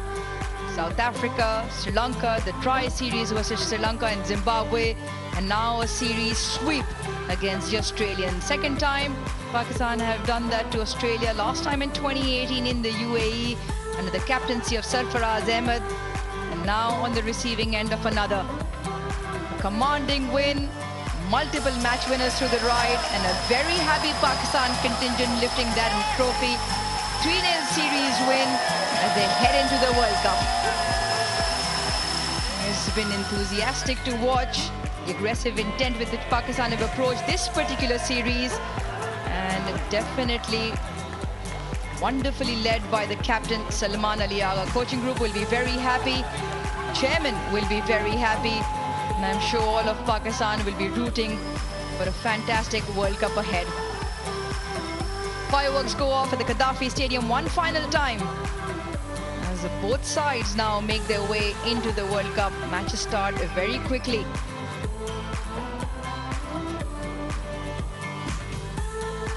Congratulations all around, applause all around, appreciated by one and all. This is the summary of the last and final T20I or 3. Pakistan third on a trot, winning the toss, electing to bat first, surpassing 200 for the first time in the series. 207 for 6, ably held along by Saim Ayub and 50, Babar Azam with 50s, and a blistering knock from Shadab, 46 of 19. A couple of wickets to Dwashes, 1 to Kuhneman short and Green and in pursuit, and in reply Australia bundled out for 96, just in 16.5 overs. Pakistan winning by 111.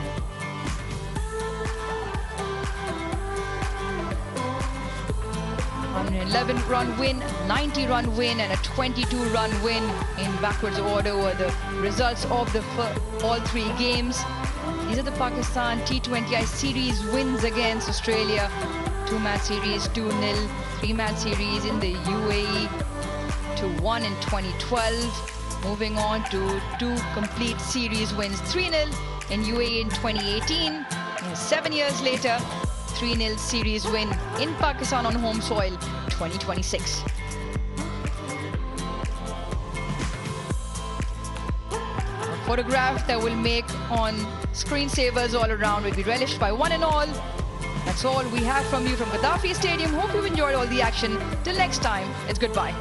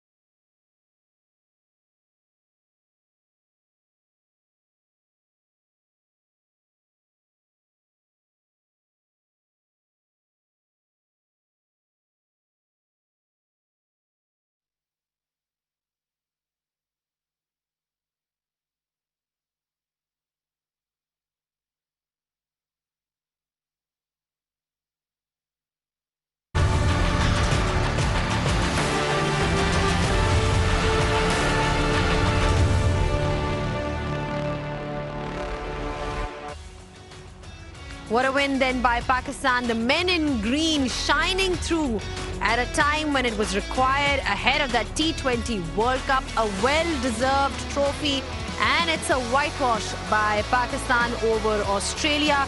What a win of this series, and they've been magnificent in every department whatsoever. Pakistan making 207 for 6. This is the second time that they made 200 in this series.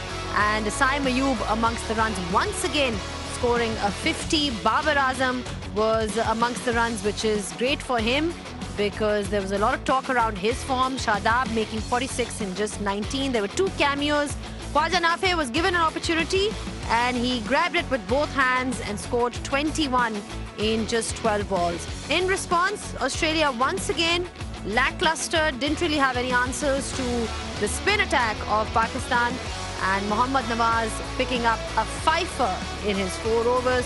Shaheen picking up 2, Naseem 1 and Abrar 1. Pakistan winning this by a huge margin of 111 runs. Well, this was just a magnificent performance by Pakistan. They've won this series 3-0, and the timing couldn't be better because it is ahead of the T20 World Cup. Australia was always going to be a challenge, although it's not their first string side. However, a win is a win, and congratulations are in order. To talk about this win and generally how Pakistan performed, how Australia performed, I've got with me Bazat Khan. After a long time on pitch side, they seem to have forgotten you, Baz. Yeah, they don't like my I'm a face for radio. I'm at the producer screaming in the air because he begs to differ. But we'll come back to that. I'm sure you have a lot to say because you haven't been on the show in a while. Kat, thank you so much for joining us once again. Baz, first of all, a huge win for Pakistan. Of course, we talk about the fact that Australia was not fielding their strongest side, but the fact that they've gone on to win 3-0, and that too in terms of the timing. Overall, thoughts on the win? Yeah, not often do you say that Pakistan whitewash or clean sweep Australia in a situation where not in one game you thought that no, Pakistan is going to lose. They've always been in front of the game. Batting-wise, they've been brilliant. Bowling-wise, the spinners have so many options now, and it's sort of clicking at the correct moment. And even fielding, I sort of went under the radar, but I don't remember any mistakes in the field either. So that is huge in terms of where Pakistan are at. And going into the World Cup, I think the core group in terms of the captain and the management now will be very settled. It's not very often that Pakistan go to a World Cup and you think, well, most or 90% of the boxes are ticked. This is a sort of an area that we've never been at. And I think it is the one thing that Pakistan would have wanted would be this script written that you win a series, you win it very comfortably, and also the fact that your top players now are back in form. Shaheen Afridi, this game bowled well. Babar has got runs. Salman Ali Agha now at number 3. So everything very smooth. Hopefully this should continue. All of this will remain behind, but this should continue in the World Cup, and that's what now everybody expecting. Australia don't want this to continue, whatever we saw of them, the little that we saw in this 3-match T20 international series. A lack of intensity as well, Kat. We spoke about, the execution and how they're finding it difficult to face spin. But intensity-wise, were you disappointed on that front? It's always hard to know because the players are always trying, and there's some young players out there. We saw 3 debutants in the first game, so they would have been a little bit nervous playing in these conditions. They've been completely outclassed. The gulf between the two teams was visible in all the games. Even that first game, Australia lost by 22 runs, but they were never really in that game. So I think there'll be concerns around how they approach these conditions in Sri Lanka and India. Potentially the wickets will be a little bit different to what they experienced here in Lahore, but I think the concern is the form. There's a number of players that, aren't in as good as form as they probably need to be, but also the players that have been out injured, they haven't played a lot of cricket. So it's never easy in this form of the game just to rock up to a big tournament like the World Cup and turn it on immediately. I mean, Australia have got a great track record in World Cups, but, in foreign conditions in particular, it will be a challenge. So there's plenty of questions, but maybe it's the kick up the backside they needed leading into the World Cup, because they've been playing a lot of good cricket in all formats for a long time now, whether it's winning the Ashes or beating India and winning World Cups previously. But Now, this is going to be a challenge for them, and hopefully they can reassess and be better for this experience. But they're a long way behind Pakistan at the moment. Well, Pakistan has a lot that they can be feeling good about, and one of the things is Salman Ali Agha's own form and his leadership. I mean, everyone spoke about the fact that, you know, he needs to be scoring runs, he needs to be leading from the front. What did you make of his leadership and overall his contribution with the bat? Look, once a batter is in form or is scoring runs, or as a bowler is taking wickets, then that flows through. The confidence and the ability to make decisions flows through in his captaincy. I think this is by far the best place for him to bat. Remember in the PSL when he got runs, it was up the order at number 3. Now, it'll be interesting how teams now in the power play bowl to him. We've seen that in the power play when the spin comes on, he's very dominant. I think teams will now be thinking, if Salman Ali Agha comes in at number 3 and it is the power play, we'll just bowl pace, because the spinners we've seen on a surface which gripped a little, but he's got all the shots. He's got the ability to hit down the ground, the sweep shot, the ability to use the pace. We've seen this in test match cricket, even one-day cricket, but in T20 to do it straight up from the very first ball, I think that holds very good for Pakistan and holds well for his captaincy, because now that he's scoring runs and now that he's sort of cemented his place at number 3, now he can make even better decisions when he's in the field. Yeah, you spoke about his decision-making becoming better because of the fact that he's growing in confidence and scoring all these runs. But just also in terms of how he's rallied his, men together. You talk about leaders taking the team along and making sure that there is cohesion within the setup. It seems, Baz, at least it appears to be, that the team is getting along really well. Look, a new captain takes a little time, a new management takes a little time on what players they want and how they're going to approach every game. So I think they've had a long run now in terms of Pakistan. They've had an extremely long run, Mike Hesson and Salman Ali Agha, and now he's come to terms with what he requires in the players and what sort of tactics he's going to play with during a game. So I think that has sort of now combined, and the management is now pretty relaxed because they know that they're now quite strengthened in the spin bowling department and also in the batting department where they can make runs quickly. Now, I lost my train of thought because somebody was going to run across me right now. I told you I was. You can come back to your point. I told you I was faced for radio, and he didn't like me on camera again. But yeah, just those 8-9 months that they've got, they're now in a situation where they can stamp their sort of reading of the game on the 11 players that they play, and they want to play in a particular way. They've just sort of resisted the fact that, okay, these are your set openers. They've gone to their own brand. They want players to be able to express themselves. There's a lot of talk about playing too many all-rounders, but that's the way that they want to play. And now that the results are going their way, I think it is a very good omen going to the World Cup. Absolutely. Kat, you said that a lot of the players are out of form, and that is a concern. So how do you get back into the form is the question, because you don't have a lot of time. There's not a lot of time to turn things around. This is pretty much the squad that you have. But we know one thing about Australia, and I'm sure Baz will agree on this. No matter what their team is, in tournaments, they have the ability to just perform and deliver and somehow sneak through the semi-finals and finals, and then, who knows, go on to win trophies. So we know they can never be written off. No, they can't be written off because, that's part of our DNA as players growing up. It's always about winning trophies, and this group know how to win things. But they're a long way behind at the moment, given the way they've played here, and also some of the players during the BBL. Glenn Maxwell's probably not coming in the greatest of form.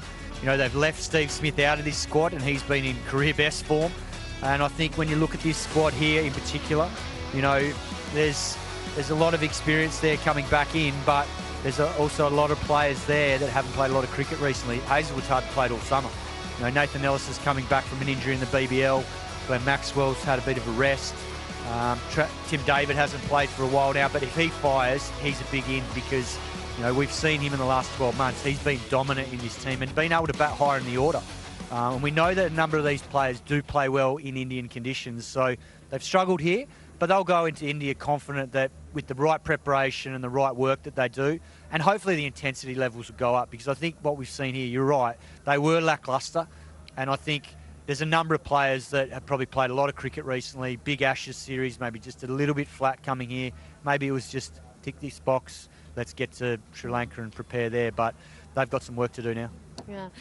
Baz, Mazhar, I think, put up a graphic that we saw, and I'm not sure actually if he put it up, but it was about the spin bowling average of, collective spin bowling average of Pakistan in the last 1 year. It's right behind India. And just talk us through in terms of what you think of this spin bowling attack, because you've got so many different options now. I think it's very important. I think Babar has bowled beautifully. We don't give him enough credit because he's the leader of the pack. We talk about Nawaz, who's bowled beautifully throughout these 18 months or so, but I think Babar is sort of head and shoulders above, and he's the leader of the pack. Then you've got Usman Tariq, the mystery spinner. So especially in Sri Lanka, where Pakistan are going to play, if you've got two bowlers on top of their game and difficult mystery spinners, you've got 8 overs, which is a huge bulk of overs in a T20 game.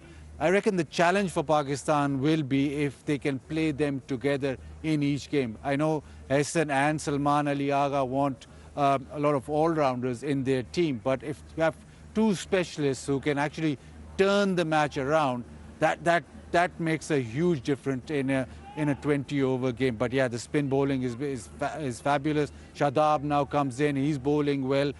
You've got batting almost all-rounders who turn their arm over and are specialist spinners as such. So Nawaz and Shadab, it's a massive difference. You have the likes of, you go back to the likes of Hafiz, you got Imad Wasim who did a similar job. Pakistan now have 2 of those and then 2 quality spinners. So I'm not surprised the way that they're performing.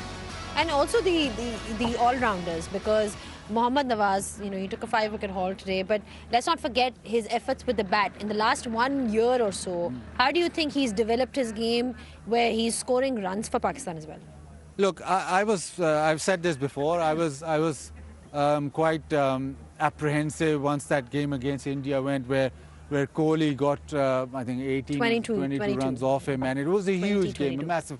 But I thought that this might dent his career a lot, but he's come back very strong. I think that has actually worked in his favour now. He's bowling as well as he's ever done, and in the batting he knows his strength, and he's not shy of then being able to attack the fast bowlers, but also attack the spin. But I think he is in quite brilliant form, and I think a lot of credit must be given to him for him being so mentally strong to be overcoming such a huge deal. A lot of players would have just faded away, but to overcome that and come back, that shows that he's got a lot of character.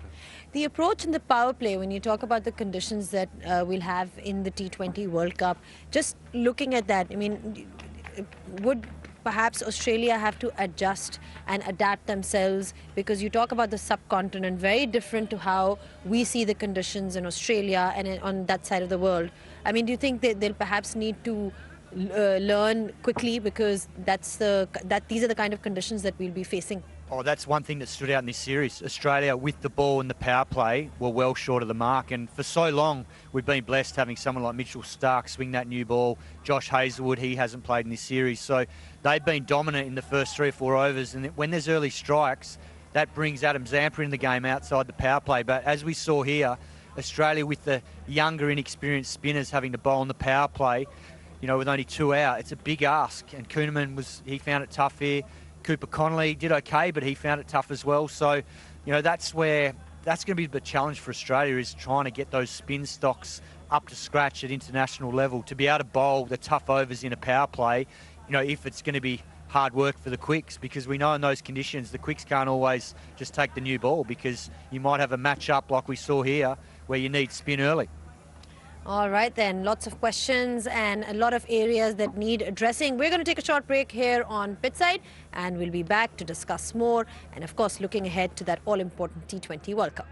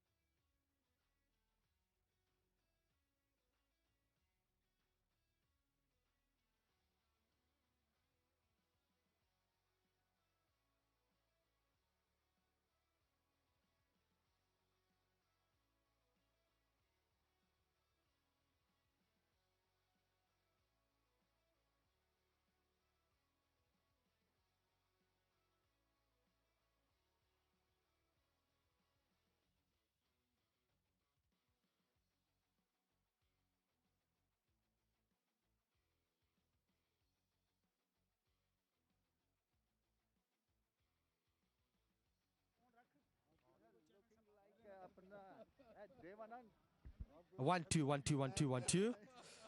R2 R2 1 2 1 2 1 2 1 2 1 2.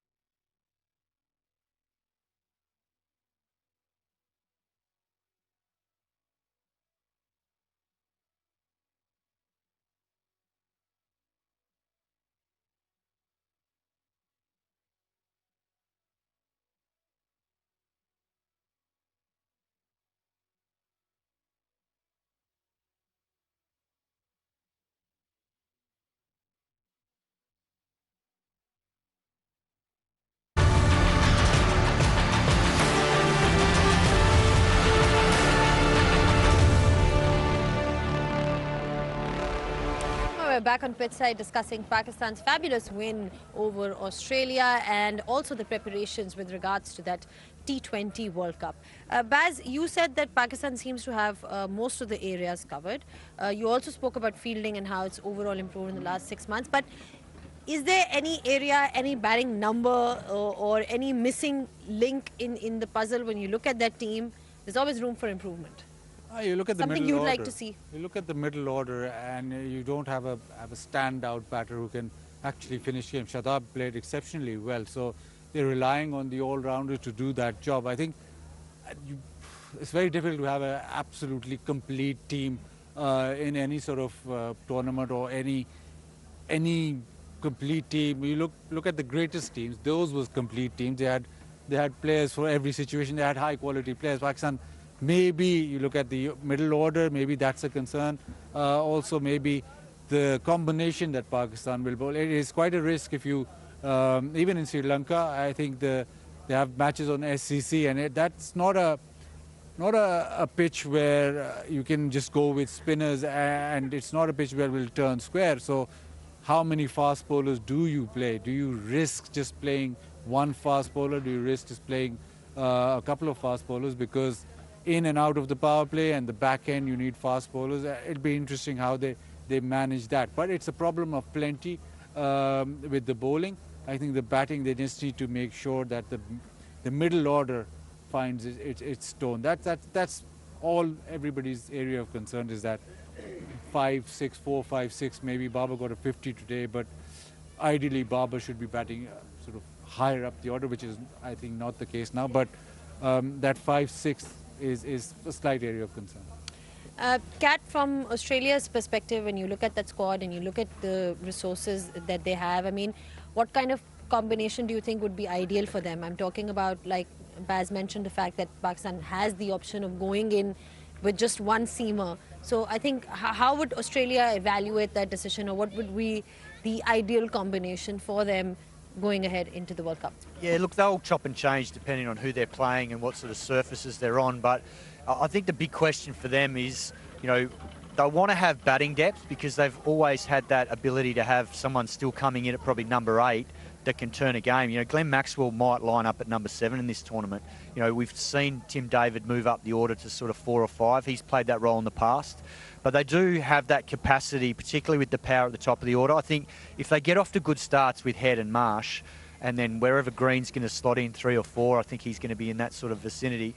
They'll have the power. It's just if conditions aren't in their favour, like we saw here in Lahore, then what are they going to do? And that's why I think everyone back home in Australia is asking the question, how is Steve Smith not in this squad? Because he's got the ability in subcontinental conditions to be able to manoeuvre the ball around against spin when it's turning and play those sorts of knocks that can still keep the tempo of the innings going through the middle, rather than what we've seen here where wickets just keep losing, you know, in clusters and there's been no real momentum in the innings. So I think there's that factor, but then the bowling factor will be which spinners or part-time spinners do they use to complement Zampa, because here in these conditions, Pakistan have really exposed that aspect of their game.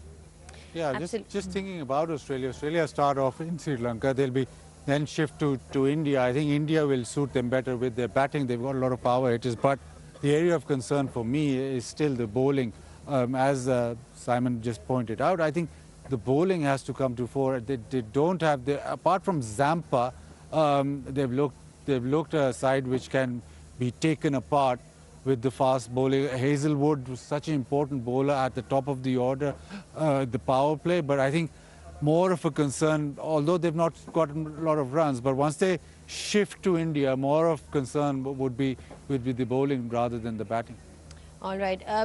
In terms of, you know, you spoke about Pakistan, and have you been pleasantly surprised with the kind of approach that we've seen at the top from them? Because 72 runs were scored in that previous game in the 6 overs, and generally there seems to be intent. You know, we keep talking about that one word, but it's being executed to perfection as well, Baz. I mean, we talk about how Pakistan is lagging behind in the modern day T20 cricket. Were you pleasantly surprised, or were you saw this coming considering the setup? No, absolutely. The way that obviously we always knew that Salman Ali Agha is a good player of spin, but the way that he played was quite a surprise. Saim Ayub coming into form. Simon talked about players in form. He is now in form, and he's very dangerous when he is in form. And he's taken his time in T20 cricket. He hasn't mastered that as yet as he's mastered one-day cricket. But him being in form gives you another dimension. You can even tinker with Fakhr actually at the top of order, and when those two fire, Fakhr at the moment not in form, that probably is one box that hasn't been ticked, but when those I was going to come to that.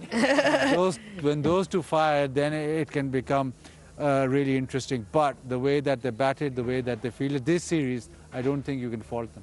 All right, then there you heard it from Baz. They've been really good with the bat and the ball, and as well in the field as well. We saw some brilliant catches being taken. So that's one department that's definitely been looked after in the last year or so. We'll take another break here on Pitchside, and we'll be back just in a bit.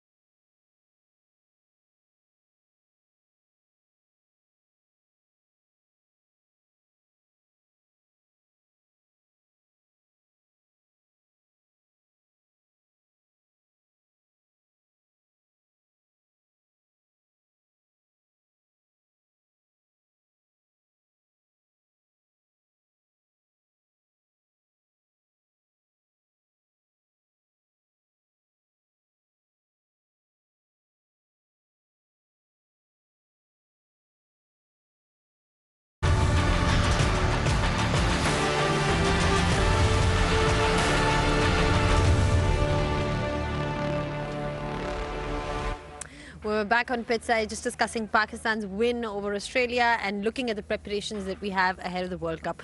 One aspect of Pakistan's batting, Baz, because we've been talking about the missing link or something perhaps that Pakistan needs to work on. Individually, everybody has done well. Fakhar Zaman is somebody who Pakistan has relied on as a clutch player, as someone who's won them lots of games, but he's not been in the best of forms in the last couple of months. Yeah, he's the one player that you look at. You look at Babar and Fakhar, the experienced players, but they've shifted up the order now. They've shifted down the order, but they know the importance of Fakhar Zaman, especially as a left-hander in the mix. I think he should come good. There's not a lot of discussion about Fakhar Zaman in terms of whether he has the ability to perform in big matches. That is an issue. He's not in form so far, but I think that the team and the management are right behind him, so that'll give him some sort of stability in terms of, yes, I won't be sort of sidelined. But yeah, there is that problem. I think even Sabzada Farhan, for him in the series just before the World Cup, he would have liked to score a few runs and go into the World Cup cementing his place. Now, those two, there's obvious issue, and I don't think that everybody can be in form, but you would like Fakhar to just get a few runs because he is so dynamic. Anyone who's particularly impressed you from the Pakistan camp, Kat?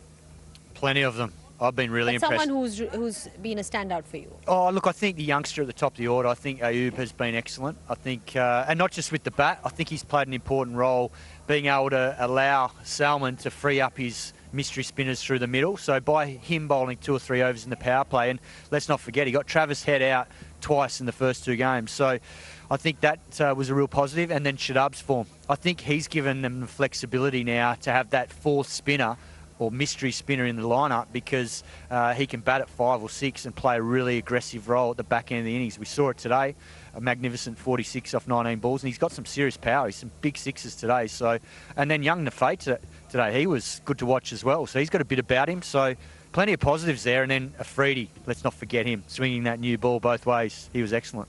Absolutely, he was magnificent with the ball today. But we've got a bit of a surprise for you, all of you that have tuned in and watching us here, because it's time for the T20 World Cup kit unveiling ceremony. And for that, let's head over to Rumiz Raja. We're absolutely ready to introduce the World Cup T20 26 kit. And it's a special moment for all of us, not only for the cricketers, for the administration, but to call on the game as well. So it's perfectly placed, because after downing Australia 3-0, it couldn't have been a better moment to unveil the kit. May I invite the players to please come forward on the red carpet? We've got 3 on the right and 3 on the left. They're wearing the kit as well, or the jersey. And may I now invite Chairman PCB, Mr. Mohsin Naqvi, to please come forward. And Najam Sethi, ex-chairman, is with us as well. So, pleasure having you too. The powerhouse of cricket. Right, now a little bit about the concept of the kit. It's called the Vanguard Markhor edition. And it's not just a jersey. It's a mark of valor.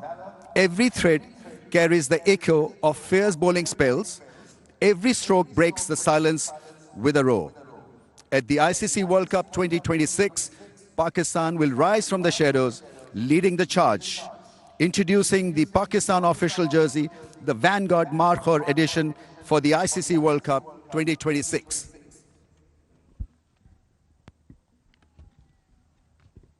Right, let's see the jersey on the big screen.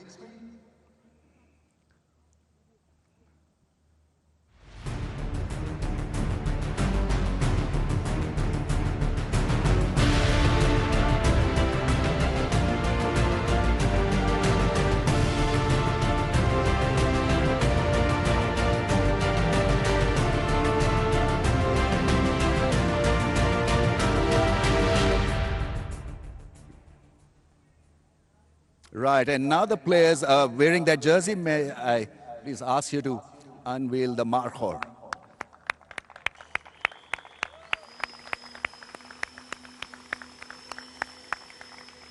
It's beautiful green. You can turn around as well, Salman Ali Agha. Yeah. Looks solid. And all the best, because the merchandise during the World Cup will sell like hotcakes, and I'm sure this will be taken by the fans in a jiffy. I've got the PCB chairman here with us. Anything you want to add to this? I just want to wish them best of luck. And I'm very much hopeful that these boys will come back with the trophy, inshallah ta'ala. Inshallah. And quickly, this performance against Australia is world-class, absolutely. I mean, I've got to ask your thoughts, your emotions right now. I am really, really happy because this is a team everybody would like to have. And all of them work really hard. The coaching staff, the team players, and everyone. So credit goes to them. And finally, Sedi Saab, have you watched any of the Australian T20s? I have, and I must say that the team is now coming along nicely. All right, okay. Any special performance that you want to mention? Well, I mean, I was quite happily surprised at the spinning combinations we put together. I think this is a good sign. But I do want to say one thing. This striptease was quite interesting. Yeah, I mean, it's we could only go as long as we can regarding the situation. But anyway, they look glorious in the New Jersey. And, well, that is what we have from here.